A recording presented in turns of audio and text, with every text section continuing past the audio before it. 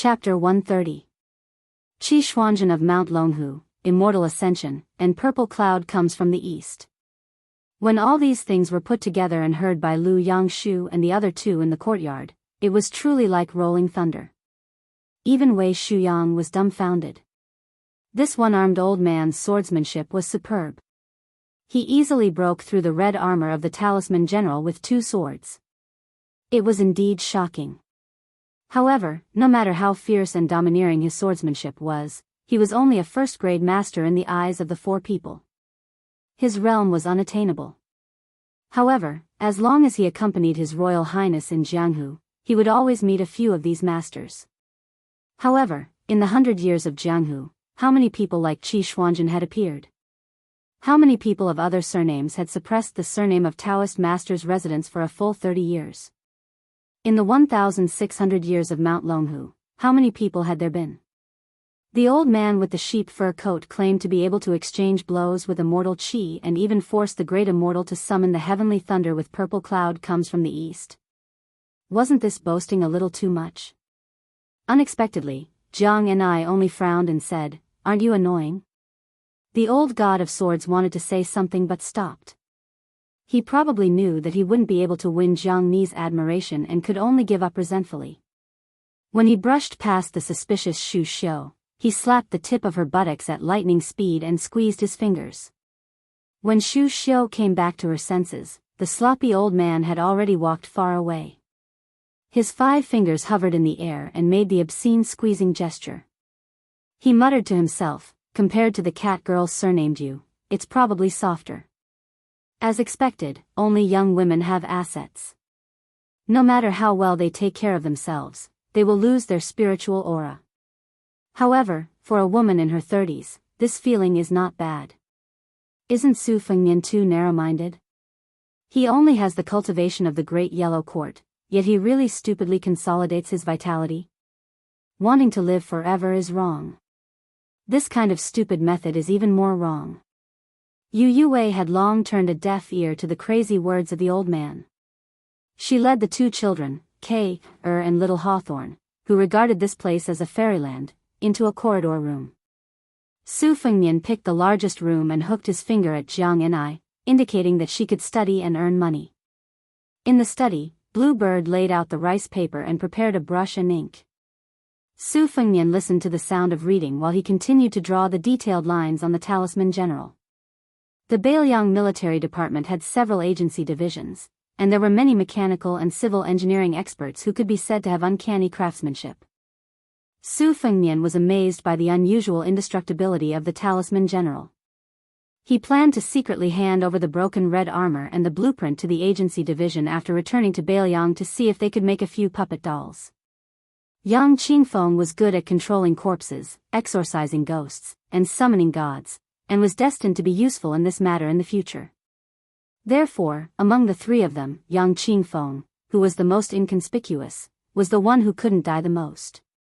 As for whether Xu Xiu now bore a grudge against His Royal Highness for being heartless, would Su Fengnian, who had always been harsh and cold, care?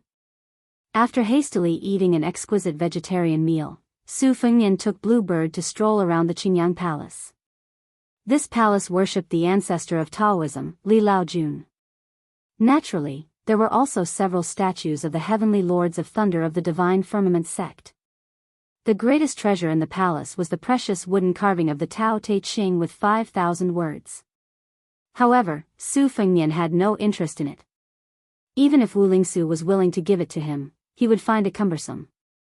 The Qingyang Palace, which had just risen in the hands of the Prince of Qingsheng, was not as profound as the ancestral court of Longhu, Wudong, and could not bring out many good things. Su Fengnian did not see many female Taoist nuns whose eyes lit up. They were probably carefully hidden away by the father and son. After strolling around leisurely, Su Fengnian smiled and said, "Let's go and see that iron chain bridge." After leaving the Qingyang Palace, the closer he got to the cliff of Qingyang Peak, the stronger the wind became. His sleeves fluttered in the wind. Su Fengnian walked with his saber in hand and finally saw the iron chain bridge swaying in the mountain wind. As for whether he could stand still when he stepped on it, Su Fengnian did not want to try at all. The body of the bridge was only made of 9 iron chains as thick as the mouth of a large celadon bowl. Excluding the 4 iron chains on the handrails, there were only 5 ground chains, which looked particularly narrow and dangerous. Each iron chain was connected by more than 1,000 iron rings forged from wrought iron. The iron chains were covered with wooden planks. The abutments were the earth dragon stake and the sleeping dragon nail that fixed the entire iron bridge. According to the historical records of Mount Qingsheng, the earth dragon stake weighed 20,000 pounds. At the 2 ends of the iron bridge stood 2 pavilions. The one on Xingyang Peak was called the Guanyin Pavilion, and the other was called the Listening Lantern Pavilion. Su Fengnian walked into the Guanyin Pavilion and said with a smile, "This pavilion is called Guanyin." "Guanyin what?" "The other side is called the Listening Lantern." "What lantern?" "Both names are inexplicable." Su Fengnian looked at the opposite peak and said regretfully, "If it doesn't rain, we won't be able to see the scene of thousands of lanterns facing the heavenly court." "Alas." Qing Miao smiled and suddenly turned around vigilantly, staring at a tall and sturdy figure that was slowly walking towards her. Such a tall and strong woman was rare. She wore a Taoist robe and held a white-tailed horsetail whisk in her hand.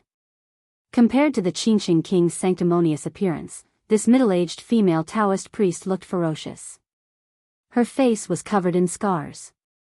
Thankfully, she was wearing the Qingyang Palace's divine firmament sect Taoist robes. Otherwise, the green bird would have mistaken her for a mountain spirit. Su Fengnian turned his head and glanced at her. His eyes were dull, and he stood up in a daze. Blue Bird rarely saw His Royal Highness show such a dazed expression. The most recent time was in the first month of the year when the bad news of Old Huang's death on the city wall of the martial emperor city came. His Royal Highness had just finished his coming-of-age ceremony and was drinking warm wine alone in the attic. Su Fengnian's mind was blank. He looked at the tall Taoist nun with a ferocious and ugly face in front of him. He didn't show the slightest arrogance when facing Prince of Qingsheng, nor did he show the ridicule and disdain of a handsome prince meeting an ugly woman in the wild. He was only in a trance. That year, His Royal Highness, who had just been conferred the title of Pillar of the State, was conferred the title of Prince of Qingsheng the next day. He had truly reached the pinnacle of being a minister under one person. Therefore, that year, the carriage on the Qingniu road was like a dragon. His Royal Highness was only a few years old.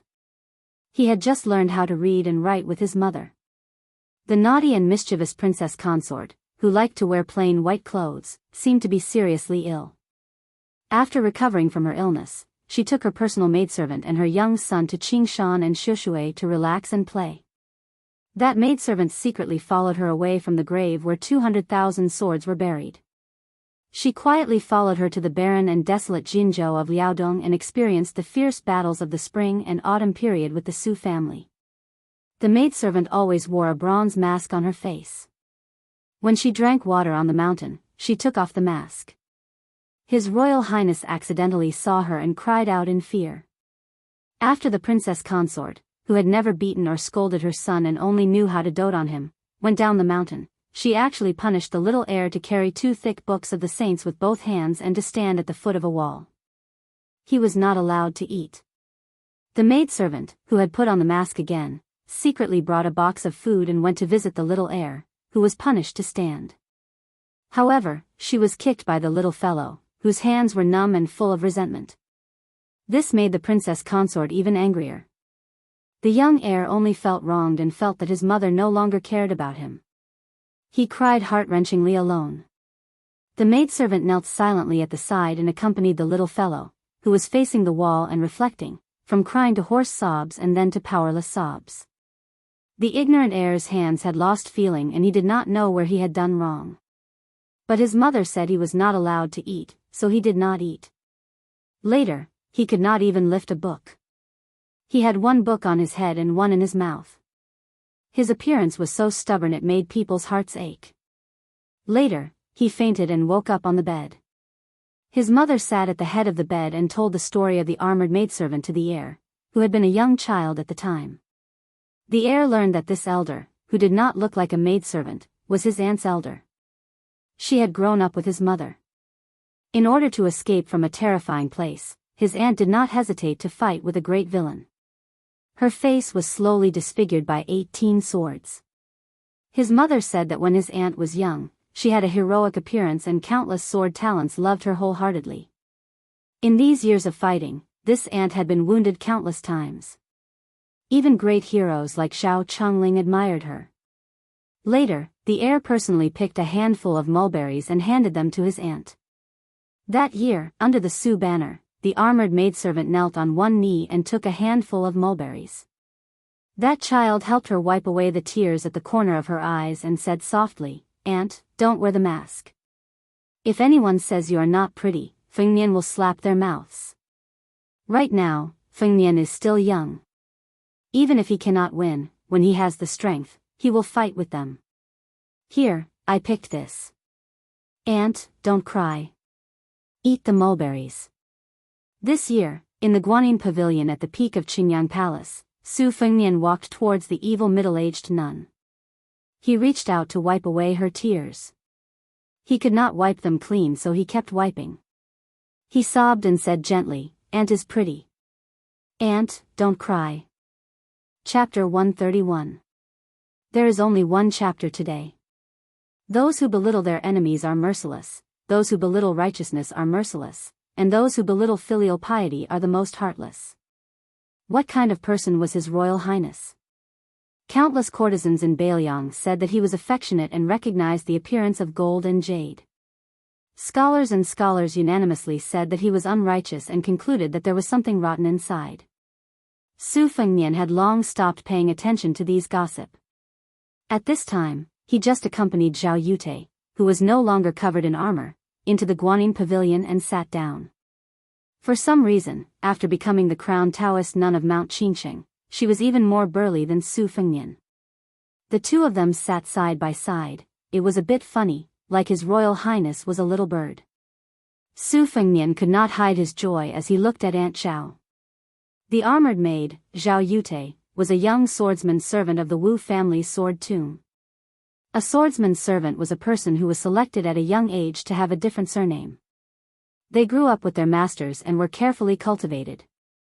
They were silent characters who fed and nurtured their masters' swords until the end of their lives.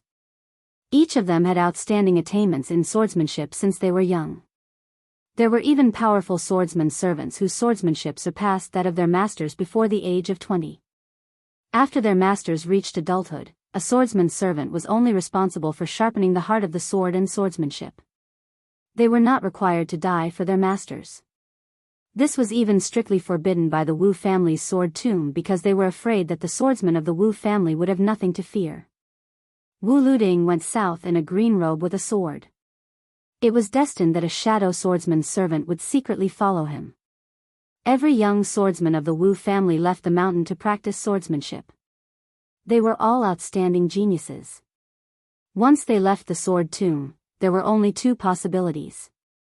One was to become the #1 swordsman and return to the sword tomb with glory.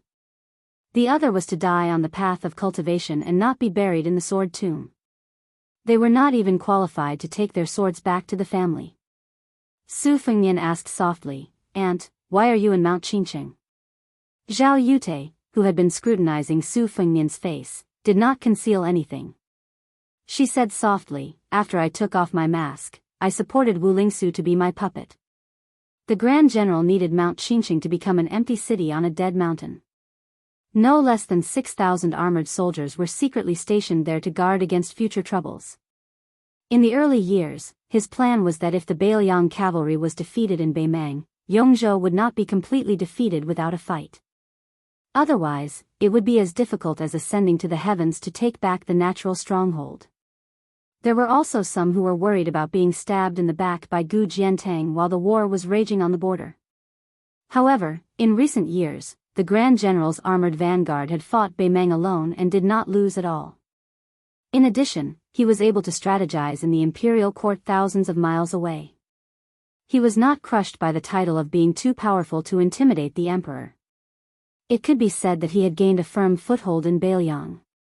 The matter of secretly stationing troops in Mount Qinsheng slowed down a bit. Deploying troops under the eyes of Yongzhou and the imperial court was not a small matter. I have been making wild guesses over the years. If the Grand General still has other arrangements in the eastern Jianghe, then he is preparing for the worst. No matter how Beiliang's 300,000 cavalry collapses, these 6,000 armored soldiers can ensure Beiliang's entry into the western regions. The dynasty will no longer be able to restrain His Royal Highness. At the very least, the Su family will not end up in desolation. Su Fengnian sighed. Su Xiao has such a big plan.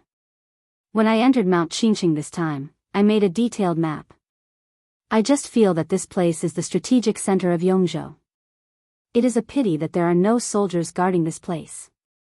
Hearing his aunt's words, with Su Xiao's temperament, there was a high chance that the sword pavilion had been bribed by him and had planted a death trap. However, I think that the imperial court may have many hidden pawns. It will depend on who strikes first, and who has more tricks. In these years, Li Shan has replaced Zhao Chengling and Uncle Zhao as Su Zhao's strategist. There seems to be 10 rounds of listening to the tide. I don't know how many rounds it has been. Su Zhao's helplessness was that he was too eye-catching. He did not want to rebel, but there were people who wanted him to rebel even in their dreams. West Chu was killed in the Battle of the Western Wall. It was said that many old generals had privately advised Su Xiao to take the opportunity to take over the entire world. Which commander does not want to be the founding hero of a new dynasty? Which strategist does not want to be the teacher of the emperor? It's just that there was no righteous war in the spring and autumn period, and the 100 generations of wealthy clans gradually withered. Su Xiao is the culprit. Without the hearts of the people and the agreement of the scholars, even if Su Xiao can go north like a hot knife through butter and directly attack the dragon court, how can he sit firmly on the throne of the emperor? Zhao Yute, who called herself a servant, held Su Fengnian's hand and said with a benevolent smile, "His Highness is very similar to Mississippi. He looks like you, and does things like you." Su Fengnian shook his head. Zhao Yute asked, why did His Highness not use the Beiliang light cavalry to break through the Xinshao sword formation? If he gave the order, these fierce soldiers would have some loyalty to His Highness. Su Fengnian took out Li Shan's special xian paper that he had obtained from the foot of the spear falcon and handed it to Zhao Yute. He said softly, "After seeing this, I did not dare to mess around." Before leaving Beiliang, Li Shan said that he would give me 3 brocade pouches. This is the first one. I wanted to beg him to give me all of them, but Li Shan refused. He knew that I was a rascal who would open all of them at the turn of my head. Zhao Yute saw a line of words, "Stop when you meet the king. Don't kill if you can." She smiled and handed it back to Su Fengnian. Su Fengnian tore it up and threw it out. It was blown away by the wind. Su Fengnian asked curiously, "Aunt, is Wu looting the sword crown of this generation in the sword tomb?" Zhao Yute nodded calmly without any change in expression. Su Fengnian subconsciously tightened his grip on Zhao Yute's hand and said with a sinister smile, "Then when I have the chance, I must meet the Wu family sword tomb's outstanding talent. I want to see if his swordsmanship is worthy of the sword crown." Zhao Yute smiled. "Your Highness, among your retainers, that one-armed old man is the most profound. Which sword Dao senior is he?" Su Fengnian said softly, "Li Chungang, who was suppressed under the tide listening pavilion by Su Xiao for many years. He's the god of swords of the older generation. I know he lost to Wang Xianji, but I don't know how he lost an arm." Zhao Yute smiled. "So it's god of swords Li. No wonder. The ancestor who taught Miss and her servants swordsmanship when they were young was defeated by Li Chungang. Not only did he break his sword, he also destroyed his sword heart, causing him to have no hope of reaching the sword immortal realm. In the past 100 years, Li Chungang defeated a chief swordsman and took away a wooden bull. Later on, Dong Tai also won, but he didn't bother to pick a sword on Sword Mountain. Wu family sword tomb's reputation was swept away. Sword crown Wu Luding will definitely fight with the current god of swords, Dong Tai. According to a few secret letters, Wu Luding has just entered the Finger Profound realm and is still some distance away from the celestial phenomenon realm. However, the most outstanding swordsmen of each generation of the Wu family never advance step by step. They all stop at 1,000 days and then advance at a tremendous pace. No swordsman in the world has as solid a foundation as the Wu family. Miss was like this in the past. With a sword in hand, she was only a rank 1 mortal before she left the tomb. She had a life and death battle with the previous chief swordsman, but she skipped the 2 major realms of Vajra and Finger Profound and reached the celestial phenomenon realm. Su Fengnian looked at the empty valley on the cliff and muttered, "Aunt, I'm much more stupid." Zhao Yute shook her head gently. Generally speaking, if you can't enter the Vajra realm by the age of 30, you won't be able to reach the Finger Profound in your lifetime. However, Jian Zhouhuang stopped being a blacksmith at the age of 30. Who dares to say he's not an expert? Your Highness, you have countless secret manuals that you can browse through. I have a suggestion. You can consider being the first to strike 50 times and be unparalleled in the world.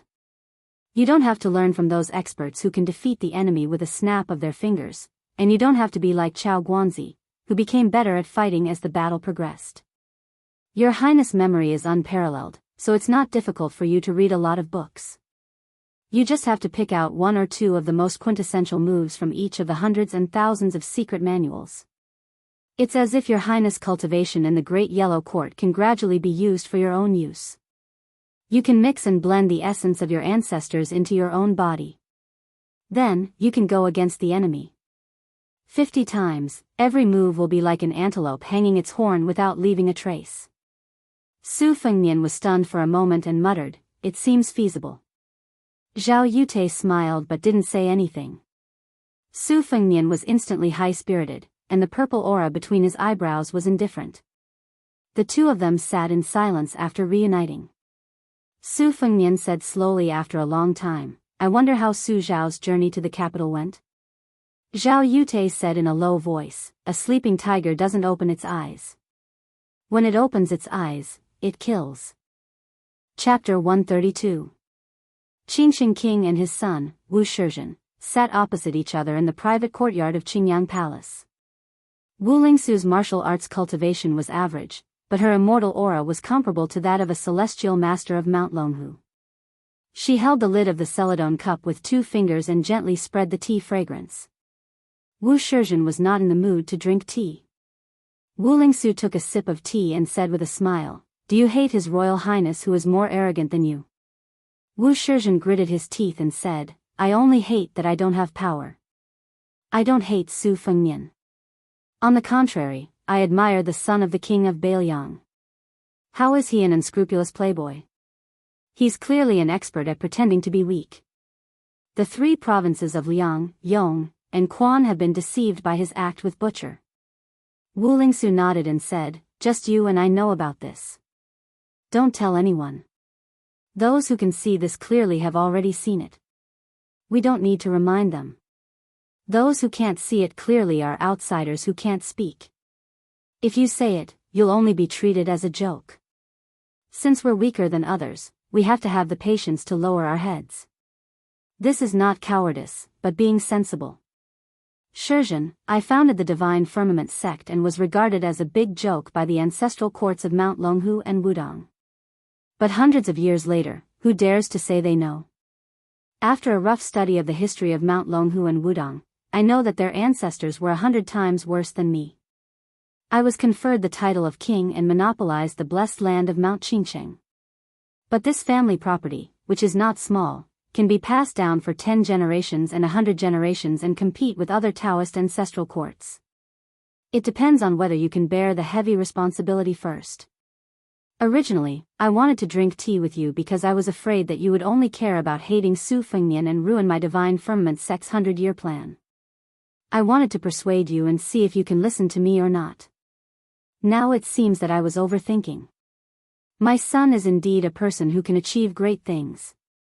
Shizhen, I might as well tell you the truth. If your plan is limited to 1 mountain and 1 palace, I won't let you go down the mountain. If you go down the mountain and go to the capital, it will be a waste. Wu Shizhen smiled and said, "Father, I came to ask you to let me go to the capital." Wu Lingsu lowered her head and drank tea. "That's good. Wu Shizhen asked, then how should we interact with Su Fengnian? Never interact with him? If not, how can we control? Wu Lingsu raised her head and looked at the strange sky outside the window. She said, no contact. King Liang. Let me give you a warning. If Su luckily doesn't die and is to survive to become king by luck, if he is, king, I will give you a king. But if something happens to Su Shao, or if Su Shao dies of old age, and His Royal Highness doesn't have that life, the Su family will fall apart. You can beat them when they are down. Father has already picked out a few precious secret manuals. Tomorrow, you will send them to the capital. When you reach the capital, the more you tell the imperial relatives about His Royal Highness's domineering and evil virtues, the happier Su Fengnian will be. Only then will the relationship between our Qingyang Palace and Beiliang Palace be truly strengthened. Do you really think that those literati in the imperial court, who use all their strength to curse the pillar state, are all loyal officials who are enemies with the king of Beiliang? Wrong. If you really want to secretly follow the vine to the melon, it's hard to say if you are a disciple of the pillar state. It was just that no one was willing to fuss over this matter that was rotten to the core. Even Grand Secretary Zhang Julu, who has power in his hands, can't take care of it. This is the laughable and lamentable aspect of the imperial court.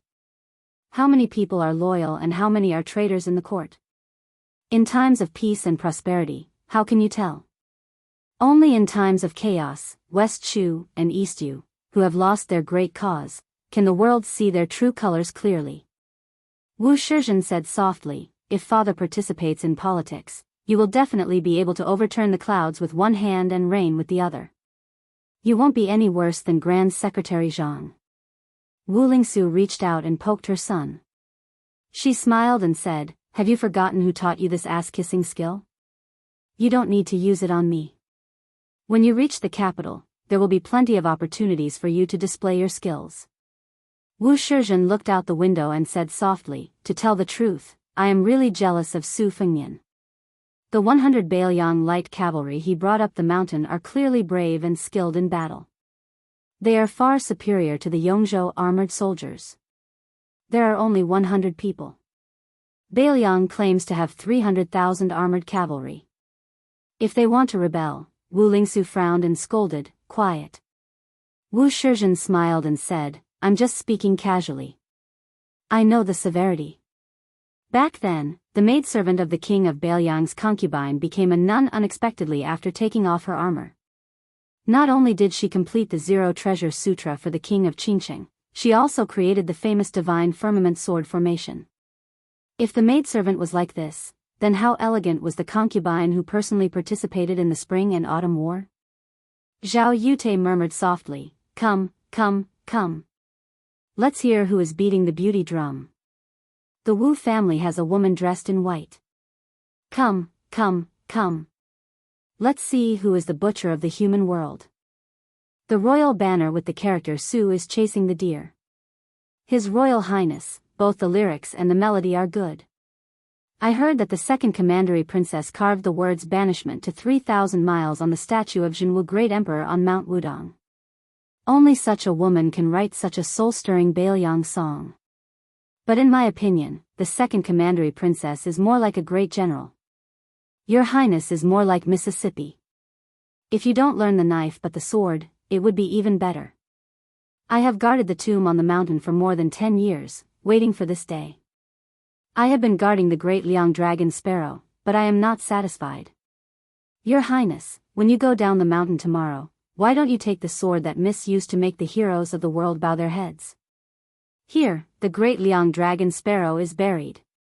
Miss told me that if your Highness meets a good woman who happens to learn the sword in the future, you can take it as a betrothal gift. It's a pity that Miss can't give it to you personally.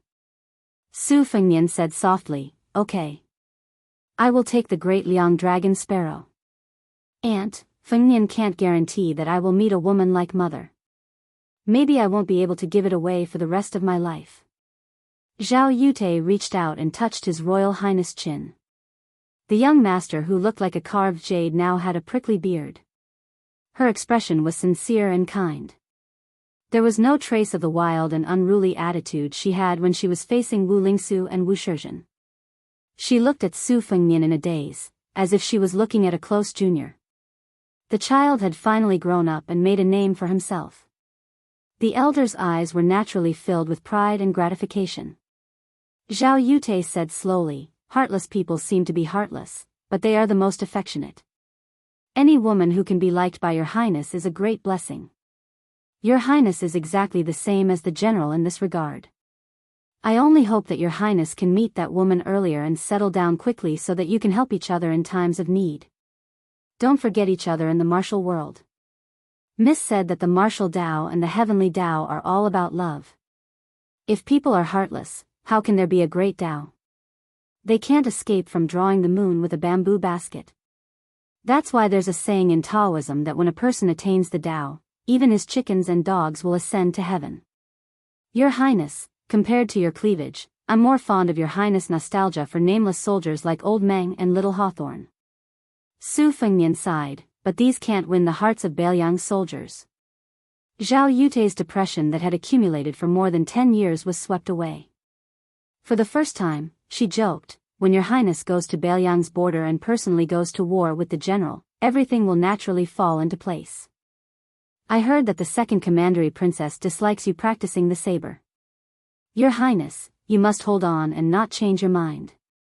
A good man can't personally lead an army to kill people. It's ridiculous. My greatest hope in this life is to wait for your highness to lead an army of millions and immediately go to Bailiang to flatten that dynasty. Su Fengnian made a face and looked troubled. Auntie, flatten a dynasty is too technical. Besides, if we succeed, no one will be willing to reward us. Maybe His Majesty will be more concerned about when our Su family's bloodline will be cut off.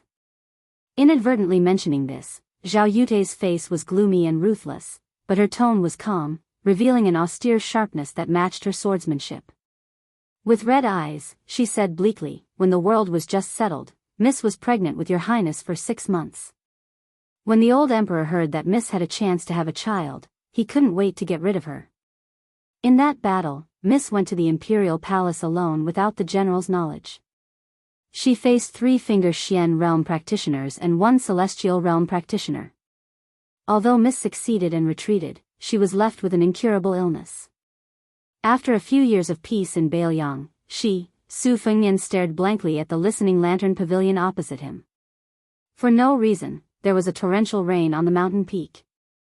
After the storm, clouds and mist lingered, and thousands of lanterns were lit. In the pavilion, Su Fengnian, Zhao Yute, and Blue Bird, who had been standing outside the pavilion, seemed to be in a fairyland. The roars of wild beasts could be heard from Mount Qingqing, reverberating incessantly. Su Fengnian asked in surprise, "Aunt, what is this?"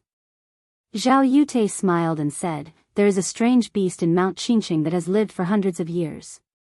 It is called Tiger Kuei. When it is young, it has 1 horn and 4 legs. When it is adult, it has 2 horns and 6 legs. Its body is covered in black scales, and once it is angry, its whole body will turn red." This adult female Tiger Kuei was originally only dormant in the remote mountains, but when she was pregnant with a young Tiger Kuei, her appetite soared. In the past 2 years, she has been close to Qingyang Peak. I once took my sword to see her true appearance. Tiger Kuei is fierce and unparalleled, especially when she is pregnant. My Qingyang sword was bitten off by her. I can't do anything to her, and she can't do anything to me. After several confrontations, there was no result. Later, I let her wander around Qingyang Peak looking for food. According to ancient records, it takes 3 years for a strange Tiger Kuei to be pregnant, and the birth should be in the near future. Zhao Yute listened to the continuous roars and asked in confusion, "Tiger Kuei seems to have met a well-matched opponent. Is there anyone or beast in Mount Qingqing who can fight with her?" Su Fengnian was confused.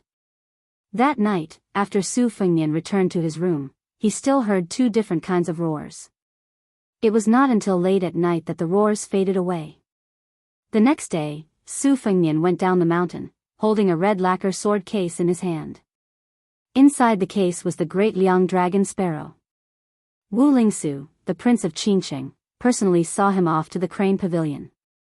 Wu Shizhen respectfully presented 3 secret manuals with both hands.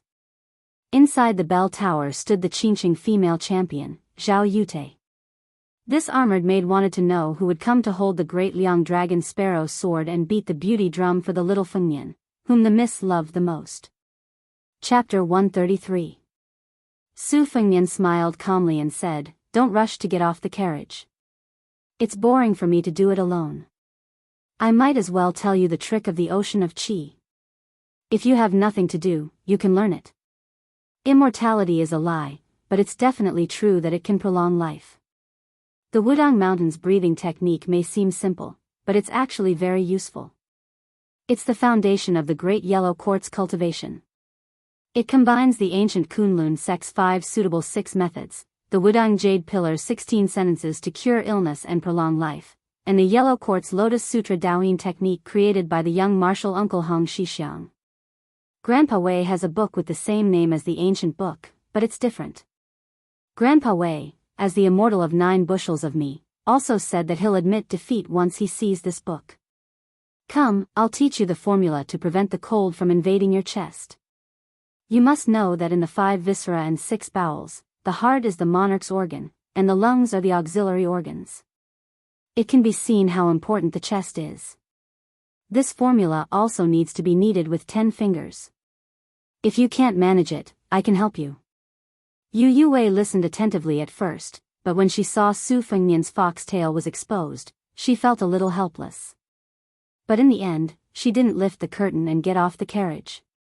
Sitting in the corner, she changed the topic and asked softly, "Why didn't you bring Kay, and little Hawthorne? Do you have the heart to let them become bandits like old man Meng?" Su Fengnian asked back, "Isn't it good?" Yu Yue said angrily, "Su Fengnian, who are you? You're the eldest son of the king of Bailiang, the most favored son of the great pillar state. You can obviously give the 2 children a bright future. Is this kind of trivial matter difficult for you? You even dared to kill the immortals of the Qingyang temple in the eyes of the children. Why are you so stingy when it comes to it?" Su Fengnian sat with his hand on his saber, his finger gently flicking the embroidered winter saber scabbard.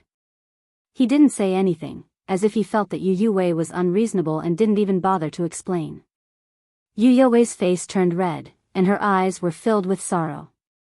Su Fengnian asked again, "Do you think it's lucky that I brought these 2 children down the mountain, and they're better off than the children of wealthy merchants?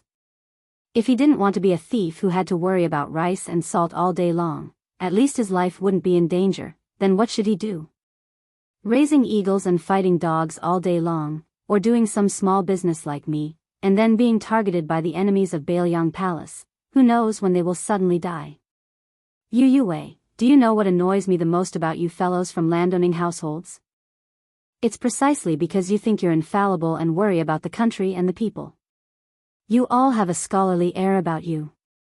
You seem to be pressing forward courageously and have a clear conscience. But have you ever asked the people what they need? Was Su Shao the one who started the Spring and Autumn War? The Shangyin Academy scholars and scholars all felt that they cared about the world and wanted to uphold the orthodoxy of the emperor.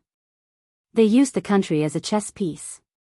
In the end, millions of people died, millions of armored soldiers died, and the common people were several times more. But how many people from Shangyin Academy died?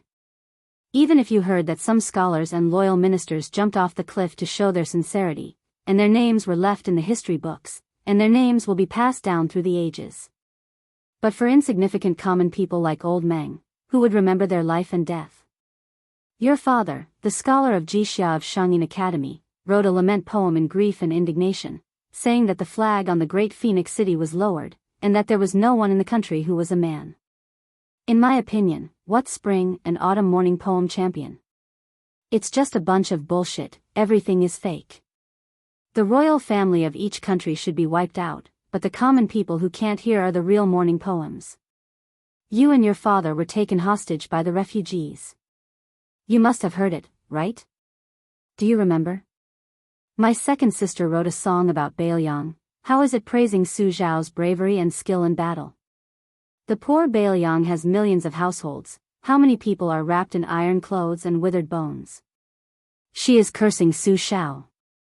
Just tell me, how many emperors, kings, generals and ministers are there? Is she imitating your father's group of scholars, singing praises? Yu Yue, do you know why I don't want to kill you? I want you to open your eyes wide and watch.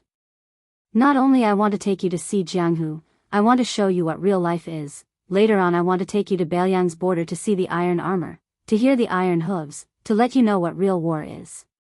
Su Fengnian paused for a moment, and then with a tranquil laugh he said, of course, I don't want to kill you, but I still want to bully you. Yu Yue was silent.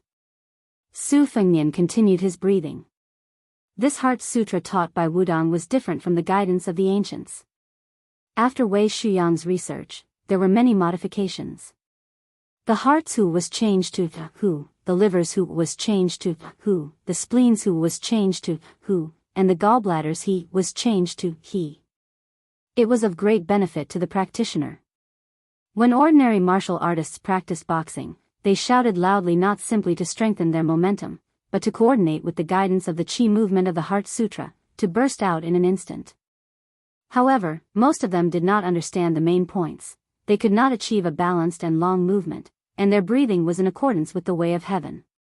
When Su Fengnian and the white-haired old man went to Wudang together, they rode an ox and swayed in the strong wind at the top of the mountain, but they did not fall. The young Shishu's appearance looked funny, but in the swaying, it was actually wonderful. No one outside Wudang believed that this young Taoist could carry the tripod for the black tortoise, but Su Fengnian gradually believed that the ox rider might really be a once-in-a-century Taoist immortal like Qi Xianzhu. However, no matter how immortal he was, it was useless if he did not leave the mountain. The prosperity of Mount Longhu in the past few decades was because of the Taoist master who prolonged the old emperor's life, and not because of Qi Xianzhu, who was very powerful. At noon, they ate some wild game at the foot of Chaoyang Peak. Yu Yue did not get off the carriage. Su Fengnian did not expect this little kitten from West Chu to be tamed by some nonsense. The hatred of family and the hatred of the country accumulated together, and the two people who walked different paths could not make plans together. How could they be resolved with just a few words from Su Fengnian? Moreover, he did not want Yu Yue to be a submissive concubine. Without her wild aura, it would not be fun. Su Fengnian was just about to go to Jiang Ni's carriage to listen to the book when he heard a thunderous roar from the mountain forest overhead. It sounded like the roar of a wild giant beast before its death, and it shook everyone until their scalps went numb.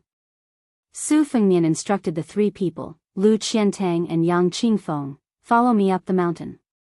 Shu Xiu, you go call Ningame. Remember to follow us.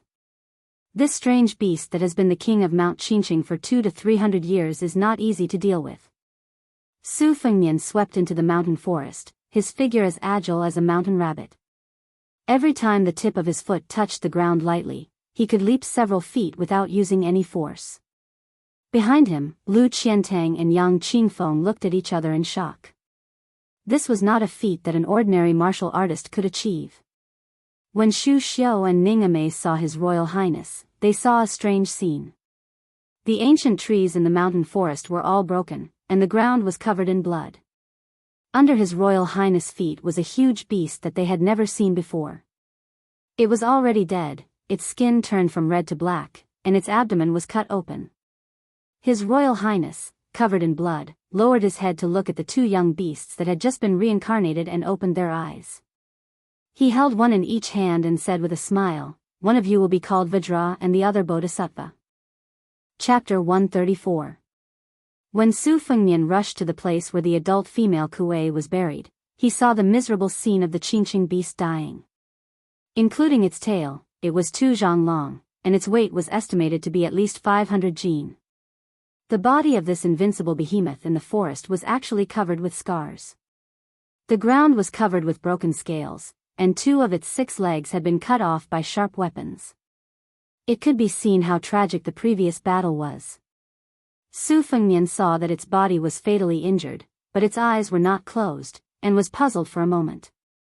Yang Qingfeng was an expert in beast taming.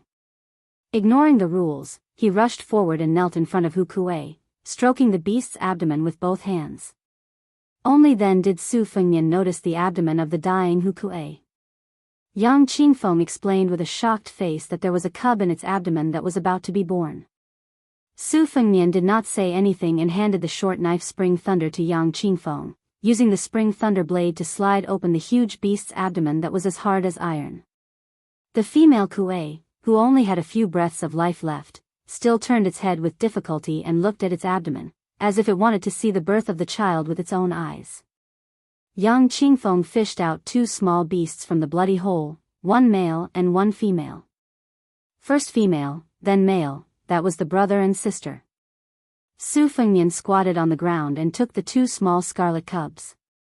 He moved and carried them in front of the strange beast, as if to let it see with its own eyes that the child was alive.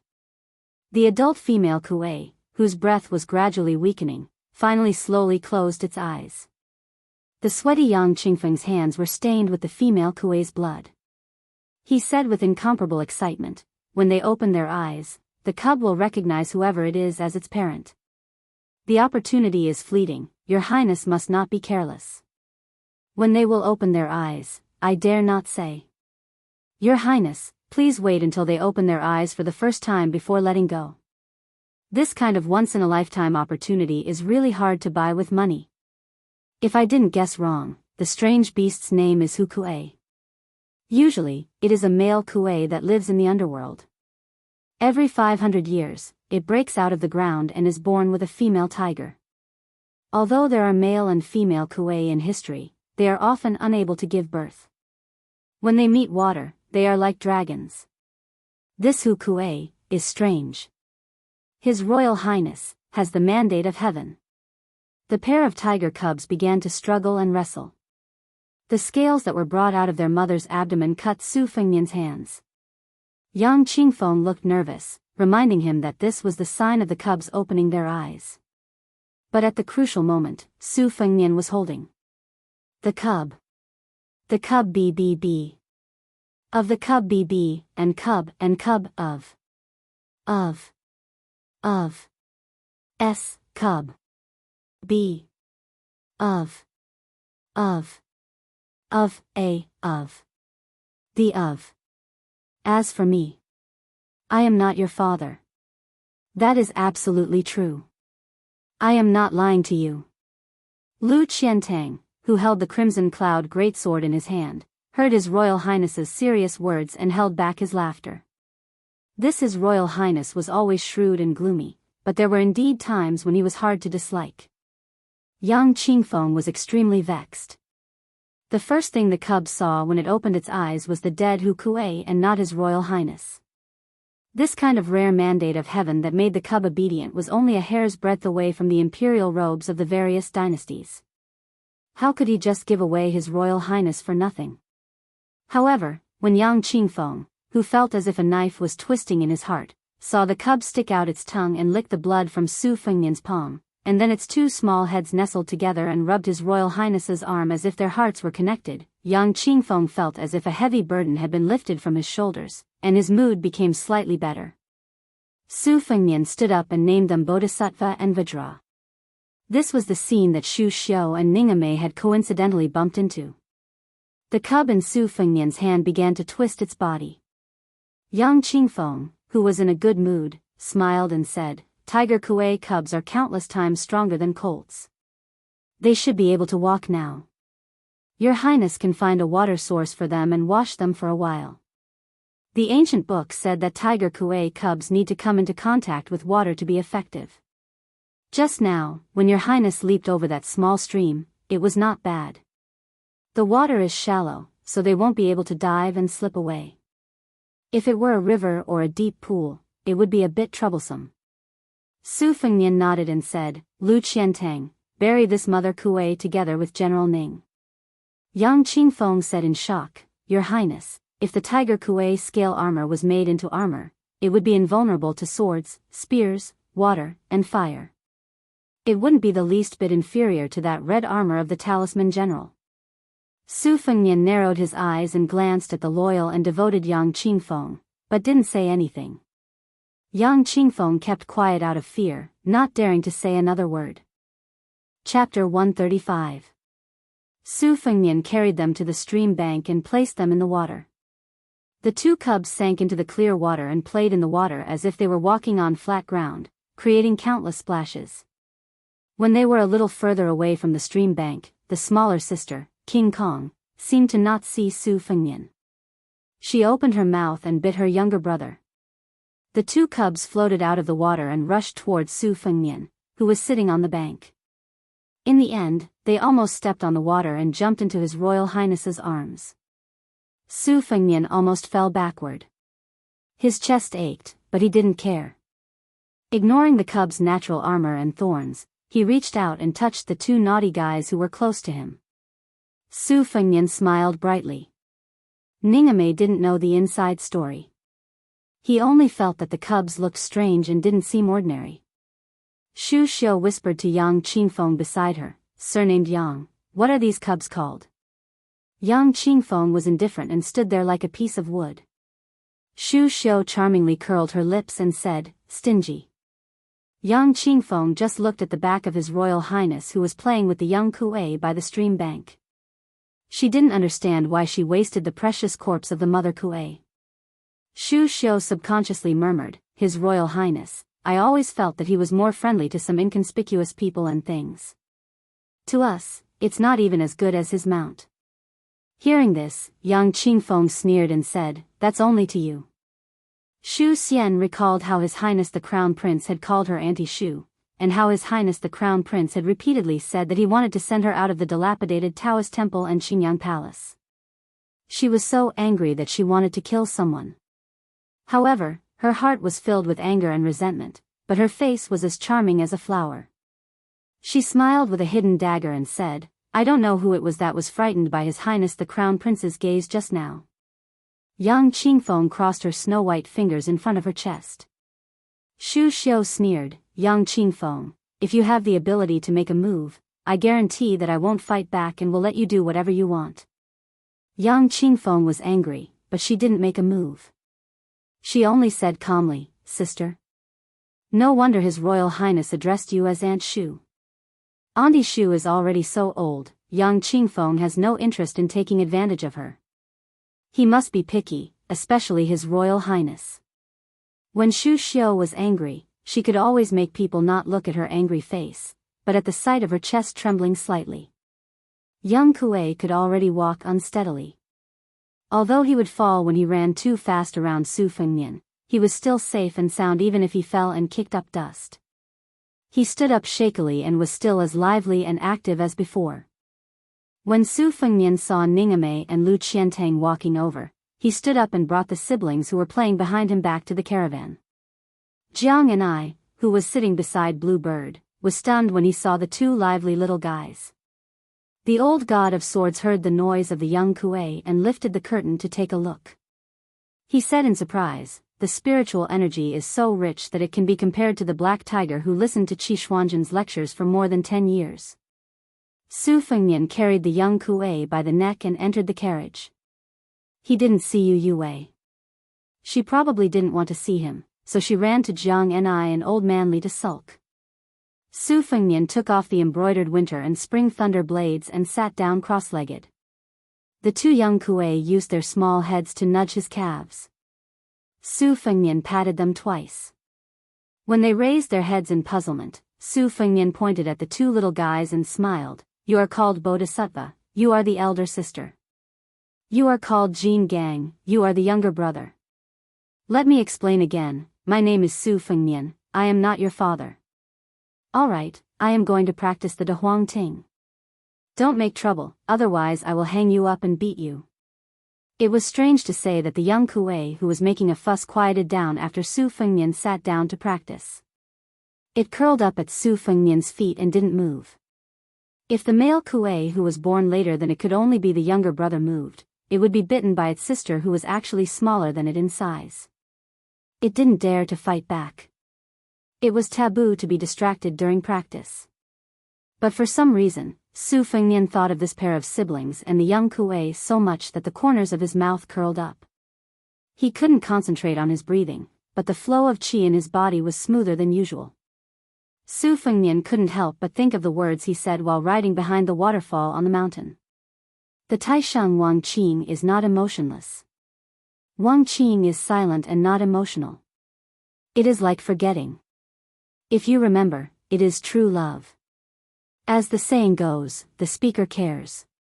If he is pleased and forgets to say something, the Tao is not the Tao. If you know by chance and want to say something but stop, then you know it. Su Fengnian opened his eyes and scolded with a smile, "What Xiankong Dao? You always like to speak ambiguously and inexplicably. Bull Rider, if you are really the Zhenwu Great Emperor, go down to Wudong if you have the ability. If this is too difficult for you, then get lost to Jiangnan." Su Fengnian stopped smiling and muttered to himself, "Is it harder to meet a woman than to become the number one in the world with 2 Daos on his shoulders?" The two ancestral courts faced each other. 600 years ago, the dragon and tiger were prosperous. Wudong Mountain was almost wiped out and most of the Taoists fled down the mountain.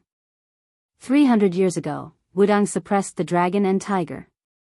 The dragon and tiger lowered their heads to the lowest point. In the past 100 years, the dynasty had raised the dragon and tiger again and again. Wudong was worse with each generation. Even Wang Zhongluo and the previous sect masters had never entered the capital to meet the emperor. The next 100 years? Very few people really thought that the black tortoise would rise for 500 years. In this battle between the north and the south that had been secretly fighting for a whole 1,000 years, who would emerge victorious?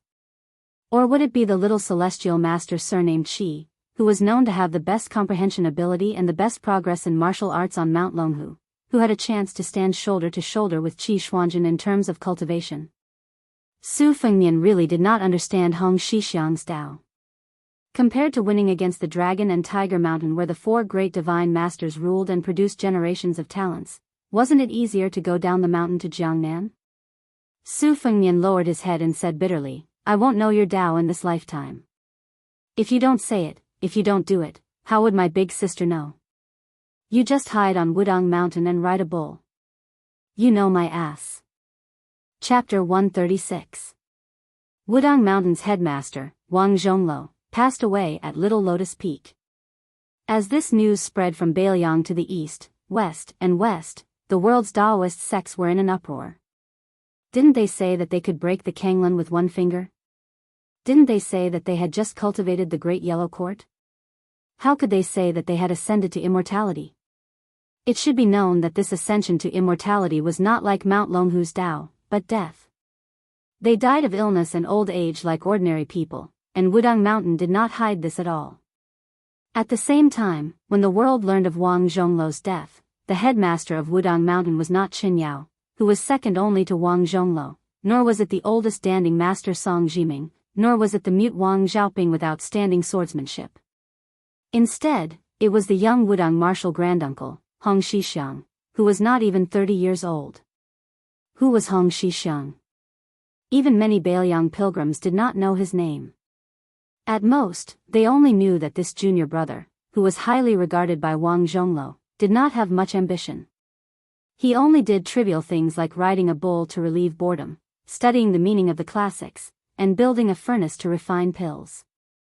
Occasionally, scholars and literary heroes would climb the mountain to write poems, or high-ranking officials and dignitaries would climb the mountain to burn incense, but they did not see the figure of this young Taoist.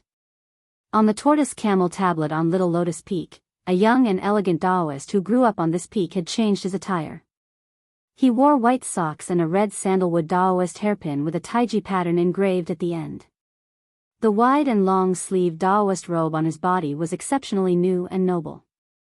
There were 2 sword-shaped long belts sewn at the buttons of the Taoist robe. This was a unique decoration of Wudong. 600 years ago, the great Taoist master Lu Dongxian rode a crane to Wudong and used the great way of the sword to create the 2 Taoist robes of Wudong, which symbolized cutting off worries and severing the mortal roots. For Wudong, after Lu Dongxian, who was number 1 in the way of the sword and the way of the heavens, ascended, each generation began to deteriorate. Especially in the last 100 years, there was no longer the majestic atmosphere of the ancestral court. The young Taoist gently leaped onto the tortoise camel tablet and looked at the stairs of the divine path shrouded in clouds. When he was young, he was thin and sallow, and his legs were weak. Wudang was full of snow and the stone steps were piled with thick snow. The Taoist priests did not have time to sweep the snow, so he was carried by his old master. It was said that Big Senior Brother waited for a day and a night under the black tortoise Dongxing's memorial arch. When he went up the mountain, he stole a few glances at Big Senior Brother. Every time, Big Senior Brother would greet him with a smile, like a well-off neighbor's stove that was just warm but not hot. He clearly remembered that at that time, Big Senior Brother only had white hair. When he grew up, he quietly had a head full of silver hair like his master. Big Senior Brother really did not look like a Wudang sect leader. He chopped firewood, made fire, pickled vegetables, cooked, built houses, swept snow, and did everything. His good temper was learned from Big Senior Brother, so Big Senior Brother said that he was Wudang's hope for the next 100 years. Although he was timid, he did not run away. He learned moral precepts with second Senior Brother Chen Yi, consulted third Senior Brother Song Jiming on the theory of the pill cauldron, studied the Jade Pillar Heart Sutra with fourth Senior Brother, and watched fifth Senior Brother practice the sword. As for what the way of the heavens was, Senior Brothers could not figure it out, so he was not in a hurry. He always felt that as long as he stayed on the mountain, one day he would understand it. When he was 14 years old, he was riding an ox and saw a red dress. He could not forget it and delayed his studies. Big Senior Brother did not scold him. Later, when he saw her again, she said that she was going to Jiangnan and they would not meet again. He gathered his courage and said that he was going down the mountain. Big Senior Brother asked him if he was coming back. He did not say, because he never lied. But Big Senior Brother still did not get angry. He only said, "Little Junior Brother, wait for a while. When Big Senior Brother finished cultivating the great yellow courtyard, you can go down the mountain." Back then, Master only allowed you to go down the mountain when you became number 1 in the world. That was a lie. A young man at such an age, always staying on the mountain with a bunch of old men was indeed unreasonable. Later, he patiently waited for Big Senior Brother to finish cultivating the great yellow courtyard. But when he came out of seclusion, he shrank back. Every time he went to the Black Tortoise Will Prosper, he looked up at the 4 big words written by Lu Dongxian with a sword and silently turned to go up the mountain. In the end, Big Senior Brother gave up his great yellow courtyard. Knowing that he was going to die, he rubbed his head at the edge of the cliff of Little Lotus Peak. He smiled and said that it was better for second Junior Brother to be the chief. Go down the mountain. If you don't go, Big Senior Brother will kick you down. What Black Tortoise will prosper? Let nature take its course. Big Senior Brother only understood one thing when he was about to die. The sky is not high, but the human heart is higher than the sky. The Tao is not high, but the human heart is higher than the Tao. Cultivation is nothing more than cultivation of the heart. Second Senior Brother Chen Yao had unknowingly arrived at the peak. He laughed softly and said, "Chief, if you read the forbidden book in the future, you should do it openly." Standing on the tortoise camel tablet, the new Wudang chief turned around and squatted down.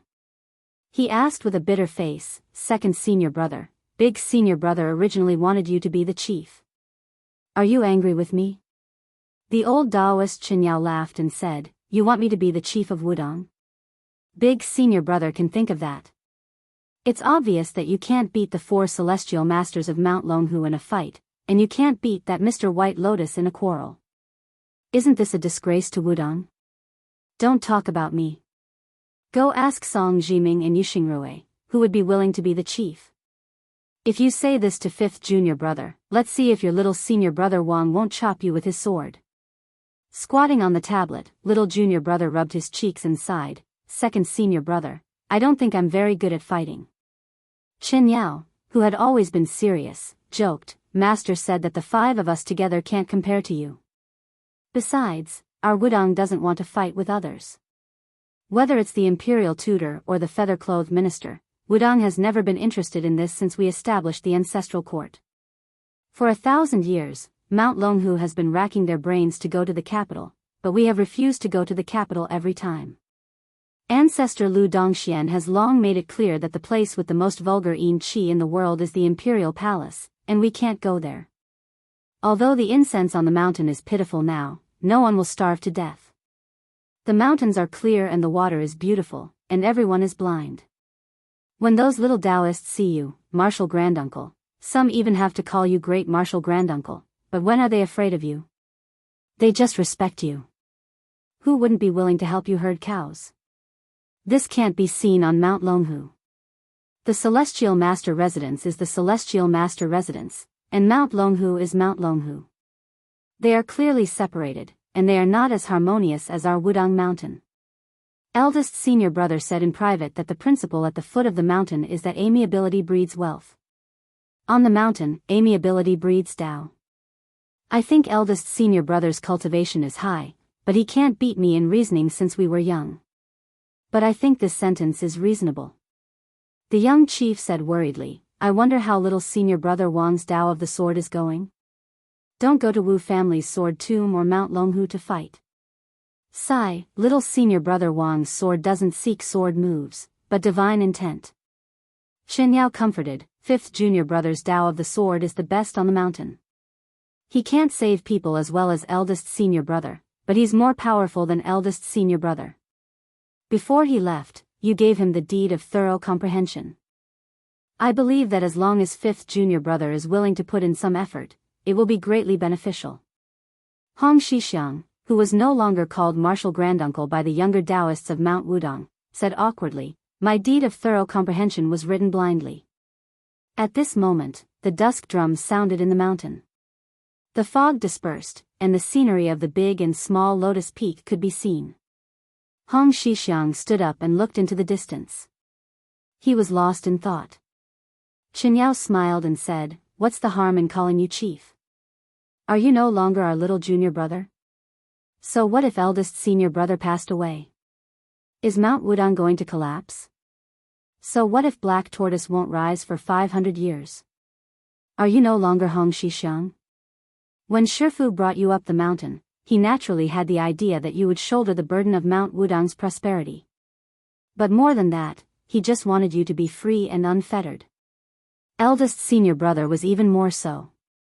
Little junior brother has been riding an ox these past few years, with books hanging from its horns, carefree like an immortal. We old fellows are envious. One divination a day, each time with a frown on his face, we secretly look at it with joy. So whether we go down the mountain or not, we don't care. Chen Yao's rules, Song Jiming's pill cauldron, Yu Xingrui's jade pillar, Wang Xiaoping's sword intent. There was also eldest senior brother's martial arts and cultivation. After passing the Black Tortoise Dang Xing Memorial Arch, everyone on the mountain went on blind dates. This was Hong Shixiang's home. Riding an ox to read books, refining pills to relieve boredom, 8 steps to overtake cicada only for the spider web. The mountain peak moved with the astral wind, just to see the scenery outside the mountain clearly. Feeding and talking to yellow cranes, just to find it fun. This was his Tao. I don't seek Tao, Tao will come naturally. The youngest chief in Mount Wudang's history didn't say anything. He just let out a long breath. He took a step. This step covered a distance of 10 feet. He directly stepped out of the tortoise camel tablet and stepped out of Little Lotus Peak. Mount Wudang's 72 peaks. The clouds and mist of the 72 peaks rolled and surged towards the small lotus. Hong Shixiang stepped on the back of a yellow crane and rose into the blue sky. Chen Yao raised his head and looked at the strange scene. He muttered, Shifu, eldest senior brother, you should really take a look. Little junior brother has stepped into heavenly phenomenon. Chapter 137. After leaving Mount Qingcheng, Su Fengnian hired 4 large boats to sail down the Swallow River. This river was extremely turbulent, with tall mountains on both sides and steep cliffs. The narrowest part of the river was no more than 500 feet. It was only second to the Kuei Gate Pass, where a Taoist saint rode a green ox. This section of the river was filled with small gorges, and large gorges surrounded small gorges. Su Fengnian was wearing a white robe. He stood at the head of the boat and smiled at Yu Yue, who was holding Wu Meinyang. We just passed by the Book Beach and the Sword Beach, where the founder of Wudong, Lu Dongxian, kept the heavenly book and the ancient sword. Don't think that it's dangerous. The Dongling Gorge is the most dangerous place. Our 4 boats are already the limit. If we get any bigger, no matter how familiar the boatmen are with the river, they will all sink. Back then, old Huang and I were scared half to death. I even got seasick and vomited all over old Huang. That's why the fishermen here all say that the Book Beach and the Sword Beach are not really beaches, and the Dongling Gorge is the gate of hell. Later, the boat will shake violently. Don't stand here. Yu Yue looked at the scene in front of her and her face turned pale. Just as she was about to turn around, she widened her eyes. She saw a small boat sailing against the current. It was heading straight for the leading boat, which was guarded by the halberd Ningame. A young man in a green robe who looked like a scholar was holding a bamboo pole. He held the pole with both hands and stabbed it into the water. The back of the boat under his feet tilted up. At the same time, the bamboo pole under the boat was lifted up by the handsome man.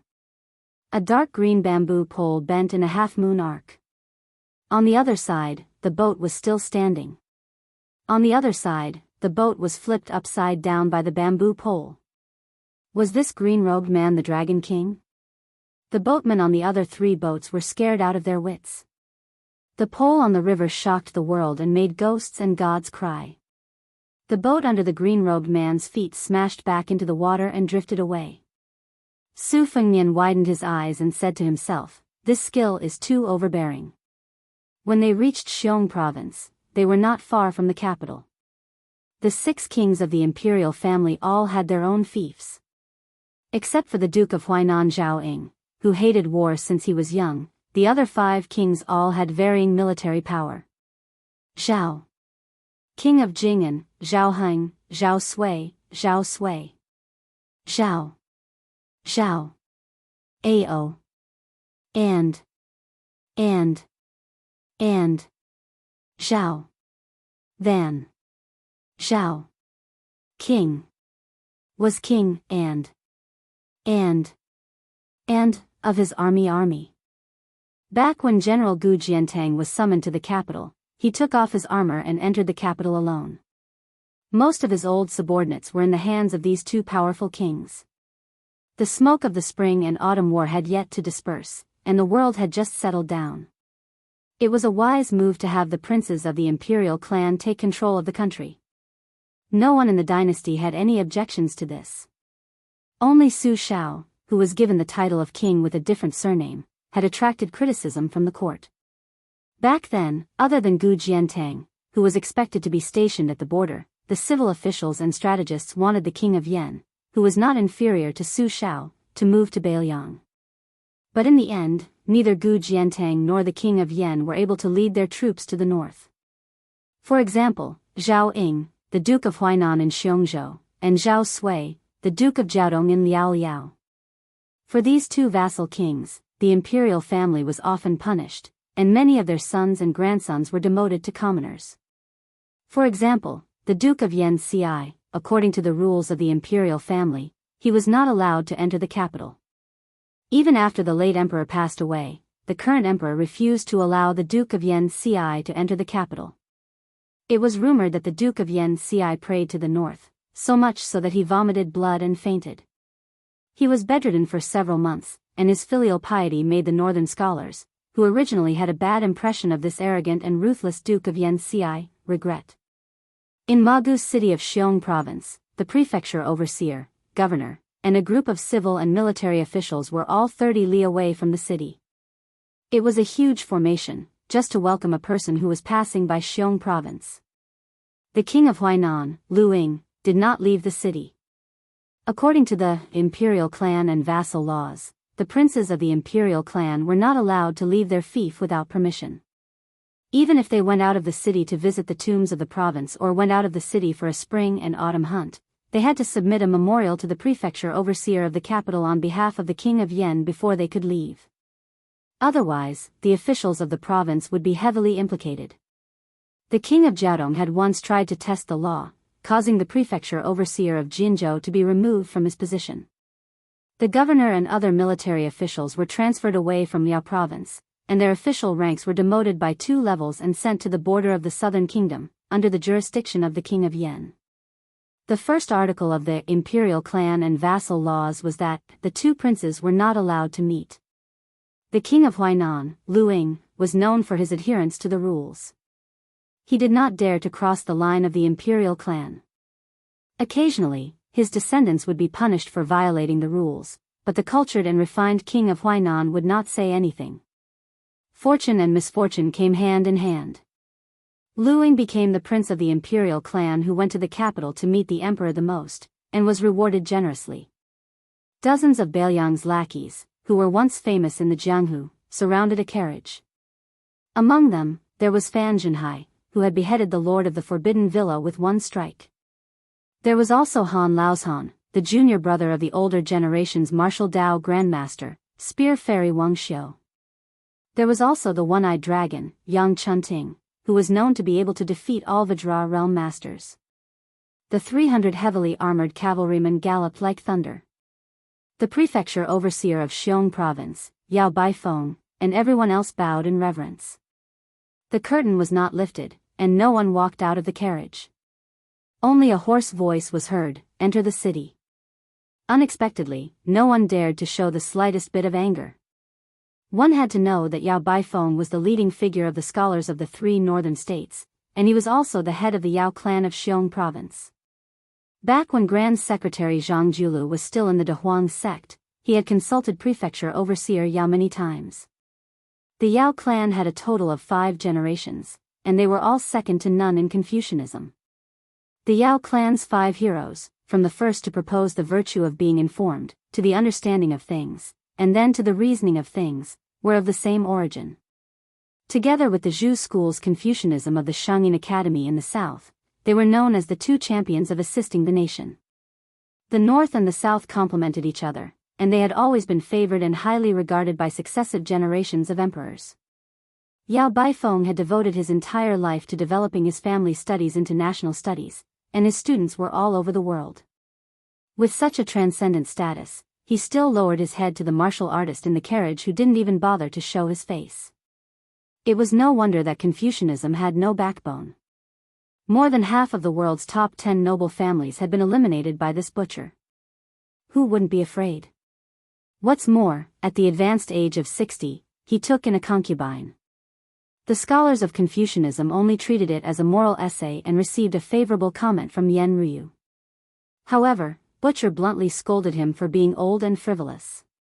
After Master Yao heard this, she was so angry that she closed her door and refused to receive visitors for half a year. It was only when her students persuaded her that she began to lecture again. In Magus City, the Duke of Huainan, Lu Ying, was barefoot and his hair was untidy. His hair was messy and draped over his shoulders. He drove away the servants and stood alone in the small pavilion, drunk. He muttered to himself and seemed a little crazy. Near the city gate, the king of Bailiang, who was scolded as an old man, slightly hunched his back and opened the curtain. He looked sideways at the old Yao Baifeng and asked, "The one surnamed Yao is old and frivolous. Where is Lu Ying?" Yao Baifeng, whose body was especially sore from riding a horse without meat, said helplessly, replying to the prince, "According to my dynasty's ancestral teachings, the Duke of Huainan is not allowed to meet you." The guy who was the king of Bailiang, Su Shao, narrowed his eyes and said, "Oh." The horse caravan passed through the central axis of Magus City. Everyone knelt on the ground and didn't dare to raise their heads. It was just that every short distance, there was a shout. It was incessant. It made Yao Baifeng and the group of officials' scalps go numb. Jinzhou 18th Old Barracks, Green Mountain Barracks, Infantry Zhu Zhen, pays respect to the great general. Liaoshi Heavenly Pass Barracks Cavalry Song Gong, pays respect to the great general. Pipa Barracks Archer Gong Duankang, pays respect to the great general. At this time, Yao Baifeng and the others couldn't help but remember the last words of the brilliant Bailiang soul-suppressing song. It was really frightening. Su Shao was born an outstanding person. Su Shao is also a ghost hero in death. I laugh as I go to Fengdu to recruit old subordinates, banners 1,000,000 to kill the king of hell. Chapter 138. The Dragon King in green robe blocked the river with his pole, causing the boat to topple over and the horses to fall into the water. For a moment, the river surface was unusually noisy. Many of the Phoenix Battalion soldiers were not proficient in water. In addition, the reef was abrupt, so after a few ups and downs, they were about to drown. Ningame picked up an armored soldier with one hand and his horse with the other. That tall, jet-black steed was forcibly dragged onto the deck of the boat by this halberd-wielding general. After saving the men and horses, he immediately leaped into the water. His bow, iron halberd was left behind by his adoptive father. Even if Ningame drowned, he would still fish it out. At that time, the young man in green robe arrived on the floating boat and used the bamboo pole to raise the waves. If it were not for the fact that he did not have a halberd in his hand at that time, he would not have been defeated by that strange assassin. When Ningame broke out of the water, Su Fengnian drew his embroidered winter saber and chopped the railing of the big boat into more than a dozen pieces, kicking them into the Swallow River. His body floated down, stepping on a wooden railing. He bent down and grabbed a Bailiang armored soldier and threw him back to the big boat. At the same time, Lu Yangshu and the other two, as well as Blue Bird, all flew into the river like a swan treading on snow, each of them saving people and horses. The other three boatmen only saw the shadows skimming the surface of the river. They were dumbstruck. They originally thought that this group of river-crossing warriors was just a group of elite soldiers, but they did not expect that there were actually many immortal masters hidden among them. Especially that handsome young master who wore a white robe and a jade belt. He had a pair of sabers on his waist, but his appearance was not gaudy at all. If the man in green robe who floated in and out of the small boat was the Swallow River Dragon King in human form, then this young master was a white dragon crossing the river, with indescribable elegance. Su Fengnian went back and forth 4 or 5 times, breathing in and out continuously. He was not tired at all. Stepping on a section of the railing that he had chopped off with his embroidered winter saber, he looked toward the ghost gate of Dongling. He had a headache. Most of the people who fell into the river had already been rescued, but there were still 2 people who were about to hit the reefs of the ghost gate, so he did not have time to rescue them. When sailing a boat, he was not afraid of the wind and waves, but he was afraid of the reefs. 2 Bailiang warhorses hit the reefs with a loud crash, creating a pool of blood, which was swept away in an instant. Su Fengnian tiptoed on the railing and floated toward a reef. When he swept out again, it was just that one person was about to hit the reef. Su Fengnian looked back and saw that Ningame had just rescued a comrade at the bow of the boat. Su Fengnian suddenly had an idea and shouted loudly, "Ningame, throw the halberd and help me." Ningame took a step back with his right foot and roared angrily. He threw out the 80-kilogram halberd and stabbed it straight at a soldier who was about to hit the reef. Su Fengnian grabbed the halberd and took advantage of the momentum to fly up. At the critical moment, he grabbed the light cavalryman from the Bailiang battalion and nailed the halberd into the reef. Su Fengnian placed the light cavalryman in his hands on the reef and leaped up again and again. Finally, he saved the last light cavalryman from drowning. Together, they sat on the reef. The river water roared and splashed. Su Fengnian's luxurious clothes were soaked. The red date mark between his eyebrows shone brilliantly. The light cavalryman from the Phoenix Battalion who had narrowly escaped death coughed violently. He raised his head to look at the expressionless face of His Royal Highness. He was a little confused. His life had been saved by His Royal Highness, who was rumored to have no regard for human life in Bailiang. The large ship floated down. Ningame pulled out the reef halberd and pulled up the Bailiang soldiers. Su Fengnian helped the light cavalryman who was in a daze onto the bow of the ship. The captain of the Phoenix Battalion, Yuan Meng, had a complicated expression on his face. Not only him, but many of the light cavalrymen were also dumbstruck. Su Fengnian ignored them and only ordered, "General Ning, count the number of men and horses. Whoever loses his warhorse will be punished and will make up for his mistakes in the future." Ningame cupped his fists and said in a deep voice, "As you command." Even Yuan Meng couldn't help but lower his head and say, "As you command." The wet Su Fengnian entered the cabin, and the green bird helped him change into a new set of clothes. Su Fengnian frowned and said, "Fortunately, the Book Sword Beach is still fine, and most of the rocks are exposed. If we were to go down to the gates of hell, when the water is dry, the submerged rocks are like a stone forest, and the waterway is even narrower. I'm afraid we would have fallen into the water, and there would have been several casualties." "Who is that man in green?" "He can overturn a large ship with just one strike of his bamboo pole, and his strength is beyond the description of a tiger. His dexterity is even more frightening, and it is clear that he has concealed superior swordsmanship. And gave me a book on how to break the Wu family's withered sword on Mount Qingcheng, and I saw that the man with the bamboo pole in his hand was a bit like the mountain lifting in the Wu family's sword tomb. Could he be this generation's sword champion Wu Luding?" Blue Bird held her hair in one hand and an ivory comb in the other. She carefully combed Su Fengnian's hair and said softly, "Let's not talk about whether or not that man is Wu Luding. Young Master's method of saving people is very pleasing to the eye. Even Ningame and Yuan Mang were cheering for young Master just now. Especially when you flew with the halberd. Even this servant had to praise you."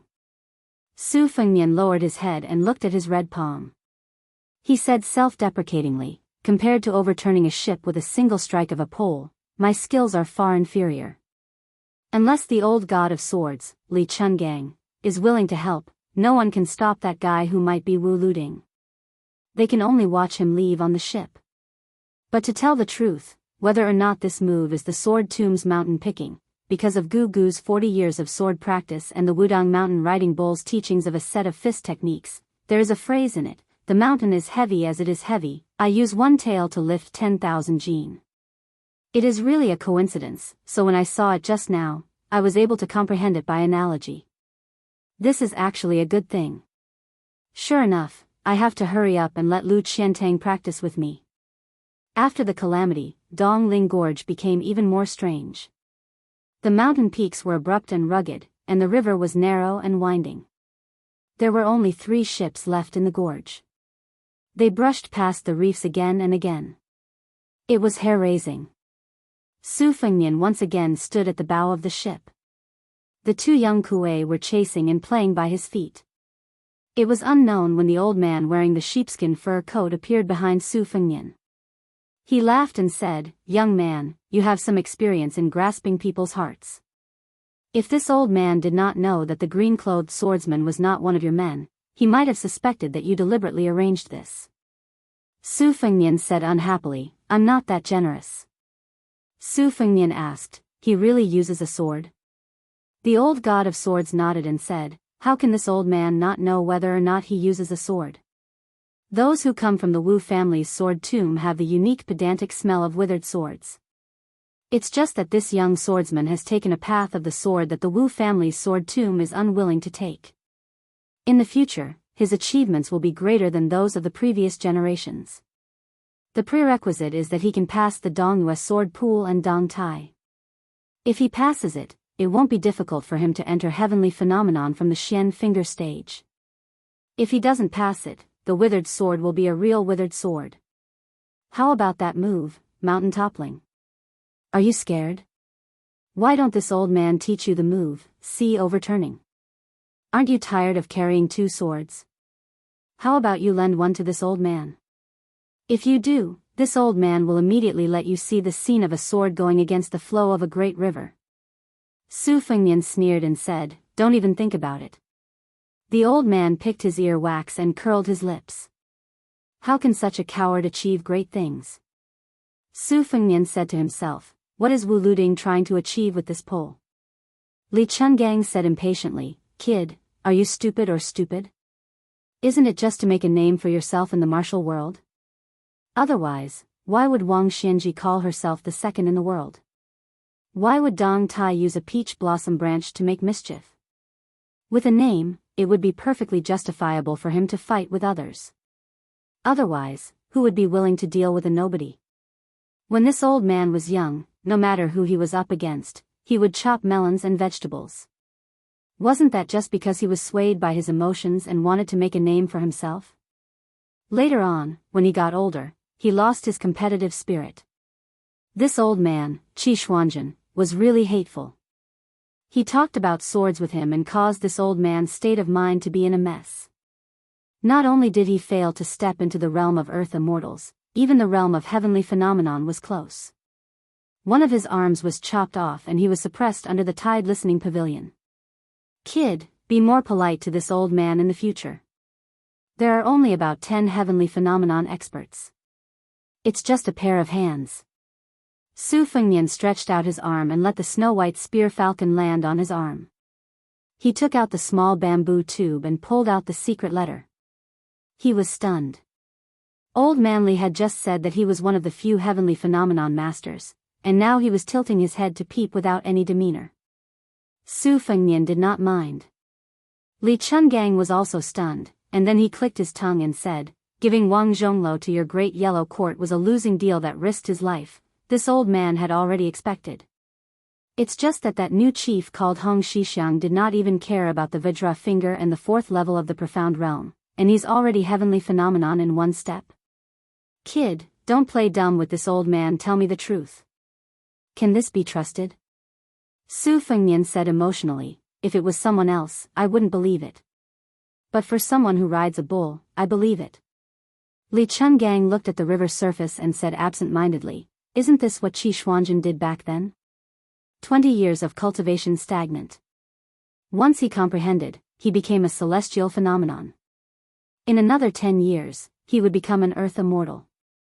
Su Fengnian threw the secret letter into the river and said with a smile, no matter what celestial phenomenon or earth immortal, I'll practice my blade. Chapter 139. The old man rubbed his earlobe and mocked, practice the knife? Let's not talk about the little Wudang chief who entered celestial phenomenon in one step. How can you compare to Wu Luding who can lift a mountain with a pole? You still have the heart to practice the knife? Practice my ass. With your cultivation speed, you can only eat the dust behind these geniuses for the rest of your life. As the son of Ren Tu and Wang Fei, don't you feel ashamed? Su Fengnian smiled calmly and said, what's there to be ashamed of? As long as the knife is in your hand, it's a mess. As long as you put in effort, there's nothing to complain about. How is Su Shao a top martial arts master? Isn't it the same for the family business? My second sister was angry at me for practicing the saber because she was afraid that I would go crazy and abandon my home for the sake of practicing the saber. However, there are some things that can't be discussed on paper. The Shangyin Academy is the best example. Talking fast can only be a contest of strength between wise men. Once you meet a boor, you have to rely on your fists and knives to reason. There are only a few knowledgeable people in the world, and even fewer people with great knowledge. The old god of swords smiled and said, that makes sense. This old man also doesn't like Confucian scholars to talk. Qi Xianzhu had such a bad temper back then, but he's a freak outside of common sense. He can reason with extravagant words and also slay demons and devils to become a Taoist priest. If he didn't have any tricks up his sleeve, who would be willing to listen to his lectures? On the back of Su Fengnian's feet lay 2 naughty little tiger kuei, who were dozing off because they were tired from running. Su Fengnian bent down and squatted down, reaching out his hand to stroke the 2 cubs. The old god of swords suddenly stopped talking. Su Fengnian stood up, waking up the 2 cubs. They continued to jump happily at the bow of the ship. Su Fengnian asked curiously, Old Senior, can you really fly the sword? The old man still looked up at the cliff without answering. At the end of the ridge, the 2 cliffs were as neat as a knife. They were less than 10 feet apart and were shaped like a door, allowing only one boat to pass through. That was the last gate of hell. On the mountain rock were the 4 words, Ghost Weeping Impregnable Pass. It was carved by the great Taoist Lu Dongxian of Mount Wudong who ascended on a crane. Interestingly, Lu Dongxian was known as one of the 3 immortals of pill, sword, and poem. Not only was his swordsmanship superb, he was also a famous land sword immortal. At the same time, he was also proficient in alchemy. Many poems and poems, but there were only 8 words calligraphy, except Ghost Weeping Immortal Pass and Black Tortoise Rise, both, and. Out of the gate of hell, the view suddenly opened up. The Yinzi River, Shu River, and Kanglan River converged. This was once the battlefield of the three kingdoms of spring and autumn. Since ancient times, it was a famous place where countless heroes fought. The river water changed from rapid to slow, and the river surface changed from narrow to wide. It was as if a lifetime had passed, falling from the netherworld to the world of the living, making people feel relaxed and happy. Su Fengnian saw Old Man Li, who wore a smelly sheepskin coat all year round, coming out of the gate of hell. He was still turning his head to look at the 4 words, Ghost Whale's Impregnable Pass, on the cliff. He was a little sad. When this god of swords of the older generation in the Jianghu was not picking his feet, nose, or ear wax, especially when he was standing still and concentrating, Su Fengnian clearly remembered that he was Li Chungang. Even if his sword was broken and his arm was broken, he was still a celestial who once dominated the world of swordsmanship. He heard the old man murmur, this old man did many ridiculous things when he was young. He entered Vajra at 16, Finger Mystery at 19, and reached Celestial Phenomenon at 24. He was known as a sword celestial talent that only appears once every 500 years. When he first appeared in the Jianghu, he stepped on the tower and crossed the river under the gaze of millions of spectators. When he was 24, he went to the Dongyue sword pool to challenge Wu Wei of the Plum Blossom Sword Sect. He humiliated that senior to the extreme and caused him to stretch his neck to commit suicide. When he was 36, he claimed that he was invincible in the world and that the other 4 grandmasters were just fishing for fame. Even if Wang Xiao, the green robe of Fengdu and the red armor of Fu Jiang joined forces, they would still be defeated by my sword. Later on, I did not lose to them, but lost to the junior Wang Xianji. She left Fengdu to find me. This silly woman purposely let me pierce her chest with my sword. In order to save her, I went to Mount Longhu and asked Qi Xuanjun for the life-prolonging golden pill. However, before I reached the devil-slaying platform, she died. Before she died, she said that she did not want to live. She wanted to die in my arms. If she lived, we would be strangers again. She was unwilling. Even at that time, I still did not have the courage to say it.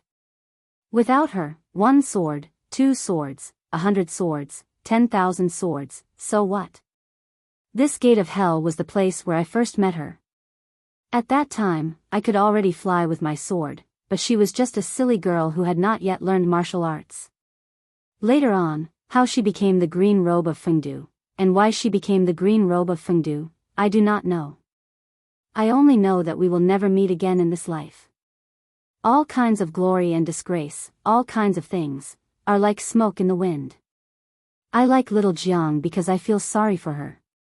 She climbed the lotus peak and went down the devil-slaying platform. I learned from Qi Xuanjun that she was the daughter of my enemy. Since she was unfortunate enough to meet me and could not kill me, she wanted to die in my hands. The most bitter is lovesickness, the furthest is yin and yang. Su Fengnian was speechless. All kinds of deeds of the sword god Li Chungang in the past were blurred in the past 40 years. Qi Xuanjun had already ascended, Wang Xianji stayed in the martial emperor's city and never left the eastern sea, the green robe of Fengdu was already dead, and the red armor talisman general seemed to have become a puppet. Those who were lucky enough to see the sword god of the older generation, even if they were still alive, were mostly old people in their 60s. It was just like the old saying of the sword immortal ancestor Lu, that all glory and splendor would become an illusion when sleeping until the 2nd or 3rd night watch. Thinking of 100 years later, no one would be an ancient person. Chapter 140. Li Chungang said self-deprecatingly, when I was young, I wanted to be Ancestor Lu, which is exactly the same as Qi Xuanjun. It's just that I liked Ancestor Lu's sword, while Qi Xuanjun was Ancestor Lu's Dao. That's why I liked to use Ancestor Lu's flying sword to take people's heads, but I was scolded by Qi Xuanjun. This old Daoist sat on the devil-slaying platform and said something about the 2 of them fighting, the upper part chopping off the neck and the lower part chopping off the liver and lungs. So what if the flying sword was 1,000 miles away? Listen, isn't this tone very arrogant? At that time, this old man was disheartened and willingly admitted defeat. In addition, he saw this guy who was both friend and foe flying in the white rainbow with his own eyes. He really had nothing to say. At that time, he felt that maybe he was wrong. Qi Xuanjun had comprehended the longevity physique. This old man who had 1 foot in celestial phenomenon and 1 foot in earth immortal retreated 1,000 miles. After going down the mountain, one of his arms was chopped off and he fell into finger mystery realm. He didn't dare to say anything about slaying a flood dragon.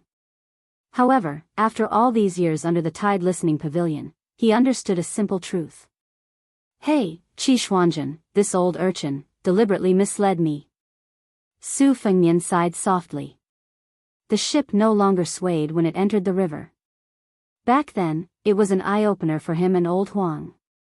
After a long time, the old god of swords finally came back to his senses.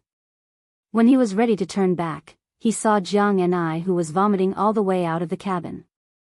She held onto the railing and her face was still pale. However, she was much better than Sword Book Beach and Dongling Pass. Compared to Su Fengnian, who was half dead for the first time on the ship, both of them were more or less in a sorry state. Blue Bird jumped down from the second floor of the ship lightly and said softly, "Your Highness, the person who overturned the ship is waiting for us in the middle of the river." As expected, the ship gradually moved forward and they saw the green shirt guest again. This Wu Luding really ate a lot of bear's heart and leopard's guts. Wasn't 1 pole provocation not enough? Could it be that he would only stop when all of them were flipped over by 3 poles? Su Fengnian's eyes widened as he looked at the Wu family's sword crown that was becoming clearer and clearer. This young swordsman's appearance was nothing out of the ordinary. His face was old-fashioned, and at first glance, one could tell that he was an unapproachable and reclusive person. The withered sword of the sword tomb had always been like this. If a junior swordsman wanted to leave the mountain to gain experience, they had to first defeat an ancestor of the family, regardless of life or death. Wu Luding was tall and slender. Today, he did not bring a sword with him. Instead, he carried the dark green bamboo pole on his shoulder with both hands. His posture was extremely arrogant. Jiang Ni endured the discomfort of vomiting. Even she could see the daring assassin on the floating boat. The boatman had said that this person was the Dragon King, but she didn't believe him. She turned her head and frowned. Looking at Su Fengnian, she weakly asked, "You can't defeat this person?" Su Fengnian laughed involuntarily and shook his head. "Of course not." Jiang Ni sneered and said, "Then what did you learn from your sword practice?" Su Fengnian laughed and said, "I don't know either. But you can ask Elder Li if he knew he would become a sword god from the first day he practiced swordsmanship." Little did he know that old man Li would expose him. This old man knew. Su Fengnian rolled his eyes. Jiang Ni was in a good mood. She smiled, and 2 dimples quietly appeared on her cheeks. Su Fengnian smiled and said, "You look good." Jiang Ni immediately put on a straight face. Su Fengnian said with a cheeky smile, "Little mud man, come, smile again. If you smile, I will raise my sword and kill that first-rate swordsman even though I know I can't defeat him. This is such a good deal. Who knows, I might never return. If the old sword god comes to save me, you will cry and snot. This way, you can guarantee that I will die in battle. How about it? Smile 1 more time." Jiang Ni's little head was dizzy. Seasickness made her want to jump into the river. She hated His Royal Highness who insisted on taking the boat down. She spent a lot of effort thinking about this deal. Finally, she could not resist Su Fengnian's bewitching urging. Finally, she squeezed out a stiff smile that she thought was impeccable. Su Fengnian immediately laughed and scolded, "Too ugly. No sincerity. I won't do a deal that will make me lose money." Jiang Ni helplessly changed her smile a few times, but it was not satisfactory. Su Fengnian deliberately sighed and said that the deal was not going to work. Anyway, there were many experts on the boat. He did not believe that they could not defeat that bastard who came alone to seek death. Even the Dragon King would be skinned alive. Jiang Ni smiled for a long time. Her little face was stiff. In the end, she saw that His Royal Highness who was afraid of death and was secretly happy. She was so angry that she ran up to Su Fengnian and wanted to fight it out with him. Su Fengnian threatened, "Bite me? Be careful that I don't let the Vajra Bodhisattva bite you." The timid little mud man did not dare to go forward.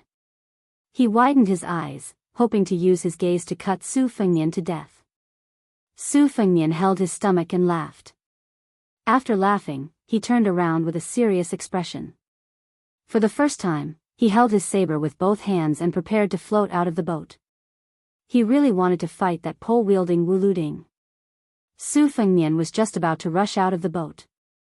The old god of swords, who had been watching the two young fellows fight, waved his sleeve and pulled Su Fengnian back. His Royal Highness fell on the deck of the boat, looking funny.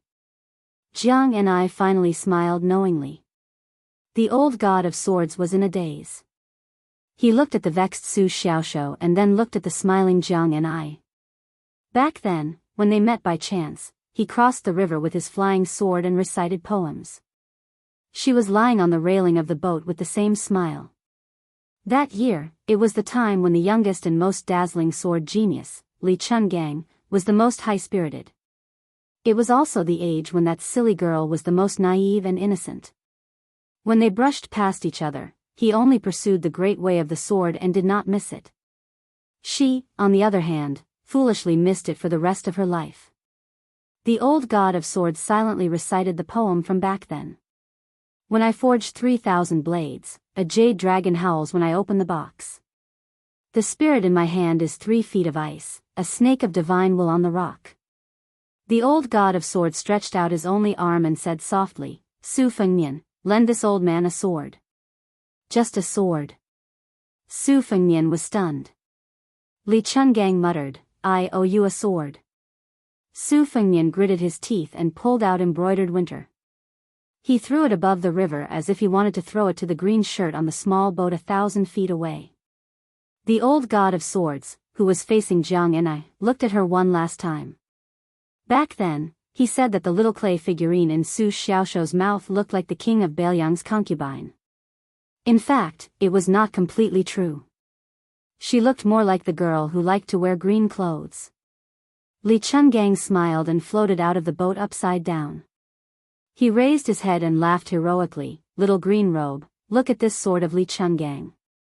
Frowning and thundering, the evil flood dragon of the Swallow River is fat. Wielding my sword in the air, I'll return at the second watch.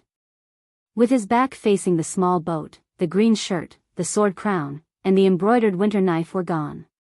Without the divine weapon wooden horse and ox, the old man, who only had one arm, held the embroidered winter that was not a sword. He turned around and casually used a sword move. Qi Xuanjin said that I used sword strength to prove my Tao and was not as good as the Tao of heaven. Yet you said that one sword move was enough. I, Li Chungang, want the Tao of heaven? One sword move was enough. At first, no one saw the elegance of this sword move. They only felt that it was boring. The river was silent. However, the green shirt dragon king did not care about the small boat. He shot far away. In an instant, the river was split open with a rumble, reaching 2,000 feet. Such a legendary sword, immortal of the land. If there were any flood dragons in the world, they would be killed on the spot. Chapter 141. Although it was said to be one night watch, the sword that could split rivers and slay dragons did not even need one night watch to return. Old Man Li's sword broke the sky for no reason, as if he had returned to the highest state of martial arts. Without any surprise, he floated back to the bow and threw Xiao Dong back to Su Fengnian. He looked at the river and the cliff, as if he had untied the knot in his heart. He smiled bitterly and then walked into the cabin silently. Lu Qiantang, who was watching the tide and practicing his heavy sword, was stunned by this sword. He finally remembered the carefree senior who stepped on the tide of the Guangling River a long time ago. Not to mention a strong swordsman like Lu Qiantang, even Wei Shuyang, who had abandoned his sword to cultivate Taoism, could not help but have his hair and beard fluttering. Which young man would not want to follow sword god Li's footsteps in Jianghu? Dong Tai was the new sword god, but he was not as intimidating and convincing as Li Chungang. Dong Tai was half immortal and half demon, like a celestial being who was millions of miles away from the earth. After his debut, he had only fought with Wang Xinji, Chao Guanzi, and a few others. After that, there were some scattered rumors, which made people think about it. However, Sword God Li of the older generation had made a name for himself in Jianghu with his sword, especially the love and hate entanglements he had with women. Many of the younger generation yearned for him. For example, the old Taoist priest Wei Shuyang remembered that when Li Chungang was at the peak of his martial arts, there was a female poet who admired him and wrote countless poems. She praised Li Chungang for destroying the first peak of Zhongnan with his flying sword, said that the green snake in his sleeve was bold, and even said that his 3-foot spirit was like ancestor Lu, standing up for the heavens and the people. All of this was in the past. She was old and her hair had turned white. She had been buried in a lonely grave, but before she died, she did not forget to ask her descendants to burn her poems. When Sword God Li was still in Jianghu, there were countless of her, who became the weak water, but he did not take any of them. Back then, there were many people and many things in Jianghu, just like them. Their glory was gone. Xu Xiu, who had always been fearless, had sweat seeping out of her nose. She looked at the river surface closing up again and the boat gradually stopped swaying left and right. She turned to look at Lu Qiantang beside her and asked in a trembling voice, "So this old man is really a senior who can compete with immortal Qi?" Even though Qi Xuanzhen had ascended to immortality tens of years ago, even if he wasn't a Daoist from the Longhu Mountain, when his descendants mentioned him, they didn't dare to directly refer to him by his name. They all referred to him as immortal Qi. This was the strength of those at the celestial phenomenon realm. Lu Qiantang, whose soul had almost been scattered by that sword, said in a low voice, "You still don't know who he is?" Although Xu Xiu was almost 30 years old, she was still a little naive and unaffected. It was unknown whether it was because she was proficient in the art of seduction or because it was her nature. She pouted out of habit and said coquettishly, "How would I know? The senior can't be Dong Tai." Lu Qiantang was annoyed that the sword was so mysterious that he did not see any clues. In addition, this Donghua swordsman had always disliked Xu Xiu's pretentious attitude, so his tone was a little heavier. A southern barbarian is just a frog at the bottom of a well. Xu Xiu reached out and brushed her hair behind her ear. She tilted her head and smiled coquettishly. "Oh, Donghua is not a barbarian land? That senior is so amazing that our sword god Lu thinks so highly of him." Lu Qiantang turned his head gloomily. What kind of sword god was he? This woman from the southern barbarian land really wanted to taste the sharpness of the red cloud sword? Wei Shuyang, who happened to be beside the two, shook his head and did not say anything to persuade them. He went straight to His Royal Highness. Su Fengnian sat at the bow of the boat. He untied the double sabers and put them aside. He reached out and teased the Vajra and Bodhisattva. The two little guys' tongues were born with hooks. A light lick would leave a series of scratches on his hands. Su Fengnian could not stand the endless torment of the siblings. Not only was he slightly injured, but his ivory white silk cuffs had already become ragged. He picked up the spring thunder saber and let the young Kuei King Kong hold it with its 4 claws. It was obvious that this male Kuei was more lively. Wei Shuyang could not stand and talk to His Royal Highness who was sitting. He sat cross-legged and said emotionally, "Your Highness, I was lucky enough to read Wudong's Deed of Thorough Comprehension in my old age. Today, I met old sword god Li's godly ability to cut 2,000 feet of the river. I have no regrets in this life." Su Fengnian smiled and said, "Grandpa Wei, tell me, is old man Li's sword referring to the celestial phenomenon or the celestial phenomenon?" Wei Shuyang shook his head and said, "It has the meaning of an earth immortal. I really don't dare to say that old sword god Li is the celestial phenomenon."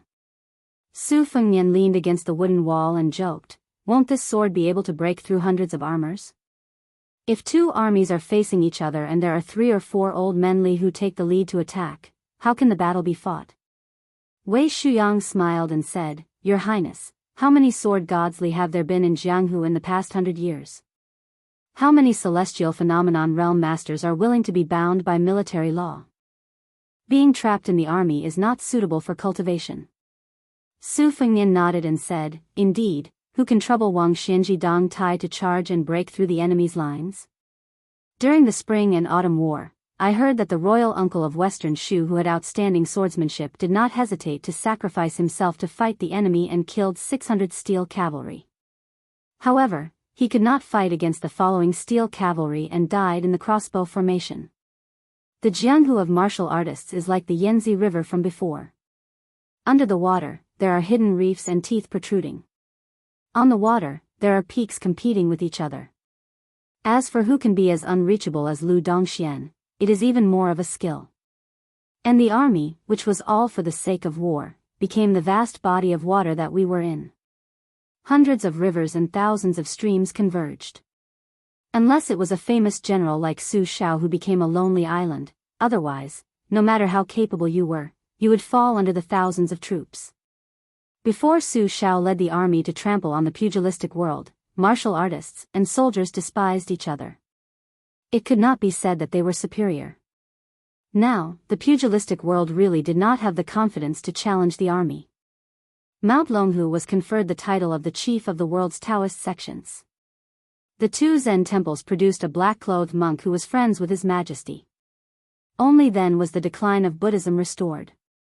The three sects of Confucianism, Buddhism and Taoism continued to be a tripartite balance of forces. The masters of these three sects strived to appear in the world. Occasionally, they would appear in the world and turn the tide. In Su Zhao's army, there are few Jianghu people who agree with Bailiang and hold the commander's seal. Wei Shuyang seemed to be immersed in the lingering charm of the old god of swords and his sword. He was a little absent-minded, but it could be seen that the old Taoist priest's face was full of joy, like a child who had received a stick of candied haws. It was very simple and there was no great reason to speak of. It was hard to imagine that with Wei Shuyang's position in the way of 9 pecks of rice and his age, he still had such a childlike heart. No matter how down and out Li Chuangang's appearance was, Wei Shuyang was only concerned about the 3 swords.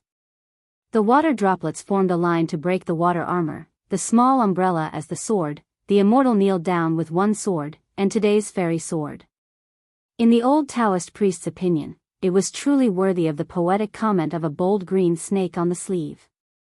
It was no wonder that as long as the world was not peaceful, the Jianghu would not be peaceful. It was because everyone wanted to be like Lu Dongxian and Li Chungang, who met with injustice and found peace.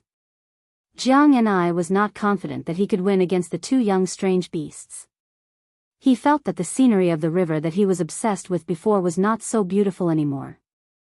He returned to the cabin discouraged and saw old man Li sitting on the chair without saying a word.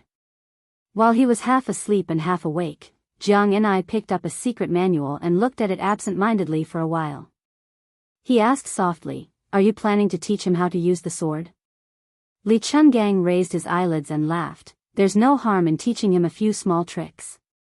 This old man is nice to him, isn't it, so that you won't be bullied?" Still the same words, "As long as you're willing to practice the sword with this old man, even if young Su has mastered the sword, you can still kill him." Jiang and I hesitated for a while and changed the topic. "Your swordsmanship seems to be really scary." Chapter 142. Old Manly laughed heartily. "Little Jiang girl, you won't say that this old man is boasting anymore, right? However, this old man is telling the truth. That sword just now was a stroke of luck. It was only when the right time, place, and people were all present that it had this kind of power. In this world, things that don't go your way are as numerous as the hairs on a cow. How many words can you say to others? Therefore, there are millions of swords in the world, but the immortal swords of sword immortals should also be pitifully few. Moreover, this old man's sword was called by the people of the Jianghu as the realm of sword immortals cannot exist forever. This old man is very open-minded now. He doesn't have extravagant hopes of becoming a land immortal. He only wants to teach you everything he knows. If he teaches you how to use the sword, there's hope that he can teach a female sword immortal. It's also good for this old man's reputation." Jiang and I said calmly, "Then you'd better teach him how to use the sword." The old man didn't take it to heart. He muttered to himself, "Ancestor Lu had a poem as a warning to those who came to learn the sword later on. 3 feet in the box don't cry out often." If I don't meet someone, I swear I won't pass it on. I deeply agree. This old man has met countless juniors who practiced the sword in his life. There's no lack of sword geniuses with extraordinary perception and bone structure. However, if you can't match this old man's temper, even if you're Dong Tai, you can forget about learning this old man's two-sleeved green snake. The Wu family's sword mound gave up sword intent for heavenly sword moves and looked down on the world's sword moves. Only this old man's unique skill, not to mention how peerless his sword intent is, his sword moves are also exquisite to the peak. Back then, it made those half-dead people of the Wu family feel inferior. Jiang and I frowned and sighed heavily. She put down the book and glared, again. Li Chungang scratched the divine talisman dagger that was pinned to his hair bun. His expression was slightly awkward. If it was anyone else outside the cabin, they would treat his words as an imperial edict. However, this stubborn girl in front of him was really not buying the old god of swords' words. Li Chungang wasn't annoyed. He picked up a handful of pecans from the table and walked out of the cabin. He ignored the boatmen who worshipped him as the Dragon King, the reverence of Lu Qiantang and the other martial artists, and the fear of some Bailiang cavalry. He walked to Su Fengnian and Wei Shuyang and sat down casually. He stretched out his leg and kicked away the young kuei that had just fallen from the spring thunder saber. The elder sister Bodhisattva wanted to avenge her younger brother. She immediately scratched 4 small holes on the ground with her sharp claws and roared. Su Fengnian reached out and pressed down on the little guy who was protecting him. The young female kuei turned her head and showed a very human face of grievance. Su Fengnian smiled and shook his head. The young kuei was very intelligent and ran to comfort her younger brother. Old God of Swordsley was puzzled. Kid, where did you find this beast? It's not inferior to Qi Xuanzhen's black tiger. In a few years, 2 of them will be comparable to a level 1 expert. It's a pity that you can't live for 200 or 300 years like them. Su Fengnian was even more puzzled and asked, what's the matter?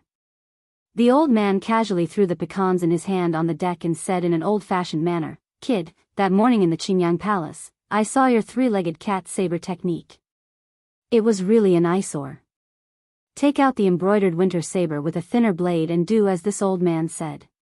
Su Fengnian did not hesitate and sat up straight. Du Sikong, the master swordsman who wrote the outline of 1,000 swords, had stood in the snow for 3 days in order to seek advice from Li Chungang.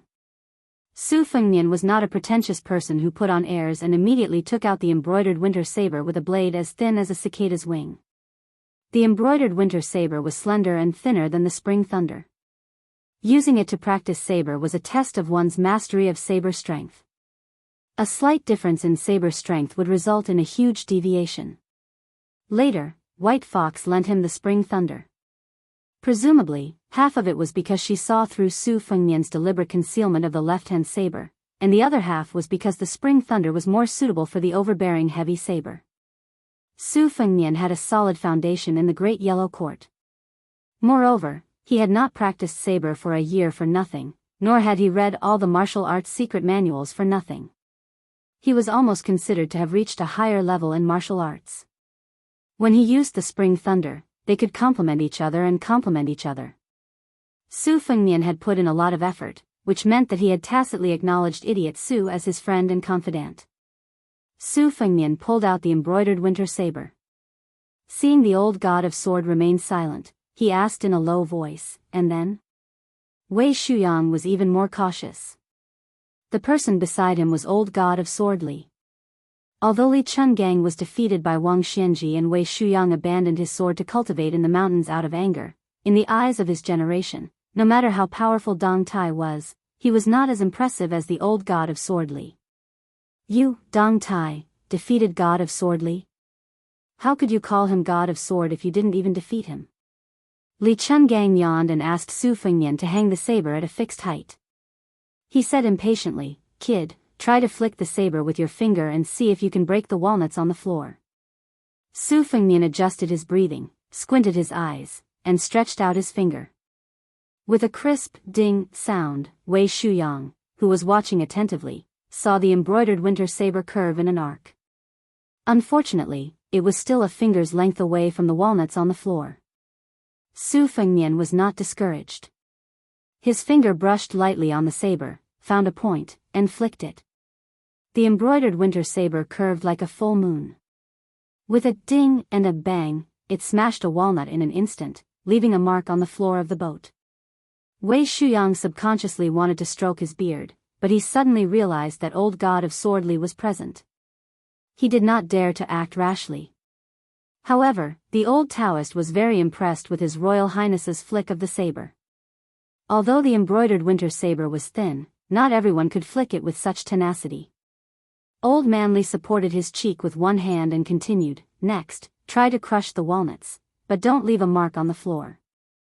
Su Fengnian frowned slightly, but he did not hurry to snap his fingers. Instead, he rubbed the embroidered winter saber. He had benefited a lot from comprehending the essence of swordsmanship in the Qingshui Pavilion Sword Training Manual on Mount Wudang, which allowed Su Fengnian to have the consciousness to control the flow of qi in the body, which was the root of the saber's strength. Shattering a walnut without affecting the ship's deck was no longer a simple matter of increasing or decreasing the strength. It was the same as a master of swordsmanship who seemed to easily stab with his sword but contained countless complicated sword moves. Sweeping the saber and accumulating strength, it was important to know when and where to explode, how much to explode, how much to explode, how heavy or heavy. These were all profound knowledge that gave Su Fengnian a headache. Su Fengnian did not snap his fingers, so the old man was still holding his chin, calm and unruffled. He pinched a walnut with 2 fingers and threw it in front of his eyes. He gently sucked it into his mouth and said vaguely, "Kid, hurry up. I don't have time to watch you daze." Su Fengnian smiled bitterly. He collected his thoughts and flicked his finger. The curve was still full and had a mysterious beauty. The walnut shattered, but there was a slight mark on the floor. He flicked his blade several times and it was the same.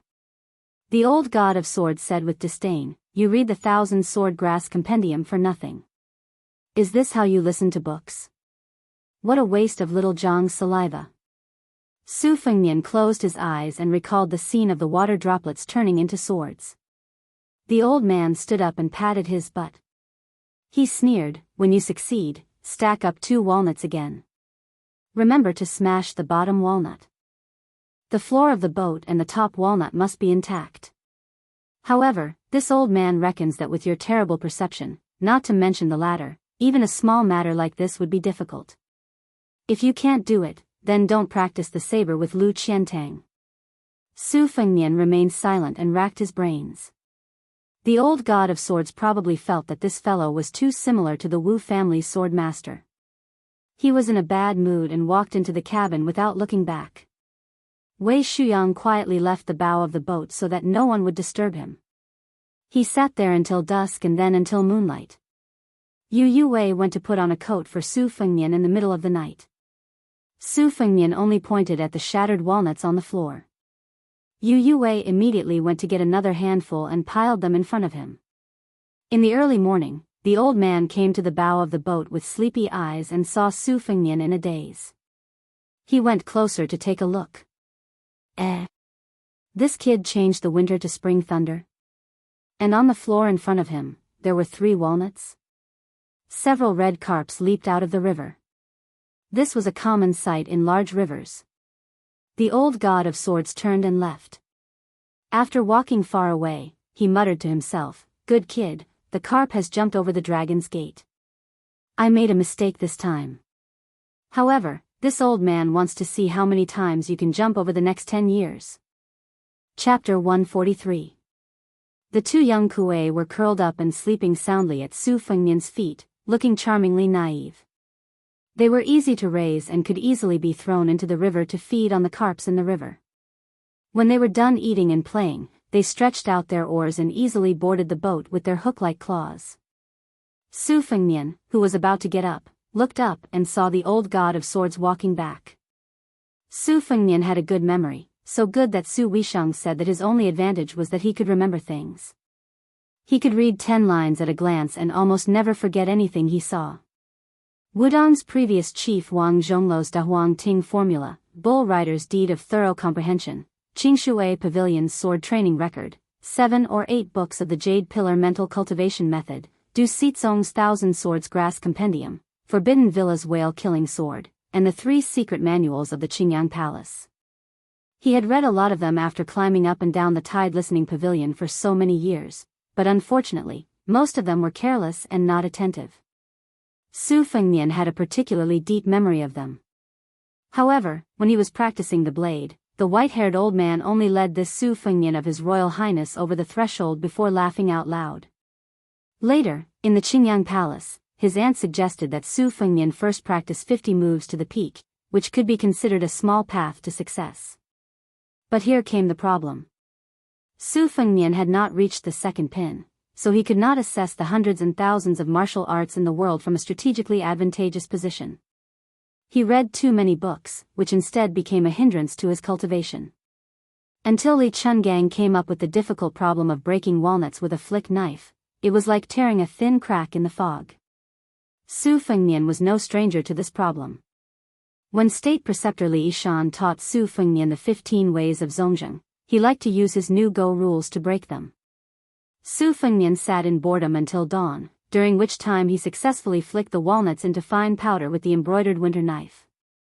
The boat was still in good condition, and even stacking the walnuts was not a problem for the embroidered winter knife. Li Chungang sat in front of Su Fengnian and asked, "Do you know the difference between sword moves and sword intent?" Su Fengnian shook his head blankly. The old man said expressionlessly, "Draw your blade." Su Fengnian laid embroidery winter flat. The old god of swords stretched out a finger and casually flicked the blade. Without any visible movement, the 3 walnuts in front of Su Fengnian exploded at the same time. The old man gently flicked his sleeves and folded up 3 walnuts. He flicked the shudong again, but the walnuts still shattered. The results were exactly the same. Su Fengnian did not know what the old god of swords was up to.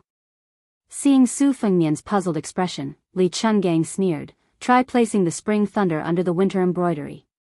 Su Fengnian held the blade with both hands. Old man Li struck the winter embroidery again. Su Fengnian's perlicue trembled. He could not hold the spring thunder firmly because there was a point on the spring thunder blade that was like an exploding thunder. It spread to Su Fengnian's hand, causing his entire arm to tingle and go numb. Su Fengnian understood. This was sword intent. The storytellers in the streets liked to call it sword aura, but it was slightly different. Old man Li did not give Su Fengnian time to catch his breath. He struck the winter embroidery again. In an instant, the spring thunder almost slipped out of his hand. The blade on the right suddenly slid toward Su Fengnian's chest. It was only a hair's breadth away, but the old god of swords had pinched the spring thunder with 2 fingers. The winter embroidery blade did not move at all. Su Fengnian was shocked. He could not figure it out even if he racked his brains. Old god of swords seemed to think that this kid's comprehension was too poor. He would not feel at ease if he did not scold him. He glared and said, "Anyone can see that your winter embroidery blade is bent in an arc. It looks exciting to outsiders, but it's flashy without substance. With this old man's winter embroidery blade, with your insignificant skills, can you tell how many times winter embroidery blade has flicked? It looks like winter embroidery blade is not moving, but it's really not moving. This old man has 2 fingers. One of them penetrated the winter embroidery blade and hit the spring thunder. The second finger is sacrificing vigor for sword moves. Winter embroidery blade has already bent 6 times and hit the spring thunder blade from the side. That's why the spring thunder struck you. A top-notch sword move requires speed and stability. It's as fast as thunder and as steady as the 5 sacred mountains. Kid, you're still too inexperienced. Su Fengnian asked doubtfully, between sword intent and sword moves, which one is stronger? Old god of swords Li sneered. This old man wants to use sword intent to defeat the enemy. That means sword intent is stronger. If this old man wants to use sword moves to kill people, his sword moves will naturally be stronger than all sword intent in the world. Fine, I asked for nothing. Su Fengnian felt helpless. Old man Li was a fair trade. He stood up and said, are these 2 fingers enough to buy all your rice paper? Su Fengnian nodded and said, it's enough. Looking at the old man's back, Su Fengnian could not help but have mixed feelings. Killing a Jiao dragon where there was a Jiao dragon was not a boast. The old man even hid a Jiao dragon in his sleeves. It was the purest form of yang energy and was incomparably domineering. His flying sword destroyed Mount Taihua. It was said that he had mastered the essence of Lu Dongxuan's immortal sword. Naturally, this hidden sword was 100 times more powerful than the sword that made the immortal kneel. Su Fengnian originally wondered why Li Chungang had 2 sleeves after losing his arm, but now he dared not underestimate him. 2 fingers, one indicating sword intent, and the other indicating swordsmanship. His words were profound and easy to understand. He had pointed out a narrow path for Su Fengnian, who was confused at the crossroads of martial arts. Together with the words of the armored maid, Zhao Yute, Su Fengnian felt as if he had just escaped from the gates of hell. As for when he could reach the first Pin realm, or even touch the edge of the Vajra realm, Su Fengnian was not in a hurry. This was all thanks to old Huang's subtle influence. Teaching by example was often useless. Instead, it was better to teach by example. Of course, old Huang's sword was still a distance away from the old god of swords Li Chungang. However, in Su Fengnian's heart, it was obvious which was more important between old Huang's sword case and the old god of swords wooden bull. Riding out of Bailiang. Su Fengnian finally learned from Su Shao what old Huang had said to Wang Xianji when he was facing the north before his death. Su Fengnian stood with his hand on his saber. Looking at the vast river, he closed his eyes and breathed continuously. His qi was as continuous as the river water. He chanted the incantation of the Great Yellow Court. Qi returns to the pill formula, the pot produces water and water. Yin and yang come and go, turning into a thunderclap. Who can't live forever? The white rainbow rides the dragon and goes straight to the Daluo heaven. Generally speaking, the proverbs of the Taoist immortals who cultivated Taoism were often in the pursuit of wondrous words. When ordinary people first read it, they would only feel that it was wondrous, wondrous, wondrous, wondrous, wondrous, wondrous, and even more wondrous. In fact, if there were no enlightened Taoist to personally lead the way and pass on the specific incantation of breathing and drawing qi, in the end, they would only enter the mountain and not see the immortal, and return empty-handed. As the saying goes, the immortal is unwilling to speak clearly, but thousands and thousands of people are bewitched by this logic. While Su Fengnian's mind was wandering 10,000 li, he sensed that someone was walking behind him. At this moment, the only person who dared to come forward and disturb His Royal Highness was Yu Yue. She held Wu Meinyang and said softly, "Aren't you going to eat something?" Su Fengnian opened his eyes and grunted. He shot a glance at Yu Yue. She was indeed a beauty.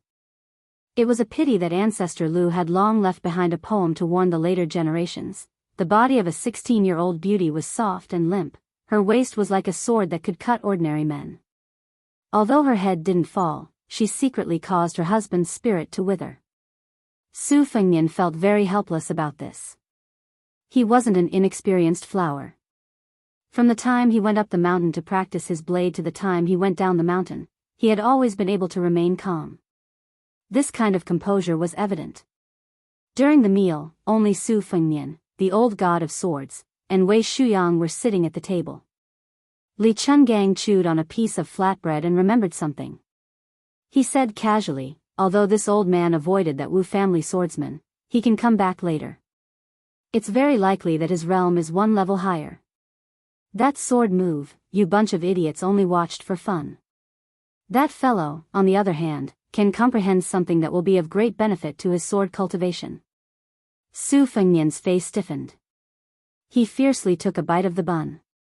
After breakfast, old god of swords Li spread out rice paper in the cabin. He smiled at Jiang and I, who was hiding to read. Come, Jiang girl. It's fine if you don't want to learn the sword, but this old man can teach you calligraphy. Calligraphy? Jiang and I liked it. Otherwise, she wouldn't have secretly used a branch to scribble on the ground in Bailiang Palace. However, the old man held the brush with one hand. His demeanor completely changed. He was still smiling. But remember, I'll teach you calligraphy. You can watch, but you're not allowed to learn. Jiang and I didn't take it to heart. She only grunted softly. Su Fengnian asked Bluebird to warm a pot of yellow wine and sat alone. That year at the top of Martial Emperor's city wall, old Huang didn't fall even after death. Beside him was the second in the world, Wang Xianji. Old Huang only faced north and said, "Come, serve the young master some wine." Chapter 144. 3 big ships entered the lake from the river. The 800 miles of Spring Lake was vast and misty. This lake could hold 6 rivers, and it had always been a place for military strategists to fight to the death. Su Fengnian stood at the bow of the ship and explained the geography of Spring Lake to Yu Wei. He included many military insights that Li Yishan had imparted to him. Before the spring and autumn period, the north and south confronted each other and fought for this place as their stronghold. By controlling the Spring Lake, they could sail down the east and conquer the world like a lion hunting a rabbit. In the past, when the north wanted to drink the horses of the southeast, or when the south wanted to send troops to the north, they had to pass through the 800 miles of Spring Lake, 3 cities, 3 passes, and 3 mountains. The 3 cities were the most important: Xiangfan, Xingyang, and Wuling. In terms of the world, Xiangfan was the most important. In terms of the southeast, Xingyang was the most important.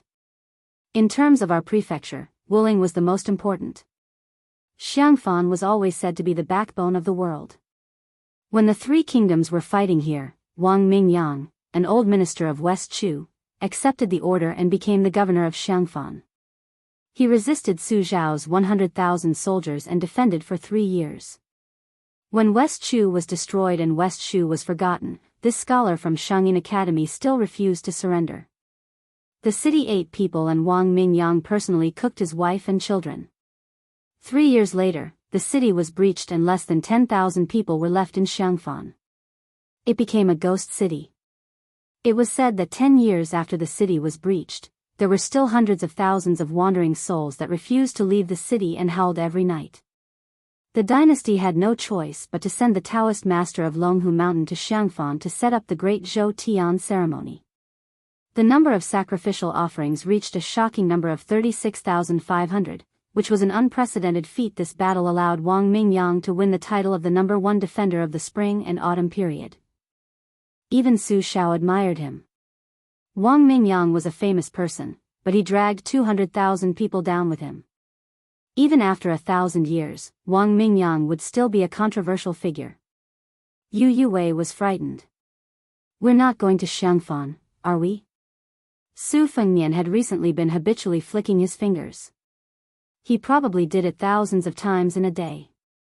He was probably obsessed with practicing the blade. He laughed softly. "I wanted to go, but if you don't dare, then we'll go straight to Wuling."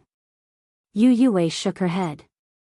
Su Fengnian suddenly heard cries and screams coming from the back of the boat. Yu Wei just happened to hear the legend of 100,000 resentful spirits in Xiangfan. Her heart trembled, and she finally realized that she was at the bow of the Spring God Lake. Her face was full of self-mockery. Su Fengnian ignored Yu Wei and rushed to the bow of the boat. He saw a boatman rolling on the ground with a bloody arm. 2 scarlet young Kuei were growling at him. Lu Qiantang went up to His Royal Highness and told him what happened. It was a trivial matter. The young Kuei were frolicking and running, and they probably bumped into the boatman. Su Fengnian frowned. The tiger Kuei was an ancient beast, and it ate people when it was hungry. Su Fengnian squatted down, and the young Kuei seemed to feel its master's anger. It lowered its head and whimpered, and its skin immediately turned from red to black. Su Fengnian was not arrogant, and with a flick of his finger, he hit the boatman. A hole was made in the wall of the boat, and it fell into the lake. The elder sister Bodhisattva looked at her younger brother from the hole, and then turned around to look at Su Fengnian pitifully, as if she was pleading for mercy. Su Fengnian snorted, stood up and said, "Compensate the injured." "Oh right, ask the Phoenix Battalion to help mend the boat." In the twilight, hundreds of boats were racing on the Spring God Lake. It was a lively and bustling scene. The closer they were to the land of fish and rice in Jiangnan, the more they could not feel the loneliness of their hometown, Bailiang. Tonight, they would spend the night on an island in the middle of the spring god lake called Mount Lao. As they approached the island in the middle of the lake, Su Fengnian saw Jiang and I walk out of the cabin and stand beside him. He explained, this mountain was originally not called Mount Lao, but Prison Mountain. It was the place where the Queen Mother of the West imprisoned the Jade Emperor's daughter, the Spring God. Prison Mountain was not surrounded by a lake, but a basin. Later on, a demigod was so angry that he drew a circle around Prison Mountain with his sword, and it collapsed for 800 miles. Only then did the lake water gushed out. As for the saying that a demigod created the lake, of course, it was just nonsense. Nowadays, Mount Lao is filled with courtyards and pavilions, and people from all walks of life gather there. Not only are there residences of the rich and powerful, but there are also residences of monks and Taoists. There are also a few remnants of the fallen country who have been imprisoned on the island. There are also a lot of shops. When you get on the island, you can pick something that catches your eye. Jiang and I stretched out his hand. Su Fengnian was stunned for a moment and asked, "What?" Jiang and I said stiffly, "Silver." Su Fengnian laughed and said, "All right, you've already earned a few hundred taels of silver. How much do you want to take? But let me remind you, if you mention my name, who would dare to ask you for money? Why waste the manuals that you've worked so hard to earn?" Jiang and I sneered and said, "Do you think I'm a robber like you?" Su Fengnian was amused and said with a smile, "Then how much do you want? A few hundred taels of silver? Or I can just give you a few thousand taels of gold on credit. That way, you can study for a few lifetimes." Jiang and I said angrily, "I only want 1 tael of silver." Su Fengnian said helplessly, "Do you need to be so stingy?" Jiang and I said with a straight face, "Give it to me." Su Fengnian rolled his eyes and said, "Ask Blue Bird for it later. I've never brought such a small amount of money." Chapter 145. Jiang and I went straight to the cabin and took out a small account book from the book box like a thief. It clearly recorded how many when she earned from reading Taishian Sutra, Thousand Swords Materia Medica, Whale Killing Sword, etc. When and where she read each book and how many words she read each book were all recorded in detail. Until now, she had earned not only a few hundred taels as Su Fengnian said, but 1,007 taels and 34 won. The old god of swords who only knew how to eat, drink and sleep strolled into the cabin. Jiang and I, who was about to transfer 1 tael of silver from her savings, held up a brush with one hand and covered the account book with the other. Li Chungang could not do anything about this. He stood far away and let Jiang and I finish her work. Only then did he carry the wine pot and sit on the table. He poured some wine on the table and dipped his finger in it. After Jiang and I put the account book back into the bottom of the book box and sat opposite her, Li Chungang then used his finger as a pen and the wine as ink. He started writing on the table, one stroke after another, full of vigor and vitality. Jiang and I sat upright and still, watching the old man write in one go. Half of the table was densely packed with words, like the rugged rocks at the gates of hell. After old man Li finished writing, he looked at Jiang and I. The latter's face was calm. The old man seemed to really mean what he said at the beginning. He did not expect the little girl to learn anything. He wiped his sleeves and started again. This time, Li Chungang spoke. "There are 3 main points in my wild grass. First, it has to be continuous and consistent. Second, it has to strive for thousands of layers. Finally, it has to be a word without fear, without emotion, without desire. Just like this wine, it can be wiped away without a trace.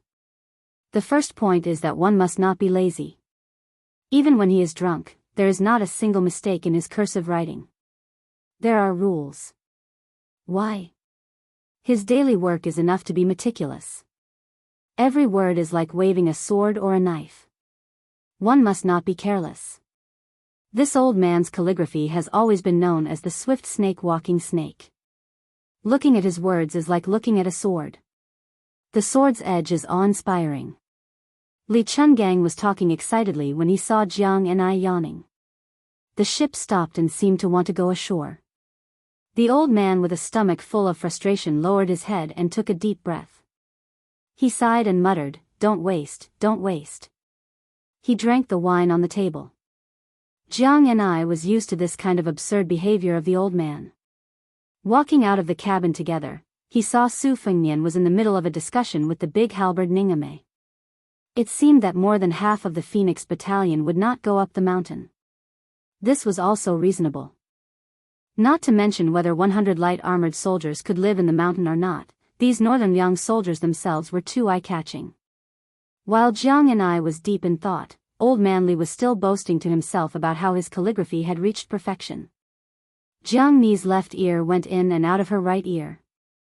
She lifted her skirt with both hands and walked down the wooden plank. From the corner of her eye, she saw a young kuei scuttling ashore with a fat carp in its mouth. It seemed to be asking for credit from Su Fengnian. However, Su Fengnian only scolded it once, and the little guy immediately lay on the ground and stopped moving. Was it playing dead? Su Fengnian was just about to kick the little guy when his robe was lightly bitten by another young kuei. Only then did Su Fengnian stop. The punishment had come to an end. The siblings did not hold a grudge. They happily followed behind His Royal Highness. Seeing this, Jiang Ni's heart ached. These two little idiots, why were they so gentle to Su Fengnian? Su Fengnian looked back at the spring god lake. His eyes were absent-minded. He muttered, "We've arrived." The capital, Great Peace City. In the early morning, the sky was gray. 300 cavalrymen galloped over on the official road, kicking up dust. It was rumored in Jing that the king of Bailiang, Su Shao, was about to enter the city. This was the only city in the world with a population of 1 million. For a moment, the clouds were turbulent. The tall buildings on the main road were filled with all kinds of people. They just wanted to see the true face of Su Shao. Even if they could not see him, they would be satisfied just by looking at the carriages. The scholars were impatient, the martial artists of Jianghu were uneasy, and the officials and nobles were noisy. It was rumored that there were dozens of big and small yellow doors that were prepared to block the carriages and risk their lives to angrily denounce that butcher for causing great suffering to the people. They were going to curse him for destroying the seeds of more than half of the scholars in the world. There were also rumors that there were countless Wulian heroes that were preparing to assassinate him. Even the storytellers were repeating the same old tune in the tea houses, talking about the spring and autumn war. The ear-piercing cries of cicadas rang out from countless branches in Jing. There were 4 holes in the gates of Great Peace City. All the unrelated people inside and outside the gates had been cleared out by the guards of the city gates. When the approaching cavalrymen created a roar that was 100 times louder than the cries of cicadas, when the people at the gates and on the city walls saw the bright red King Su flag, the morning that had been full of life immediately became suffocating. The cavalrymen slowly stepped through the city gates. Other than the sound of the hooves, the entire capital seemed to become silent. On the main road of the imperial palace, the spectators who had taken up good positions couldn't help but hold their breaths. When the cavalrymen moved further and further away, they looked at each other like they were relieved of a great burden. The dust had settled. 2 people came from outside the city gates. One of them was an old monk dressed in black robes. He had triangular eyes and a vicious appearance. He was like an old and sick tiger, but his expression was indifferent. The other person had a hunchback and a slight limp. He was dressed in the attire of an ordinary rich man. He raised his head to look at the city walls and smiled slightly. Then he walked through the city gates through the side hole with the black-robed old monk and some peddlers and servants who were doing business in the morning. Occasionally, there would be gazes on the old monk. The black-robed monk did not look like a benevolent monk. However, he was so old that the passers-by only glanced at him a few more times before not paying attention. As to the old man beside the old monk, he did not attract any attention. Great Peace City was the most virtuous city in the world. Even the common people in the streets claimed to have seen some great general or scholar. Who would be willing to look at a hunchbacked old man? Passing through the side hole of the city gates, the rich man and the black-robed old monk slowly walked forward. The rich man put his hands behind his back and chuckled. Bald Donkey Yang, of the millions of people in Jing, you are the only friend I have. The withered old monk said softly, if you do not touch my head, I am your friend. The rich man said that there were two things in the world that could not be touched. Old tigers but could not be touched, and the other was this young Taisue's head could not be touched. But even though he said this, he impolitely reached out to touch the old monk's bald head. The old monk did not stop him and only sighed. The rich man rubbed the black-robed old monk's bald head and roared with laughter. The black-robed old monk had an indifferent expression. This head. Qi Xianzhu had touched it in the past, and then half of the top of the lotus had collapsed. Chapter 146. The old monk in black was named Yang Taisui. He was born in Dongyue's top aristocratic family, Yang Taisui. He was studious since he was a child and read hundreds of books. When he was 13, he shaved his head and became a monk. He read the classics of Confucianism, Buddhism, and Taoism, and was especially good at yin-yang divination. Although he was a monk, he learned Taoism and military theory from the Taoist of Qingshu Temple. When he was 24, he traveled to Mount Longhu and was reprimanded by the great Jinren Qi Xian. Yang Taisui was not angry but happy. Later, he was recommended to serve the crown prince in the capital. When the world was settled, the old monk who liked to wear black declined the title of imperial advisor and studied Buddhism in Yongfu Temple. He had already cut ties with his family and had no connection with the nobles. Under the western wall, he tried to persuade Su Xiao not to kill Feng Xiaoli, but it was to no avail. Rumor had it that he cut ties with Su Xiao. In the past 10 years, he lamented the chaos of Zen Buddhism and its unclear purpose. He created a perfect theory and wrote the 8 original meanings, and Vanquish and Save Lu Sutra, but he did not participate in any Buddhist debate. He called himself Old Monk Zheng. He had helped the country build, but he was willing to be lonely and only served as a study assistant for the crown prince's grandson. 3 years ago, he resigned as the Yongfu Temple's master recorder and traveled alone. Today, he appeared in Tai and city only to escort the king of Bailiang into the capital. However, after Butcher Su Xiao saw the old monk in black, he insisted on walking into the city. Su Xiao walked side by side with him towards the palace gate. Su Xiao, who was dressed like a rich man, put his hands in his sleeves and strolled leisurely on the main road of the capital. He laughed and said, Yang Taisui, I heard you took in a disciple who went to Shangyin Academy. Let me say this first. Playing around is one thing, but if something big really happens, you and I will not interfere. Also, the Red Armor General was ordered by your disciple, right? There will be no next time.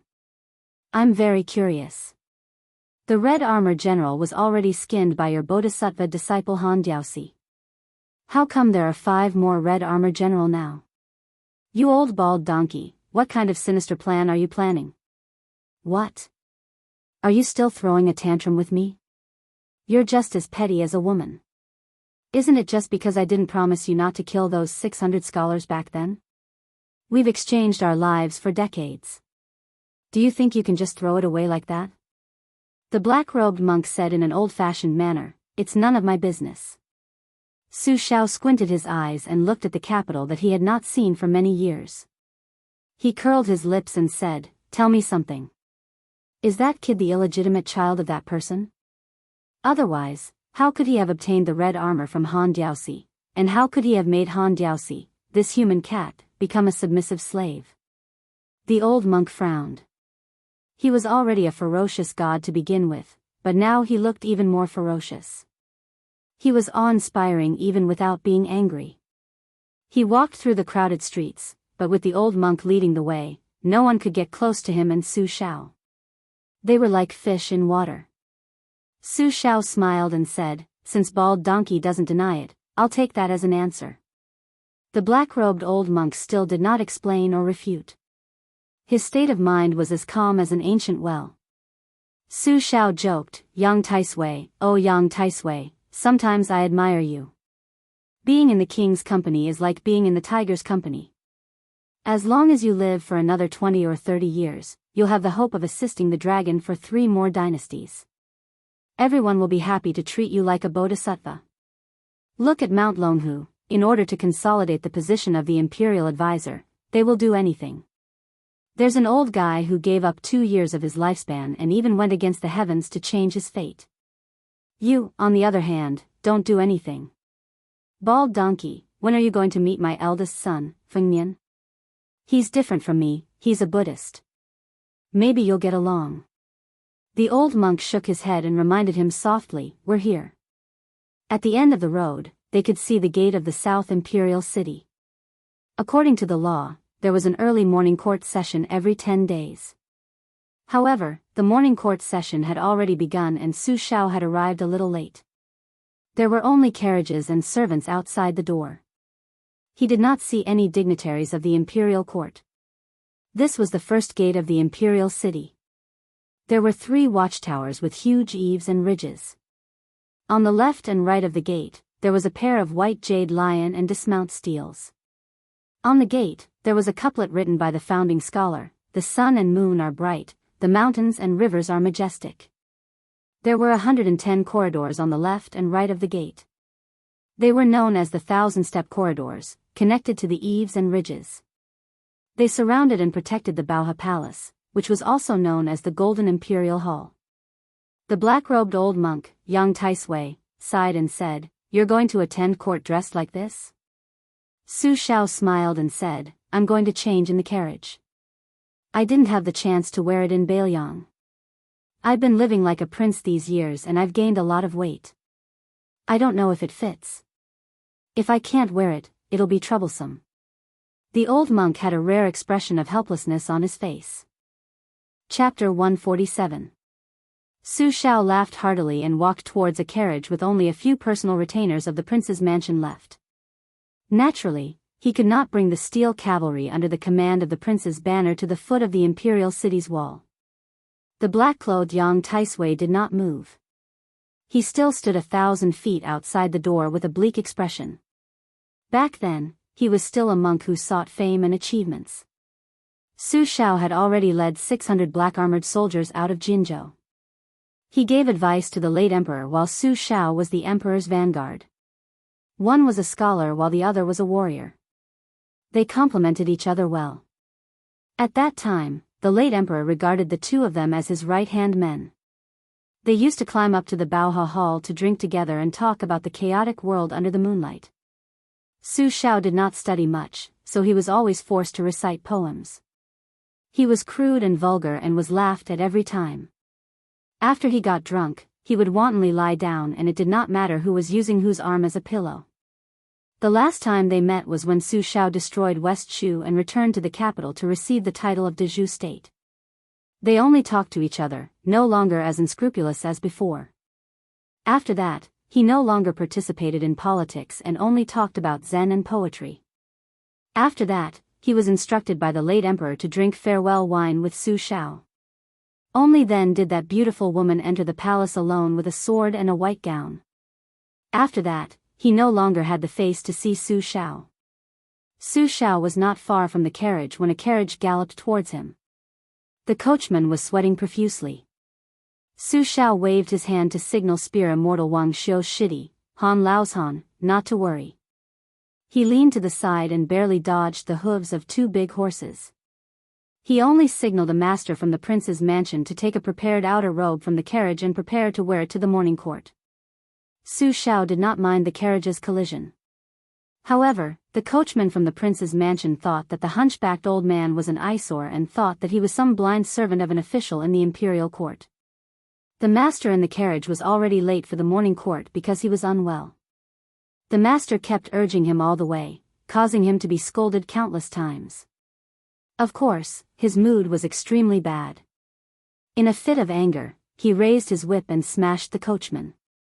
Su Shao smiled and did not move. Han Laozhan grabbed the whip, pulled the coachman down, and stomped on his chest.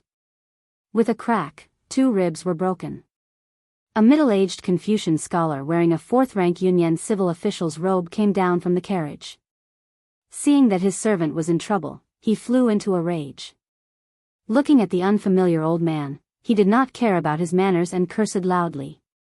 Generally, he was angrily scolding which servant dared to be so arrogant and commit such a crime outside the imperial city. He pointed at Su Zhao's nose and asked him to report the name of the official in his mansion. When he went to court later, he would personally impeach the emperor. This Confucian scholar was a fourth-rank Confucian, the same rank as the prefecture overseer. He was the son of the crown prince's left concubine and held a position in the eastern palace that made people jealous. Not only that, his father, Lu Binzhong, was the grand secretary of the Eastern Pavilion, an important official of two dynasties. In this dynasty, the most prestigious civil officials were the 3 halls and 3 pavilions. Although the Eastern Pavilion was at the bottom, the 3 halls and 3 pavilions were not full. Including the Wuying Palace, Wenhua Palace, and Wenyuan Pavilion, there were only 4. Lu Binzhong, as one of the 4, was an extraordinary honor. In addition, his brother, Lu Tiran, was the Yinqing Guanglu Daifu. The 3 of them were officials in the imperial court, which was a legend. Were it not for this, he would not have dared to casually speak of impeachment outside the gates of the imperial city. After all, officials who could participate in the morning court were not ordinary people. Su Shao looked at the 4th-rank crown prince's left concubine's spittle flying everywhere and dismissed it with a smile. A retainer jumped off the carriage with a bundle and undid a corner of his court robe. The Confucian official from the Lu family glanced at it and subconsciously froze. Was this old man in front of him an official? But he had never heard of civil officials or generals wearing such a style of official robe. In this world, official robes were far more important than official manners. Once exposed and proven, the only outcome would be imprisonment and banishment. When the bundle was completely opened, the eyes of the Lu family's left concubine of the Eastern Palace widened. A python robe? That was a blue satin robe embroidered with a 5-clawed python? Since ancient times, python robes had been the robe of an elephant dragon. It was similar to the dragon robe worn by the emperor, but it lacked a claw. Like the dragon robe, the words Jiang Yahai were embroidered on it. The current dynasty clearly states that only the princes can embroider the 9 pythons and 5 claws. Only the imperial family can embroider the bright yellow and apricot yellow colors. The dragon python has 5 different postures: curving on the water, standing upright on the water, lying on the water of the 3 rivers, lying on the water of the 5 rivers, and lying fully on the water of the 5 rivers. There are strict regulations on which postures should be used at which level.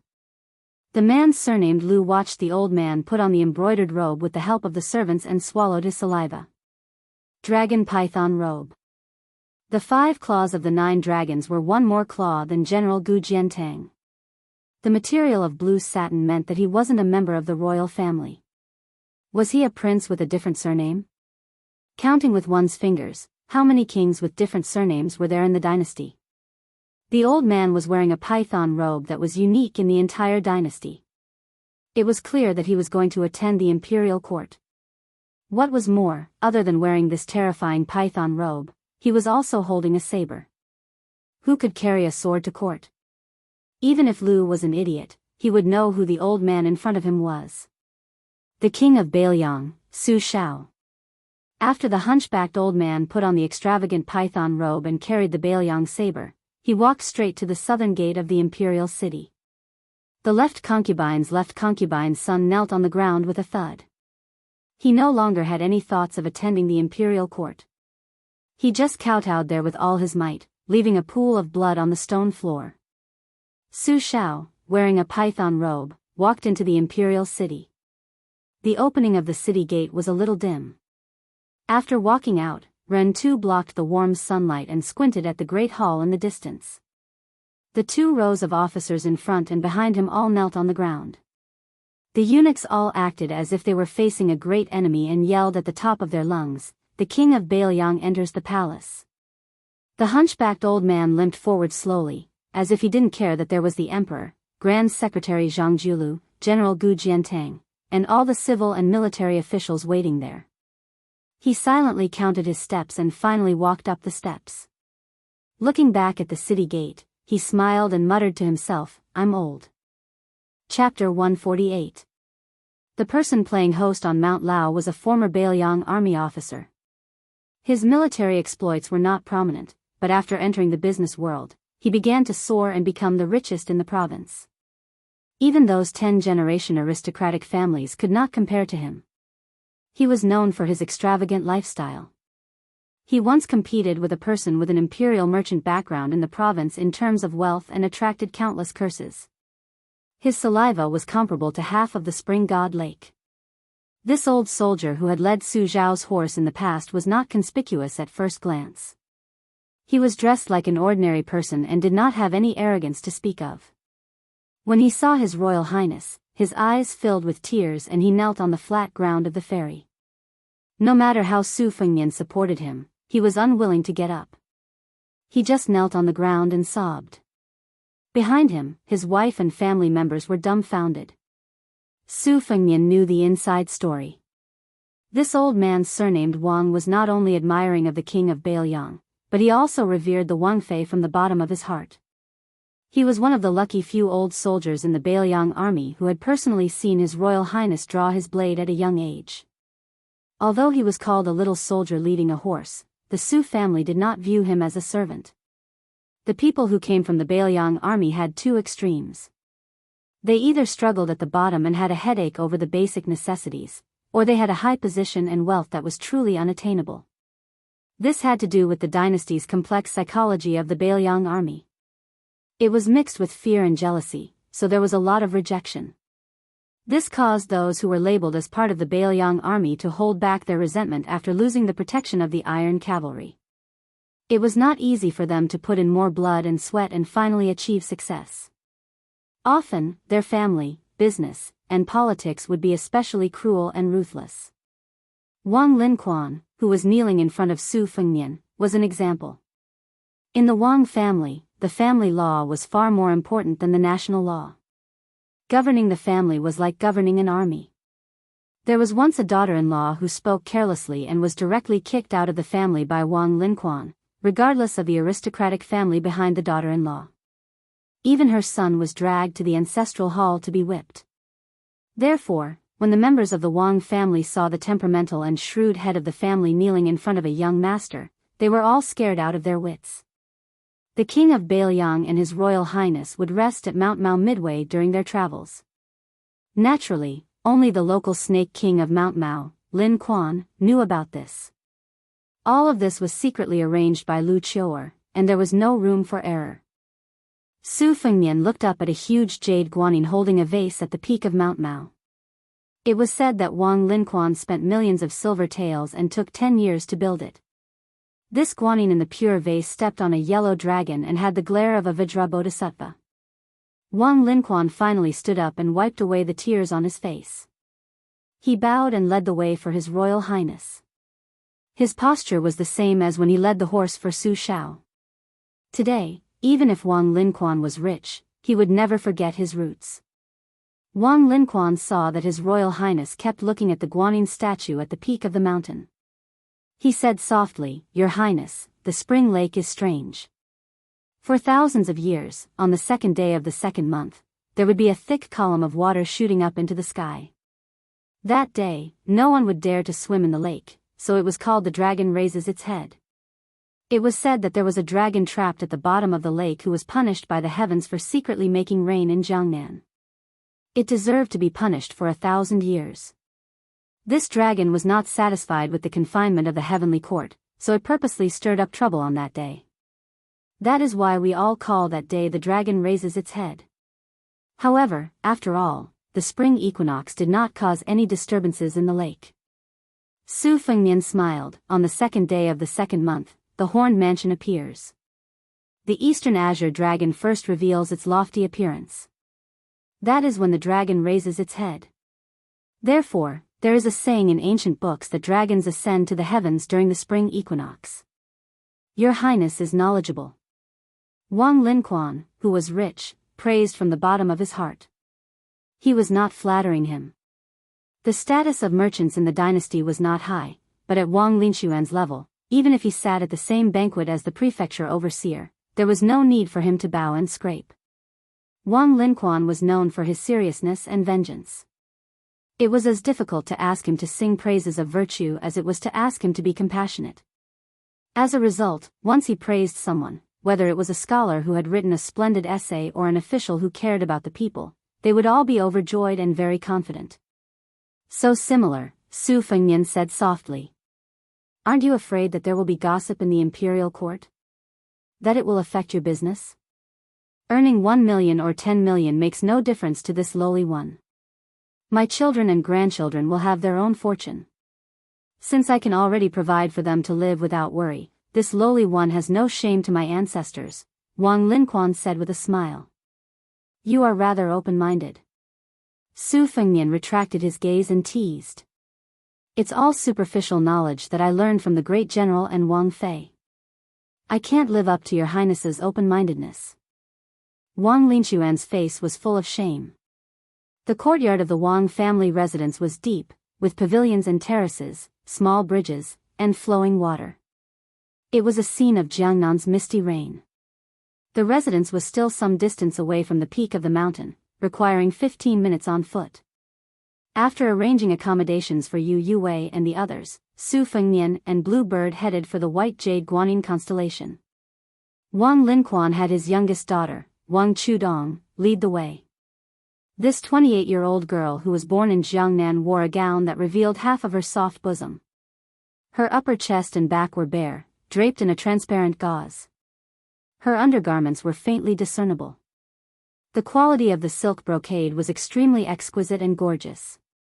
This sort of dress was originally only popular in Dongyue. Now that it had been accepted by the noblewomen of the dynasty, and the famous poets had contributed charming phrases such as, leaving the white snow on the bosom for a long time, the dress became more and more popular, and the girl's posture gradually became bold and unrestrained. Chapter 149.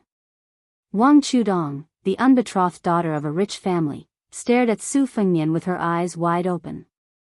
She was not shy at all. Now, she was chattering non-stop like a little oriole. Wang Linquan did not tell anyone about Su Fengnian's identity, so she only knew that the handsome young man in front of her was surnamed Su. She kept calling him young Master Su, and in the end, she just called him Brother Su. Su Fengnian did not mind. He smiled and listened to the little girl's clear voice. His mind was peaceful. Finally, they came to the square where the pure vase Guanyin stood. The white jade Guanyin had angry eyes and lowered eyebrows. It was vivid. Her right elbow was facing the spring god lake. She stretched out her 5 fingers and her palm was facing forward. It was as if she was giving charity without fear. Su Fengnian sat down with his legs crossed. The 2 young Kuei were lying on his knees. The little girl, who was known as the daughter of the Wang family, squatted beside him and said sincerely, Brother Su, Guanyin is amazing. She stood there and pointed to the spring god lake. During the spring equinox, there were no more water columns in the sky. When I was young, I was especially afraid of the second day of the second month. It was always thundering and raining. After I had Guanyin, I could sneak to the lake to fish, brew tea, and enjoy the snow. Brother Su, let me test you. Do you know what Guanyin's hand gestures are? Su Fengnian, who was well versed in Buddhism, raised his head and smiled, fearless Madra. Wang Chushua giggled, correct. She saw that young Master Su was in a daze after he finished speaking. She was bored to death. She turned her head and inadvertently saw young Master Su's maid in green with tears in her eyes. She said in surprise, Brother Su, why is this sister crying? Su Fengnian came back to his senses and said softly, because this Guanyin Bodhisattva looks like a person. Wang Chushua responded with an oh and considerately stopped nagging. Jiang and I and the old god of swords Li Chungang also came to the square. Old man Li looked at it deeply and muttered, this Guanyin Bodhisattva's fearless Madra can be seen as a sword. The sword will is unparalleled. Jiang and I said calmly, I don't understand. Old man Li was dispirited. He glanced at Su Fengnian, who had a strange expression on his face, and asked curiously, what's wrong with that kid? Jiang and I hesitated for a moment, then lowered his head and said, this goddess Guanyin looks very much like the king of Bailiang's consort. The old god of swords was silent for a long time before reciting, walking alone, stopping alone, sitting alone, the green snake in my hand glides over the white line. One man, one gown, one sword, the tip of the sword giving off 3,000 rays of light. No one in this world can recognize me, they can only laugh like a madman. Only the mountain ghost and the dragon king know that an immortal is in front of them. Jiang and I frowned. You wrote the poem? The old man smiled and said, back then, people praised this old man's song of the azure dragon sword god. This is only a short section. If you want to listen, let this old man think about it. Jiang and I said unhappily, don't think about it. I don't want to hear it. Wang Linquan had mobilized a large force to prepare a sumptuous banquet and personally came to invite His Highness Shizhi back to his residence. Even the northern Liang light cavalry on the 3 large ships were not left behind. The female servants carrying the food boxes came in an endless stream, smoothly delivering them to His Highness. Su Fengnian left the mountaintop. At the dining table, he was especially full of praise for the Spring God Lake specialty, stewed black chicken and turtle. The black chicken from Mount Mao was reared in the mountains. There were many herbs in Mount Mao, so the meat had a medicinal fragrance. Its skin, flesh, bones, and mouth were all black. The turtle was the specialty of the Spring God Lake. It had to be over 100 years old. The turtle's shell was buried at the bottom of the lake all year round. Only those that grew an inch of green whiskers could be considered to have lived for 100 years. It was slowly stewed with the black chicken until the turtle's shell was tender. It was no wonder that the scholars and refined scholars highly praised it. After eating heartily, they praised it. You can't throw away the spring god, but half of it is this soup. Wiping away the grease on his mouth, Su Fengnian ate the most comfortable meal since he left Beiliang. He was finally full. In private, he asked Wang Linquan for the geography of his province. At dusk, he was enjoying the cool breeze in the courtyard. Jiang and I was reading a book that had never appeared in the world before, The Flying Sword of Dunhuang. It was interesting to say that this swordsman of the Beimang dynasty had just achieved great success in the Dunhuang sword cave in the extreme north. Just as he was about to use his sword to travel the Jianghu, he encountered Wang Xiu, who was practicing his spear in the north. He was cleanly killed by a single spear strike. It was not that the swordsman's strength was weak, but rather that he had built a chariot behind closed doors. His swordsmanship was like a castle in the air, and he lacked the sharpness of a real battle. Fortunately, the nameless swordsman had been practicing his sword while writing his insights. Only then did he come up with this immortal-like, The Flying Sword of Dunhuang. At first, Su Fengnian chose this book because he felt that the name was domineering. He did not expect that the old god of swords would be so picky and only said that this book was passable. Li Chungang said that it was passable, so Su Fengnian did not dare to treat it carelessly. Jiang and I opened his mouth to read, while Su Fengnian closed his eyes to listen. Su Fengnian remembered that Li Chungang had said that he would fight against Lu Qiantang. It was time for him to give it a try. He did not want to learn from the swordsman who wrote The Flying Sword of Dunhuang and die prematurely just after entering the Jianghu. Why would Su Fengnian risk injury to go to sword maniac Wang Xiaoping's purple bamboo forest to ask for a beating when he was practicing his blade on Mount Wudong? Wouldn't it be easy and comfortable to just stay under the waterfall and practice his blade? Although there were many martial artists in the world, the highest level seemed to be high up in the clouds. Not to mention the diamond finger, celestial phenomenon, and immortal realm, the division of the 9 levels below the 3rd level was very simple. The amount of armor that was broken was the strength of the level. If the armor was broken but not broken, it would be the lower 3 levels. Whether or not the armor could be broken was the first threshold. This armor was the standard iron plate armor of the dynasty. There were 2 layers in the front and back. The middle 3 levels could break the armor, but they were all below the 6th level. Therefore, the 6th level was the second big hurdle for martial artists in the Jianghu. The 3rd level of the upper 3 levels could break the armor, but it was hard to say for sure if the 1st or 2nd level could break the armor. It was rumored that Heavenly Master Zhao of Mount Longhu in the capital could break through 100 armor with one blow of his horsetail whisk. Su Fengnian asked Jiang and I to wait for a while he went to fetch the sword case. Inside the case was the great Liang dragon sparrow sword. The owner of this sword had once broken 160 armor with one blow. Chapter 150.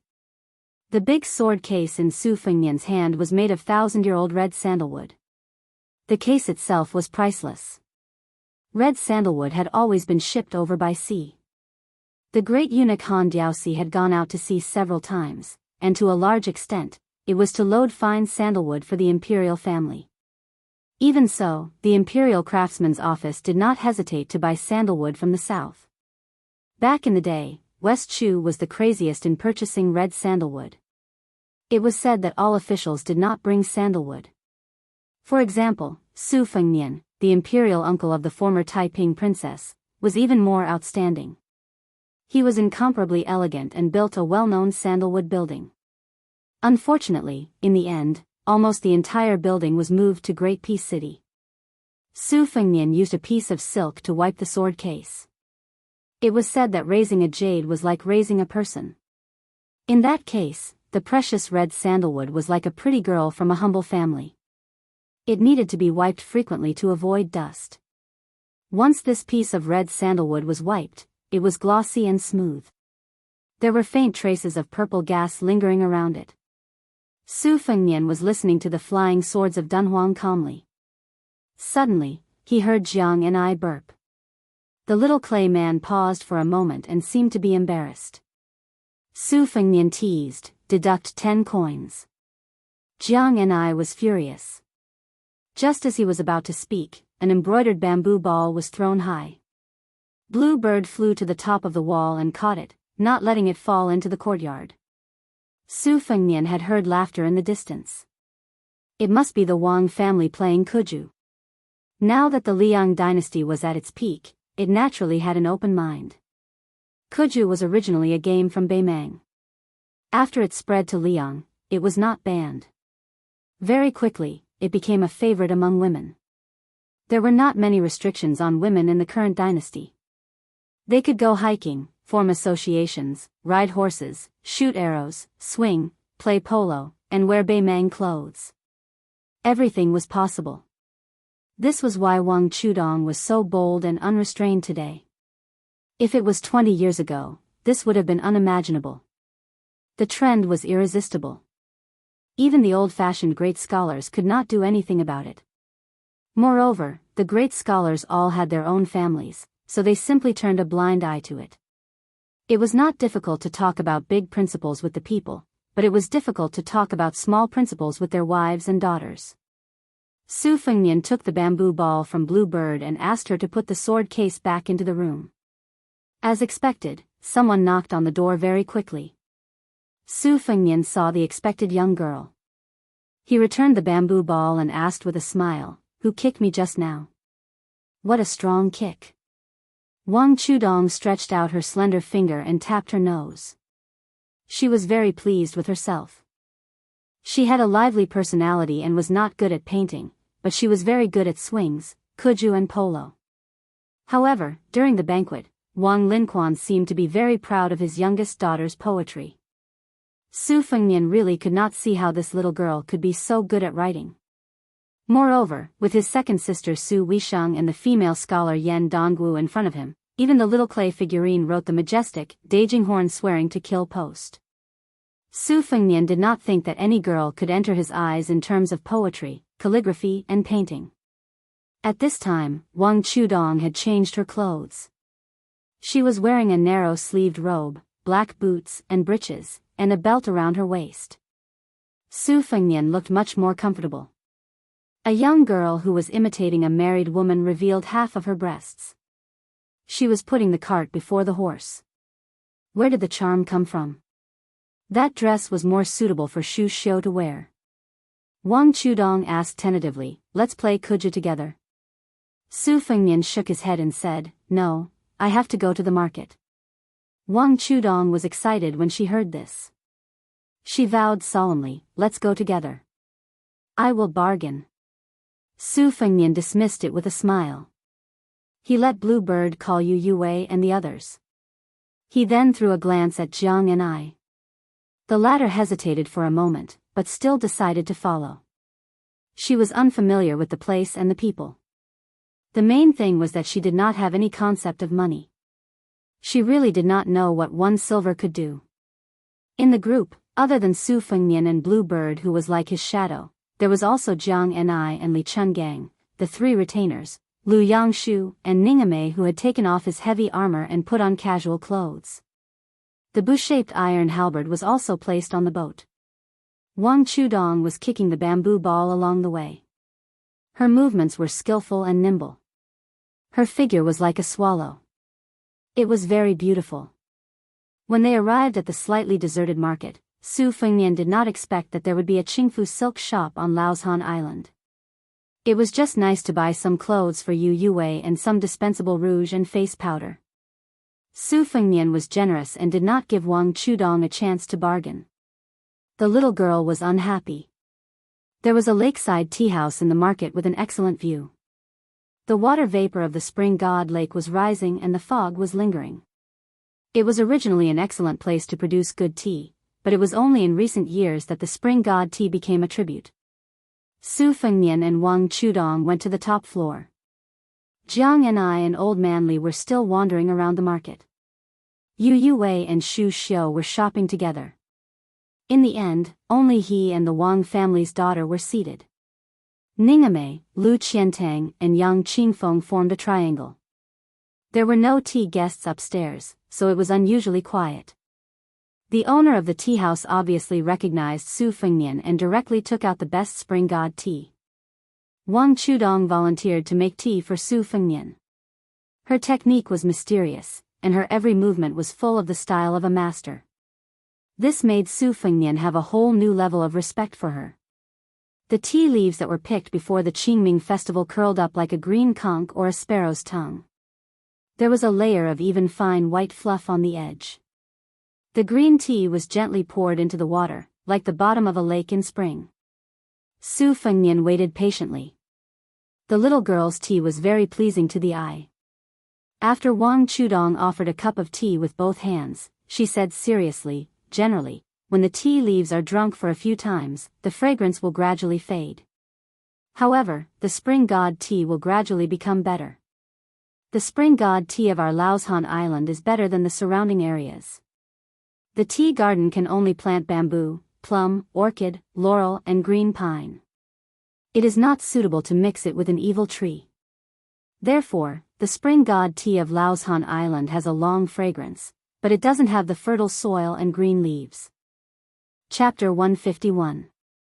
Su Fengnian took a sip, but he couldn't tell what it was. He had never been interested in drinking tea, but now that he was at the spring god lake, he couldn't explain why he didn't drink the spring god tea. He thought of a poem.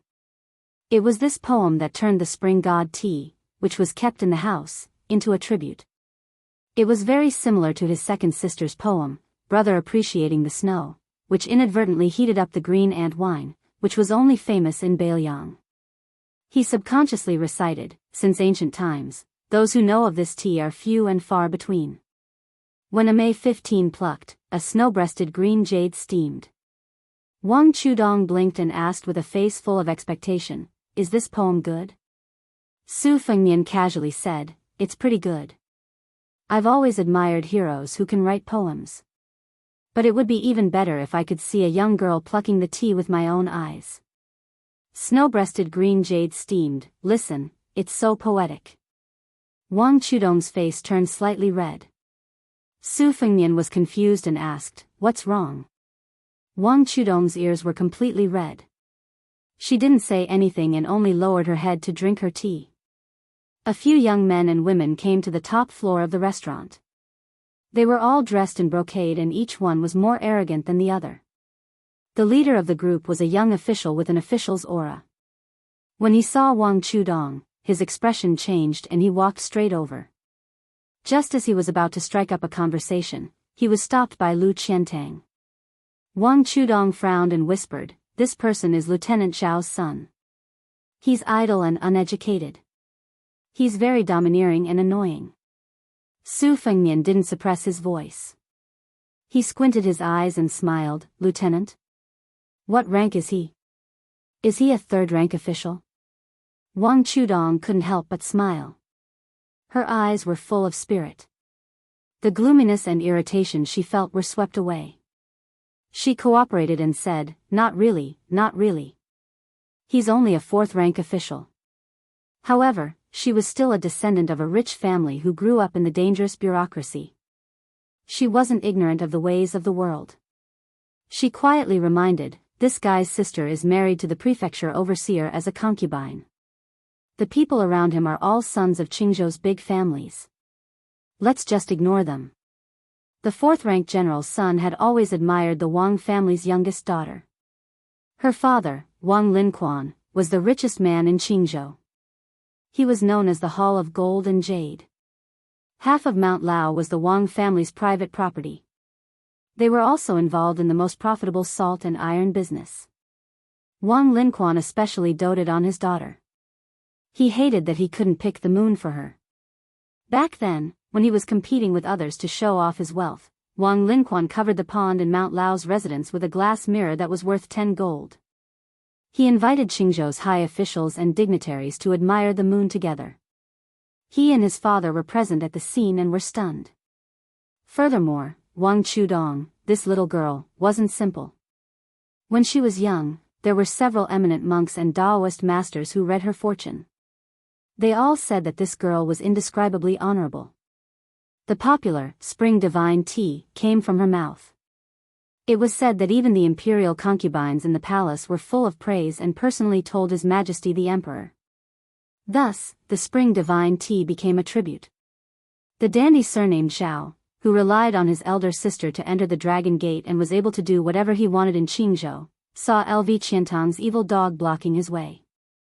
Although this young master who was used to wearing fine clothes and riding a horse had a sword at his waist, the sword was only for decoration. Secondly, the guy who could drink tea with Wang Chudong most likely had a good background.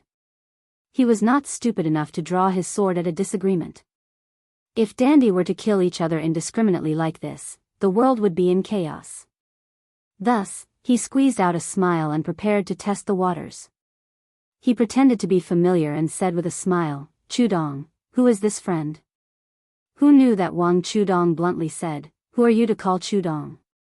I'm not familiar with you." Su Fengnian, who wished for the world to be in chaos, nodded his head and said, "Yes, Chudong is only familiar with me." The two looked at each other and smiled. This tacit understanding was too much of a slap in the face. The dandy surnamed Zhao said gloomily, "Wang Chudong, don't think that I can't touch your father." Wang Chudong clenched her teeth. Just as she was about to poke this fox borrowing the tiger's might, Su Fengnian frowned and said, "You are the son of the king of Jing'an, Zhaoheng?" Everyone was dumbfounded.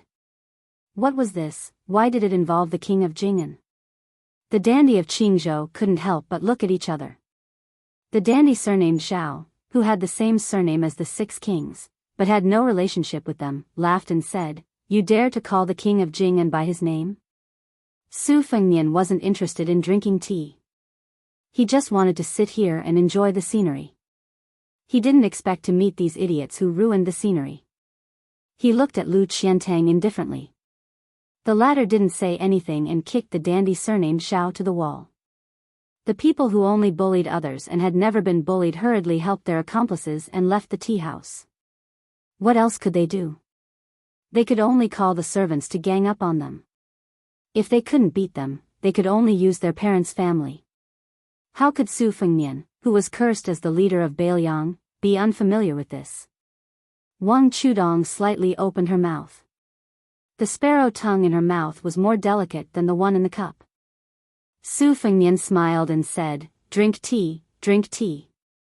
Wang Chudong, in turn, comforted Su Fengnian. She raised a bright and carefree smile and said softly, "It's okay. Even if the sky falls, my father will hold it up." The little girl seemed to have forgotten that her father had knelt in front of the dandy in front of her. Su Fengnian drank a mouthful of tea. Wang Chudong moved her little head closer and said mysteriously, "I'll take you to the lake, but you can't go back and tell my father." Su Fengnian agreed and was pulled downstairs by Wang Chudong. They went to a secluded place by the lake. The little girl stood on a rock and whistled a series of times. Su Fengnian waited and waited. After waiting for half a cup of tea's time, he still didn't see any movement. Wang Chudong was a little embarrassed. She blushed and said, "Maybe it's still napping. It's the same as me. It loves to sleep." Chapter 152. Su Fengnian saw that Wang Chudong's cheeks were swollen and red, but she still did not give up. She looked very cute. He stood on the cliff by the lake, the cool breeze brushing against his face. He was wearing a white robe with wide sleeves, and there was a red sandalwood hairpin in his hair bun. He stood with his hand on the knife, looking even more handsome. Wang Chudong carefully stole a few glances, but she always felt that she could not see enough. This girl was probably going to have her first awakening of love. She was born in a rich family where pearls were as valuable as earth, gold, and iron. Since she was young, she was the moon surrounded by stars. Moreover, the masters all said that the little girl was extremely honorable. Wang Linquan, who was strict with his family, was only obedient to this daughter. The rest of her brothers and sisters also doted on her. With so much love, Wang Chudong was able to write Spring Tea without any worries. At the time, she was only 6 years old. When she was 14, she wrote The First Snow in the East Wing, that made countless daughters of noble families shed tears. Scholars praised this poignant novel as The First Snow in the East Wing, especially at the end of the story where a girl said that she hoped all the lovers in the world would be married. Just this sentence alone was better than 1,000 books. Although it was wantonly criticized by the great scholars of Jiangnan for not conforming to etiquette and misleading children, and there were also people who suspected that this novel was written by Wang Linquan, the 10-year-old girl who did not leave the spring god lake was always so maverick. She always liked to sleep and play. When she was tired from playing on the swing, she was in a good mood, so she wrote a few hundred words of the epilogue of The East Wing. It was rumored that as long as Wang Chushue started writing, no matter how many words she wrote, they had to be sent to the palace on horseback to be handed over to the concubines who were obsessed with The East Wing. There was also a secret rumor that after Wang Chushue wrote to the death of the beauty who said the famous sentence, a concubine in the palace wrote to her with tears in her eyes, begging her to be merciful and not be so heartless. However, little Wang Chushue was not soft-hearted and firmly did not change a single word. When The Eastern Wing was finally published, it was the festive spring festival, so much so that none of the young ladies and madams in Qingzhou smiled that year. Many envious scholars, who had studied the books of the sages for decades but could not make a name for themselves, called it a once-in-a-hundred-year strange event in the literary world. A scholar who was good at writing erotic poems in the boudoir did not hesitate to consider himself half a descendant of Wang Dongxiang. He highly praised the book, Dongxiang, and said that this book described the love between men and women, and did not leave any room for future generations. That poet was in his 50s, yet he was bowing and scraping to a girl who was not even 18 yet. Naturally, he had a mixed reputation. But after such a commotion, his originally mediocre reputation did indeed grow with the help of Wang Dongxiang. It was Su Fengnian who did not understand this.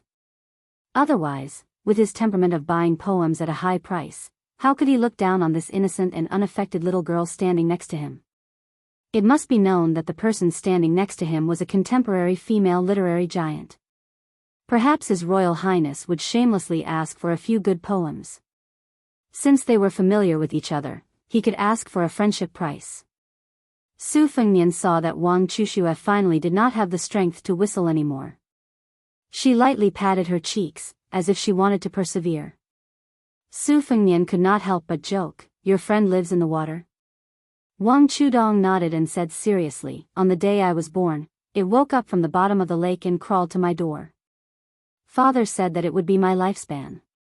When I grow up, around Qingming, I will find it to play."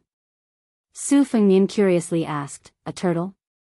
Or is it a flood dragon?" Wang Chudong blushed and said, "How could a flood dragon crawl to my house?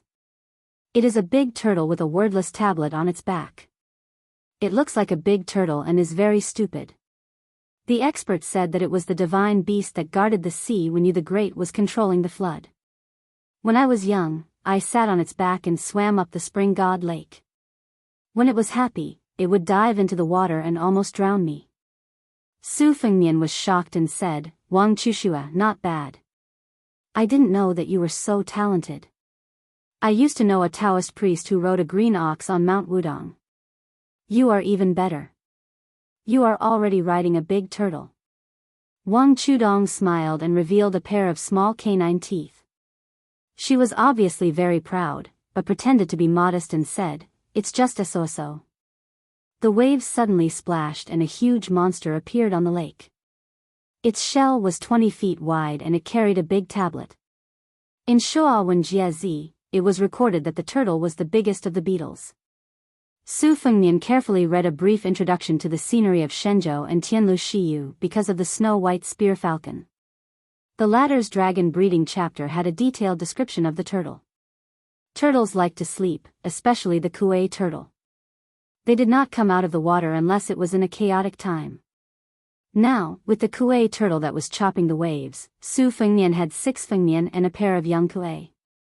As for the divine creatures that he had heard of, the top one was the red-crowned crane left by the sword immortal Lu Zhu on Mount Wudong and the black tiger that listened to Qishuangjan's scriptures for more than 10 years. Su Fengnian hugged Wang Chushua's slender waist and floated down the cliff to the turtle's back. The little girl could swing up to 3 stories high. The onlookers were all shocked, so of course they were not afraid. Su Fengnian stood on the turtle's back and thought it was ridiculous. He looked at the tablet and found it was really blank. The turtle's ancestor was so huge that it was like a small boat. Su Fengnian estimated that it would be fine even if a dozen strong men stood on it. Tianlu Shiyu mentioned that riding the Kuei turtle with a tablet could lead to the celestial mountain on the sea. The emperors of the past dynasties had spared no effort to find its trace in the rivers and lakes. The leader of the eunuchs, Han Diaosi, went to the sea to buy sandalwood. He might have the intention to find the celestial mountain. Wang Chushua squatted on the turtle's back and patted its head affectionately. She said, "Big Black, let's go play in the middle of the lake. Remember not to be seen." The turtle slowly swam in the lake, as steady as Mount Tai. Su Fengnian said softly, "Chushua, you shouldn't let other people know that you can attract the camel tablet turtle. Otherwise, it will cause trouble." Wang Chushua, who was hitting the turtle's head, turned her head and said, "You are not an outsider." Su Fengnian smiled and said, "We just met for the first time. How can I not be an outsider? I really wonder why you haven't been abducted by others until now." Wang Chushua made a face and said, "I know you are His Royal Highness, Su Fengnian. Other than the ancestors of heaven and earth, only the Great Pillar State can make my father kneel. The last one is you." "I'm not stupid." Su Fengnian was relieved. He always felt uneasy when someone was trying to please him for no reason. No matter how handsome he was, it was unlikely that a young girl would fall in love with him at first sight. If it was because Wang Linquan had been beating around the bush for more than 10 years, it would make sense. With Su Fengnian's temperament, he must have made up his mind to stay with Wang Chushua and leave Ningame and the others aside. Su Fengnian had a headache and said, "Then you dressed like that at the ferry in the morning. Did you want to prove whether that infamous His Royal Highness is really greedy for women's plump bodies?"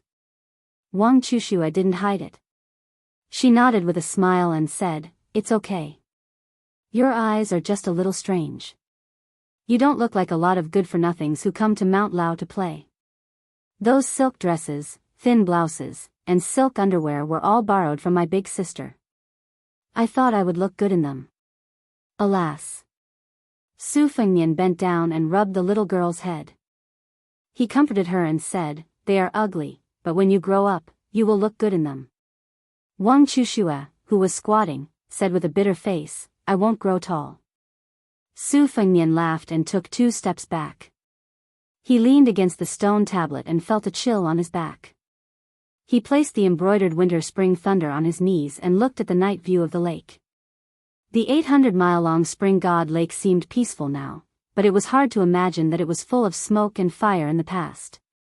Some people were heroic with their feathered fans and silk headscarves, while some were dejected and defeated dogs.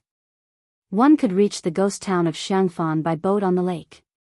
Who was the 36,050 grand ritual of the cycle for? The court only heard of the king laughing when he won, and never heard of the defeated crying. Take the girl's father, Wang Linquan, for example. If he didn't have a treasure bowl in his hand, no one would have bothered to find out that Wang Linquan was the one who led Su Zhao's horse. It was interesting to say that few people in the Bailiang army had a good ending, but those who led the horse for the butcher were mostly rich and powerful. While Su Fengnian was lost in his reverie, Wang Chushua had finished fooling around with the big turtle, so she sat facing His Highness in a daze. They sat opposite each other. He had a pair of knives on his knees, and she, who was only 28 years old, wrote, "First snow in the eastern wing," with a brush and a knife. Su Fengnian, who lived in northern Liang and had never heard of the eastern wing and the little prince's eastern wing, naturally didn't know that the character of the desolate woman in the book was the girl in front of him. Su Fengnian suddenly asked, "Wang Chushua, since you're friends with the big turtle, why didn't you hold back when you were eating the black chicken stewed with turtle? I saw that you ate the most happily at the table." Chapter 153. Wang Chushua pretended to be confused and looked to the side. She blushed and didn't dare to look at Su Fengnian in the eyes. She was so cute. Generally speaking, the bigger the turtle, the older the smaller it was. It was the best in winter, followed by spring and autumn.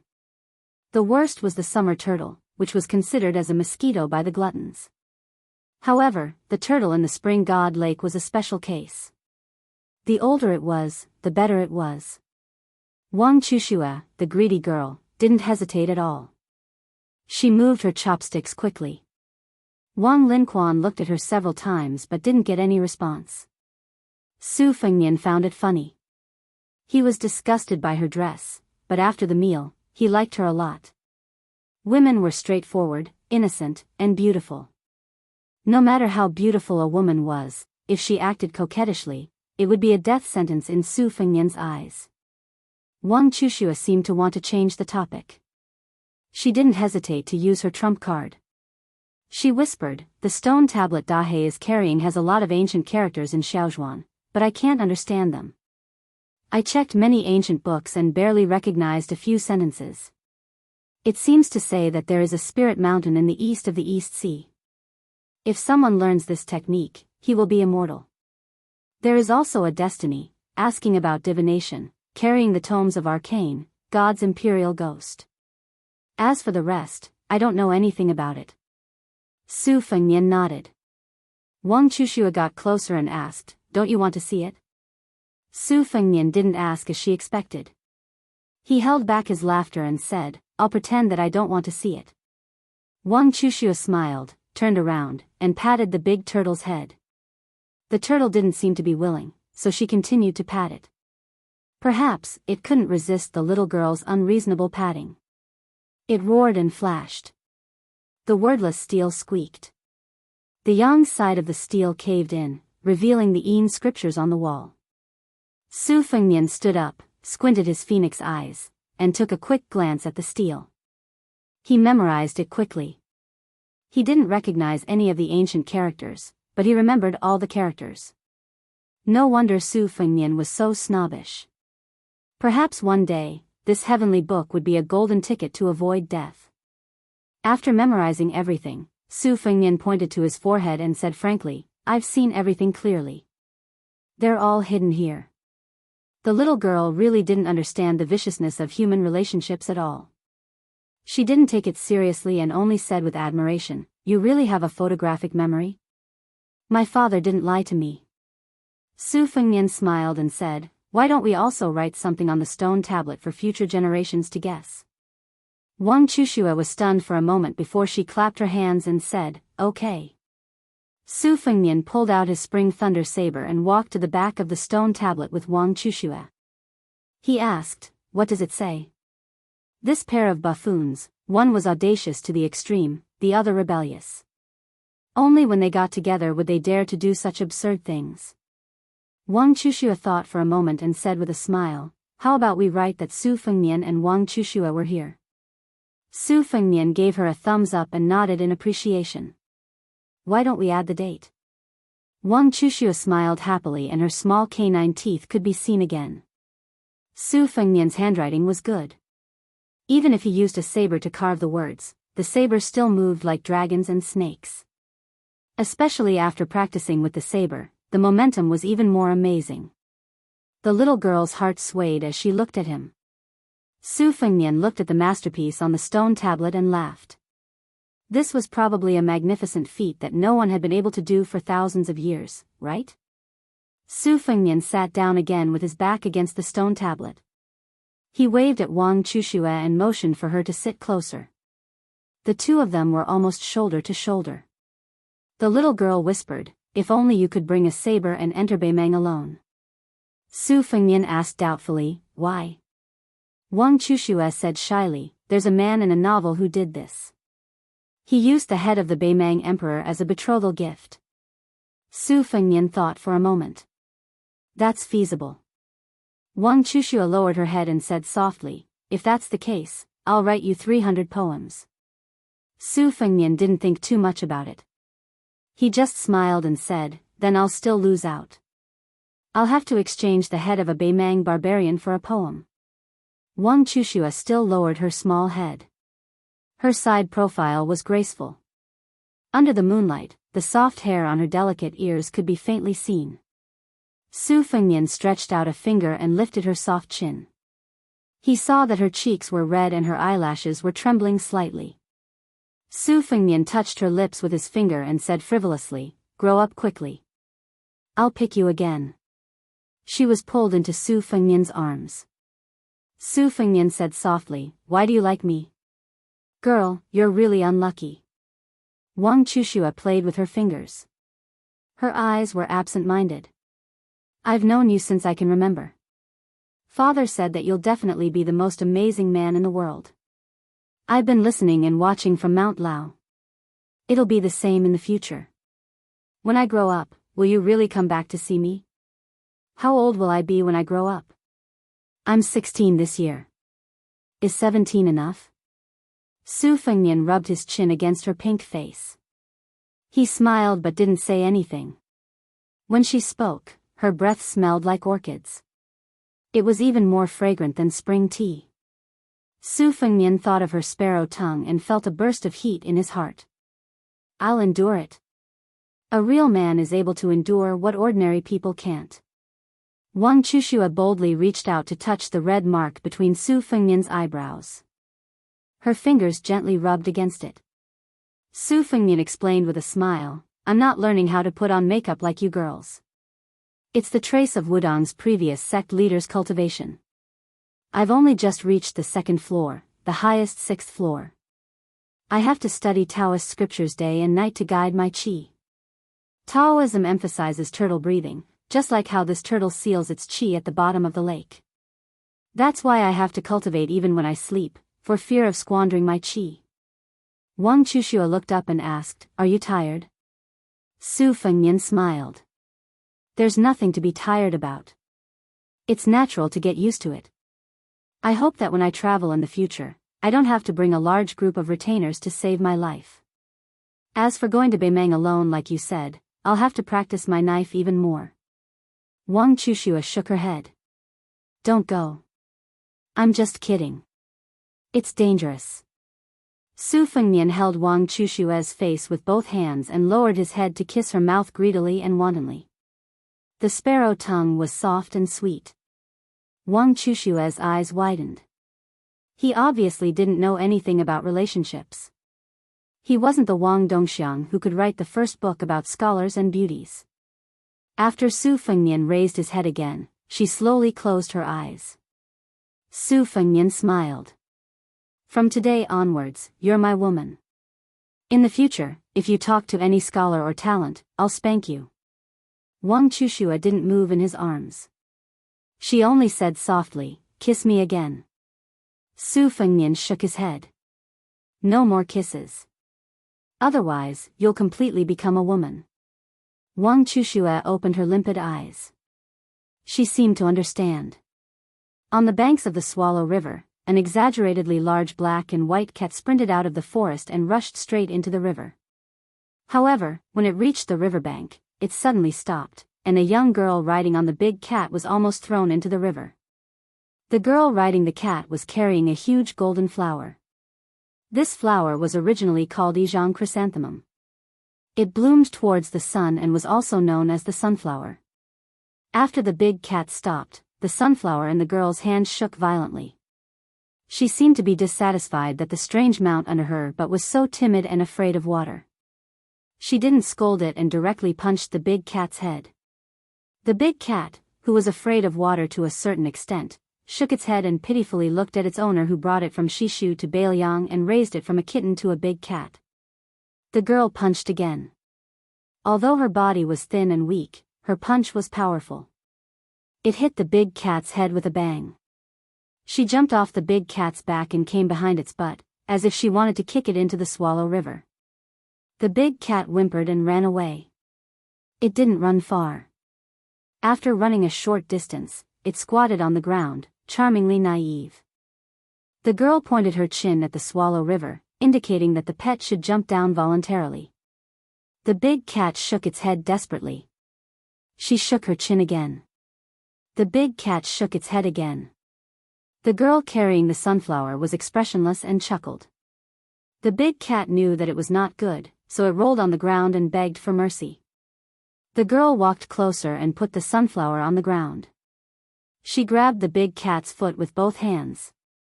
She didn't use much strength and carried it on her shoulder. She threw it over her shoulder into the center of the river. Then, she clapped her hands and picked up the sunflower on the ground. The big cat smashed a column of water into the sky in the Swallow River. After a while, the big cat, who was afraid of water, seemed to be enlightened. It flapped its forepaws and swam freely in the Swallow River. It changed various positions and was very happy. The girl jumped onto the big cat's back and sat down. She commanded the rude pet that had defeated the adult tiger Kuei in Mount Qingqing to swim to the spring god lake. She was in a good mood, so she laughed. Ha ha ha. Chapter 154. Today's 2 chapters are 8,500 words. Tomorrow's first chapter will be after 12 o'clock. Admiring the moon and admiring the lake, taking liberties with the little beauty, and also carving a string of absurd characters on the stone tablet, Su Fengnian was completely satisfied. Together with Wang Chudong, he returned to Mount Lao on a turtle. Ningame and the others felt relieved. Returning to the Wang family's courtyard, they first sent the little girl to the small courtyard door. Seeing that there was no one around, Su Fengnian kissed her again. The girl returned to the courtyard and sat on the swing. She stood on her tiptoes and gently swayed. Wang Chudong's finger was on her lips, the corners of her mouth lifted in a smile. She thought of the many things he said. If I could walk the Jianghu just by relying on my handsome appearance, this heir apparent would have been unparalleled in the world long ago. Shameless and shameless, Wang Chudong thought about it and laughed without stopping. Su Fengnian's praise of her talent was not wrong.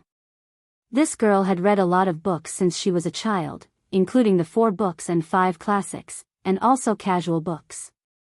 Therefore, Wang Chudong's writing was always natural. In Qingzhou, there was a custom of writing on the 2nd day of the 2nd month.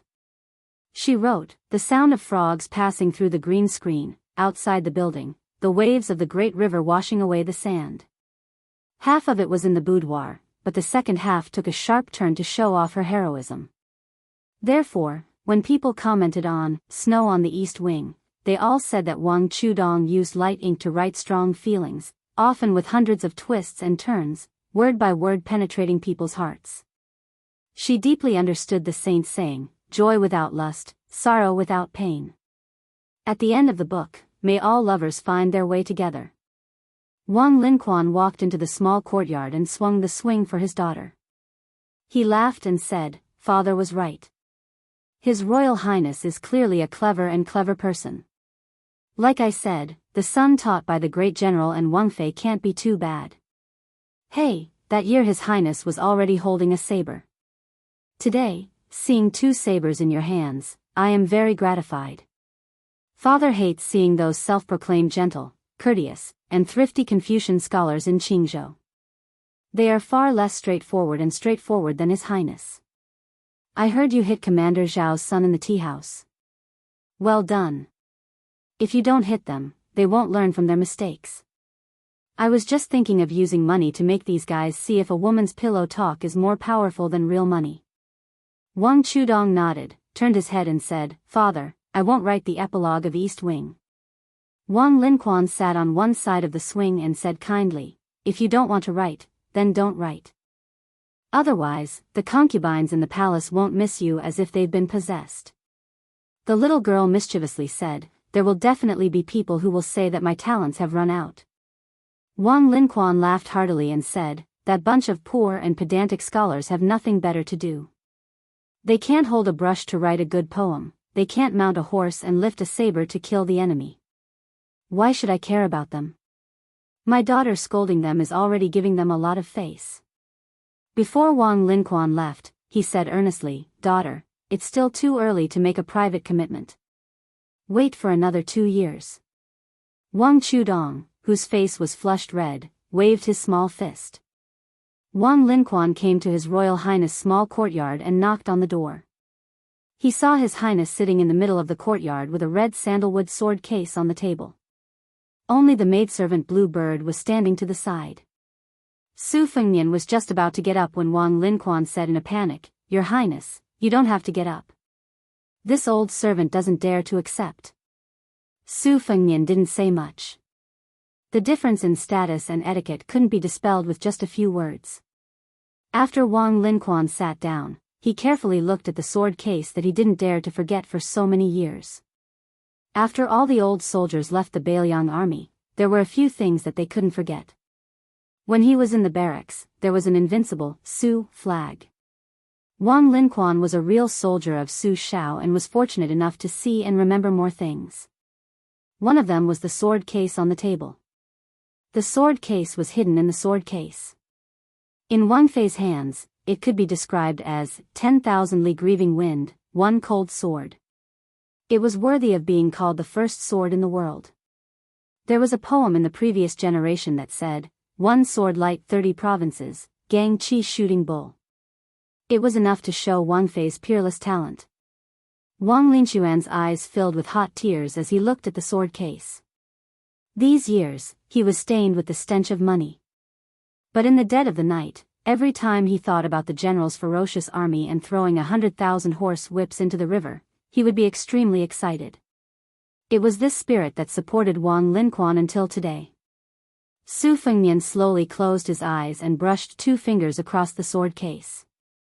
There were 18 words engraved on the sword case. It was his mother who had personally written them.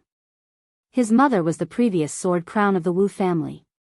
Although she had betrayed the family for Su Shao, many of the rules were still followed. After she passed away, the armored sword attendant Zhao Yute guarded the grave and buried the sword. It wasn't accurate to call it a cenotaph. The Wu family's sword tomb was fully deserving of being called a sword tomb. Cultivators did not respect the way of the heavens. Even if they cultivated until their hair turned white, they still couldn't enter the way of the heavens. So on and so forth. If a swordsman didn't respect or feel close to his sword, most likely his realm wouldn't be very high. Although Dong Tai, who had carried the great cauldron of swordsmanship for Li Chun Gang, casually carried a peach blossom branch and seemed unrestrained and not proper as an expert, Dong Tai had already made it clear that it wasn't that he disdained to carry a sword. It was just that there were very few opponents in the world who were worthy of him using a sword. Wang Xianji was one of them, and Chao Guanzi and the like were only half a match. Su Fengnian's journey this time wasn't simply to vent the resentment he'd held in for 3 years. Other than secretly drawing the geography of several thousand li, it was also to connect with Wang Linquan and the other former Bailiang subordinates. These weren't imparted to him by Su Shao, who was publicly acknowledged in the dynasty as a lovable father who never nagged Fengnian about how to act and how to conduct himself. Ren Tu only allowed His Royal Highness to cause trouble, and then happily cleaned up his son's mess. His Royal Highness had groups of retainers and death warriors under his command. Why did he have to practice the blade alone? He didn't really want to simply be a fierce general who charged and broke through enemy lines. For this kind of thing, he had a younger brother, Huang Manor, who was born with divine strength. In the future, Su Longxiang would carry the blade. Who could compete with him? No matter what, it wouldn't be Su Fengnian's turn. Was it for old Huang's sake? Did he want to retrieve the sword case at the top of Martial Emperor's city for the old servant who had lost his front teeth? Part of the reason was, but the most secretive was the most difficult thing for the Su family to let go of. Chapter 155. Before the Su family rushed to Bailiang, the Wang Fei had gone to the palace alone. At the time, there were more than a dozen first-level aces present, half of them from the inner court and half of them from Jianghu. This was a taboo that those who knew about it kept quiet out of fear. It was a secret that had been covered in the dust of history in a short 20 years. Su Fengnian knew what the old emperor was planning. If Su Shao did not have a son, so what if he was also the king of Bailiang? Su Fengnian didn't even need to be reminded of such a clumsy emperor's scheme. The 300,000 steel cavalrymen would eventually become the property of the imperial family in the future. As for the hidden aces of Jianghu, most of them had their families destroyed when the Su family rode their horses into Jianghu. Or they were the ancestors of the 10 great clans who wanted to avenge their country and family. They had dealt a fatal blow to Su Shao when he was at his peak. Was there a better way to vent their hatred? However, they had not expected that the pregnant Wang Fei would go from being a sword in the mortal world to being a sword in the mortal world. When a martial artist surpassed heavenly phenomenon and became a swordsman on land, he could no longer be measured by common sense. In the long run, both sides had suffered great losses in that battle. There was no winner. The Bailiang cavalry, who had been loyal to the dynasty, had formed an irreparable gap with the court. The Wang Fei had fallen ill and died young. Su Fengnian had a book of life and death. It recorded the names of the dozen people who had appeared in the palace that day. 1/3 of them had died suddenly, none of them from old age. Su Fengnian was already 30 years old. In the future, he would want to kill these people with his own hands. Even if he could not do it in his lifetime, it was better than doing nothing. Su Shao had not hesitated to become enemies with the entire Jianghu for the sake of the court's 100 years of prosperity. Su Fengnian wanted to flatten this Jianghu even more than Su Shao. There were always some things that did not need to be explained. Su Shao could bring him 20 years of stability. When he went out, he would be escorted by armored cavalry, and there were even death warriors in the open and in the dark. However, Su Shao would also grow old one day. Su Zhao's heart was built by fighting for the country. Su Fengnian wanted to fight for the Su family and take over the Bailiang cavalry. This was not a small matter. Bailiang valued military service and revered martial arts. If he really listened to his second sister Su Weisheng and wholeheartedly took over the army, Su Fengnian did not have the confidence. Su Fengnian had been asking himself all these years, without Su Shao, what was he? Su Fengnian subconsciously tightened his grip on his swords and exhaled a long breath. Wang Linquan recalled the past and said with emotion, when the great general pacified Western Shu, military advisor Zhao was only 10 li away from the imperial city of Western Shu. Unfortunately, he died of illness.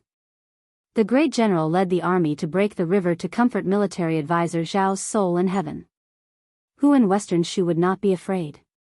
Su Fengnian said in a low voice, the Bailiang cavalry can only fight to the death. Wang Linquan nodded.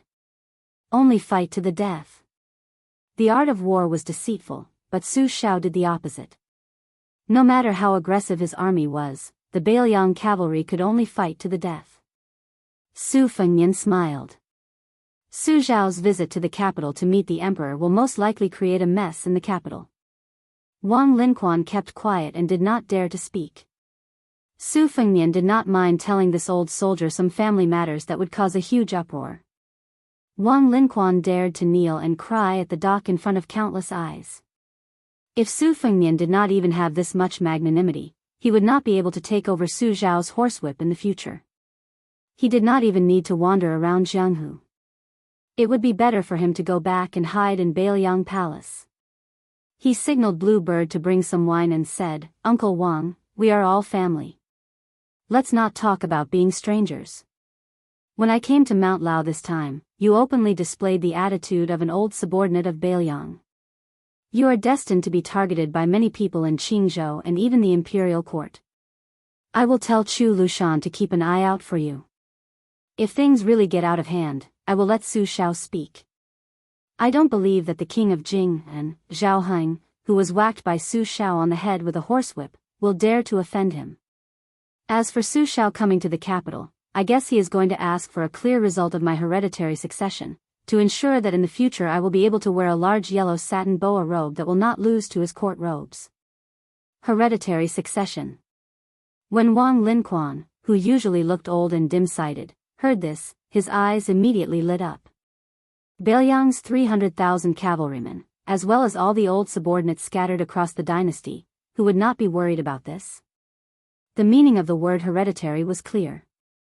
It meant that one would inherit one's father's title, salary, and land. If one did not inherit it, then it would be a question, and it would not be changed or abolished. This was because even the vassal kings of the imperial family, other than the king of Yanxi and the king of Guangling who had great military achievements, were treated as special cases. According to the vassal clan law, all of them had to be inherited according to their seniority. For example, the king of Jing and Zhao Heng's son, without great military achievements, could only inherit the title of a lower-level prince. Once Su Fengnian was recognized as hereditary by the imperial court, he would still be the king of Beiliang. This was why there was the large yellow satin boa robe. Only the 9 and 5 supreme sovereign and the 9 dragons' 5 claws could be considered an imperial yellow robe. Su Fengnian did not mind wearing the boa robe to trample the Jianghu. He just wanted to anger, scare, and beat those bastards to death. Wang Linquan only felt satisfied. At this moment, Blue Bird brought over some good wine. The old man drank a cup and wiped his mouth with a smile. Now, no one in Beiliang will dare to be dissatisfied. Su Fengnian drank all the wine in his cup and said self-deprecatingly, but I only have the ability to break through 6 ranks with one blade. I really can't show it. Wang Linquan said disapprovingly, His Royal Highness is a genius. If he really wants to practice the blade, he can easily become a first-rank expert. Su Fengnian joked, Uncle Wang, you say it so easily, but it really is not easy for me to practice the blade. Wang Linquan only cared about smiling. He silently said, Uncle Wang, a few times in his heart. This was even more heartwarming than the wine in his stomach. Wang Linquan suddenly said with a regretful expression, My 2 sons are useless. They only know how to study. They won't be able to lead your highness' horse. Su Fengnian shook his head and said, It doesn't make sense. Wang Linquan refuted His Royal Highness for the first time.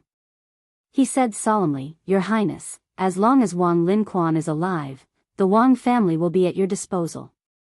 There is no greater reason in the world than this. Su Fengnian did not know how to persuade him. He raised his cup and drank the wine in the glass again.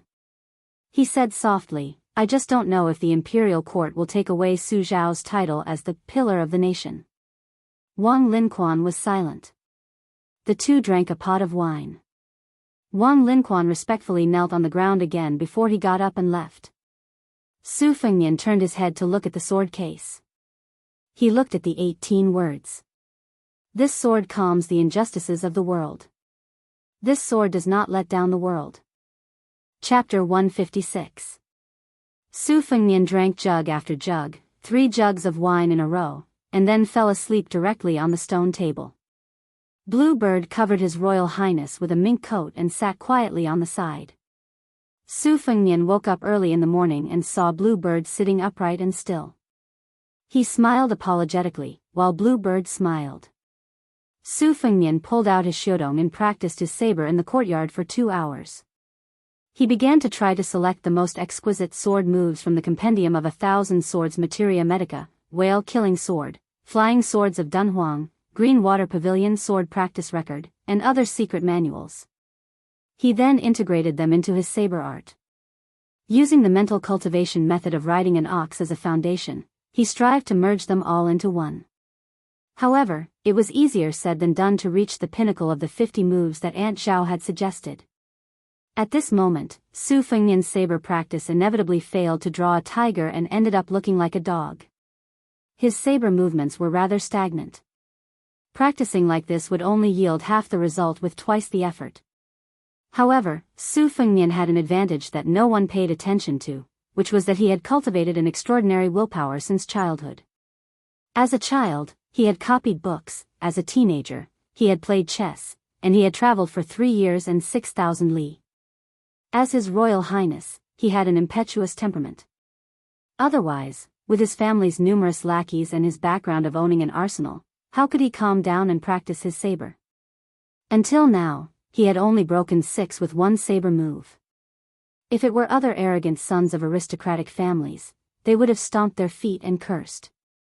After sweating all over, he returned to his room and changed into the clean new clothes that Blue Bird had bought at Qingfu's satin shop yesterday. His whole body felt comfortable. Just as he was about to eat breakfast, he saw that Wang Chudong, who slept the most in the world, was up early for the first time. She stood at the entrance of the courtyard and pinched the corner of her clothes. Su Fengnian waved his hand and they ate together. Wang Chudong ate in a carefree manner. Su Fengnian wiped away the remaining food from the corner of her mouth several times. Today, Su Fengnian was going to leave Mount Lao to go to Xiangfan, which was said to be the second Fengdu. As the breakfast neared the end, Wang Chudong's expression became more and more miserable. Even with her shrewdness, she couldn't hide it. Su Fengnian also didn't try to persuade her. After eating, he took the little girl to the white jade guanyin. When Su Fengnian told her not to see him off later, Wang Chudong was completely heartbroken. She sobbed and wiped her face like a kitten. She said vaguely, "When I grow up, remember to come back and see me." Su Fengnian flicked Wang Chudong's nose and teased, "Look, your face is covered in tears. No wonder they say that a grown girl can't be kept at home. Your father loved you for nothing." Wang Chudong, who won first place in the world, wrote in the book that the woman who loved him died. At that time, she also hid and cried secretly. However, after she was addicted to sleep, eat, and play, her tears faded. However, she didn't know that when Wang Chudong was no longer Wang Chudong and was only a young queen in the beginning of winter, not to mention parting with death, even if they were fated to meet again, it was also so heart-wrenching. She wanted to tell Su Fengnian that she might not like to sleep in the future. She wanted to ask what she should do if she missed him but couldn't see him. However, she could only cry and couldn't say anything. Su Fengnian couldn't bear to see a woman cry. He couldn't bear to hear her sobbing. He raised his voice and told her not to cry. She immediately closed her mouth obediently. Su Fengnian didn't know whether to laugh or cry. He stretched out his hands and pinched her red face. He lowered his head and touched the tip of her nose. He said softly, "Don't worry. On the way to the southeast, there will be a lot of gossip about me in Qingzhou. Just wait, there will be a surprise." Wang Chudong nodded and squeezed out a smile. "I will write a poem for you." Su Fengnian didn't take it seriously. He also promised the little girl that he would write a poem for a Beimang's head. If there really was such a day, wouldn't she be busy to death? Su Fengnian suddenly felt a little annoyed that he was too careless in leaving a mark in her heart. He remembered that Yu Yue once sang a poem, "When you're ignorant, you don't miss. Only when you miss, will you miss." Wasn't it talking about the young girl in front of him? His Royal Highness, even in the Wutong Yuan of the prince's mansion, other than Blue Bird and Sweet Potato, he didn't dare to have any feelings for the other maids. He didn't overdo it for more than 10 years. What he was afraid of was those unpredictable natural and man-made disasters. If a woman close to him withered away, Su Fengnian didn't want to bear this pain. Su Fengnian didn't know that this poem of lovesickness happened to come from Qingzhou's Wang Dongxiang's first snow. It could be said that Wang Chudong's words came true. The group of people arrived at the dock. Su Fengnian boarded the boat and sailed further and further away from Mount Lao. Yu Yue walked forward and whispered, "You don't know Wang Dongxiang?" Su Fengnian was baffled and asked, "Who?" Yu Yue smiled playfully and said, "You haven't read First Snow in the East Wing?" Su Fengnian frowned and said, "When I heard Li Hanlin say that the ending was completely dead, I didn't want to flip through it. Last time when my eldest sister returned to Liangzhou, she brought a copy of East Wing with her and forced me to read it to her. It wasn't easy for me to escape. Yu Yue lowered her head and stroked the white cat, Wu Meinyang. She said softly, that Wang family's youngest daughter is Wang Dongxiang. From the first snow, I wish all the lovers in the world will find their way together. This sentence is even familiar to Beimang. Su Fengnian whispered, no wonder. Yu Yue raised her head and said, Wang Dongxiang can not only write graceful poems. Although she has never traveled to the border, she can even write frontier poems with a special charm. I came to Liangzhou and didn't recite poems. Turns out Liangzhou is a magnificent literary work. Even the Great Pillar State praised this poem before.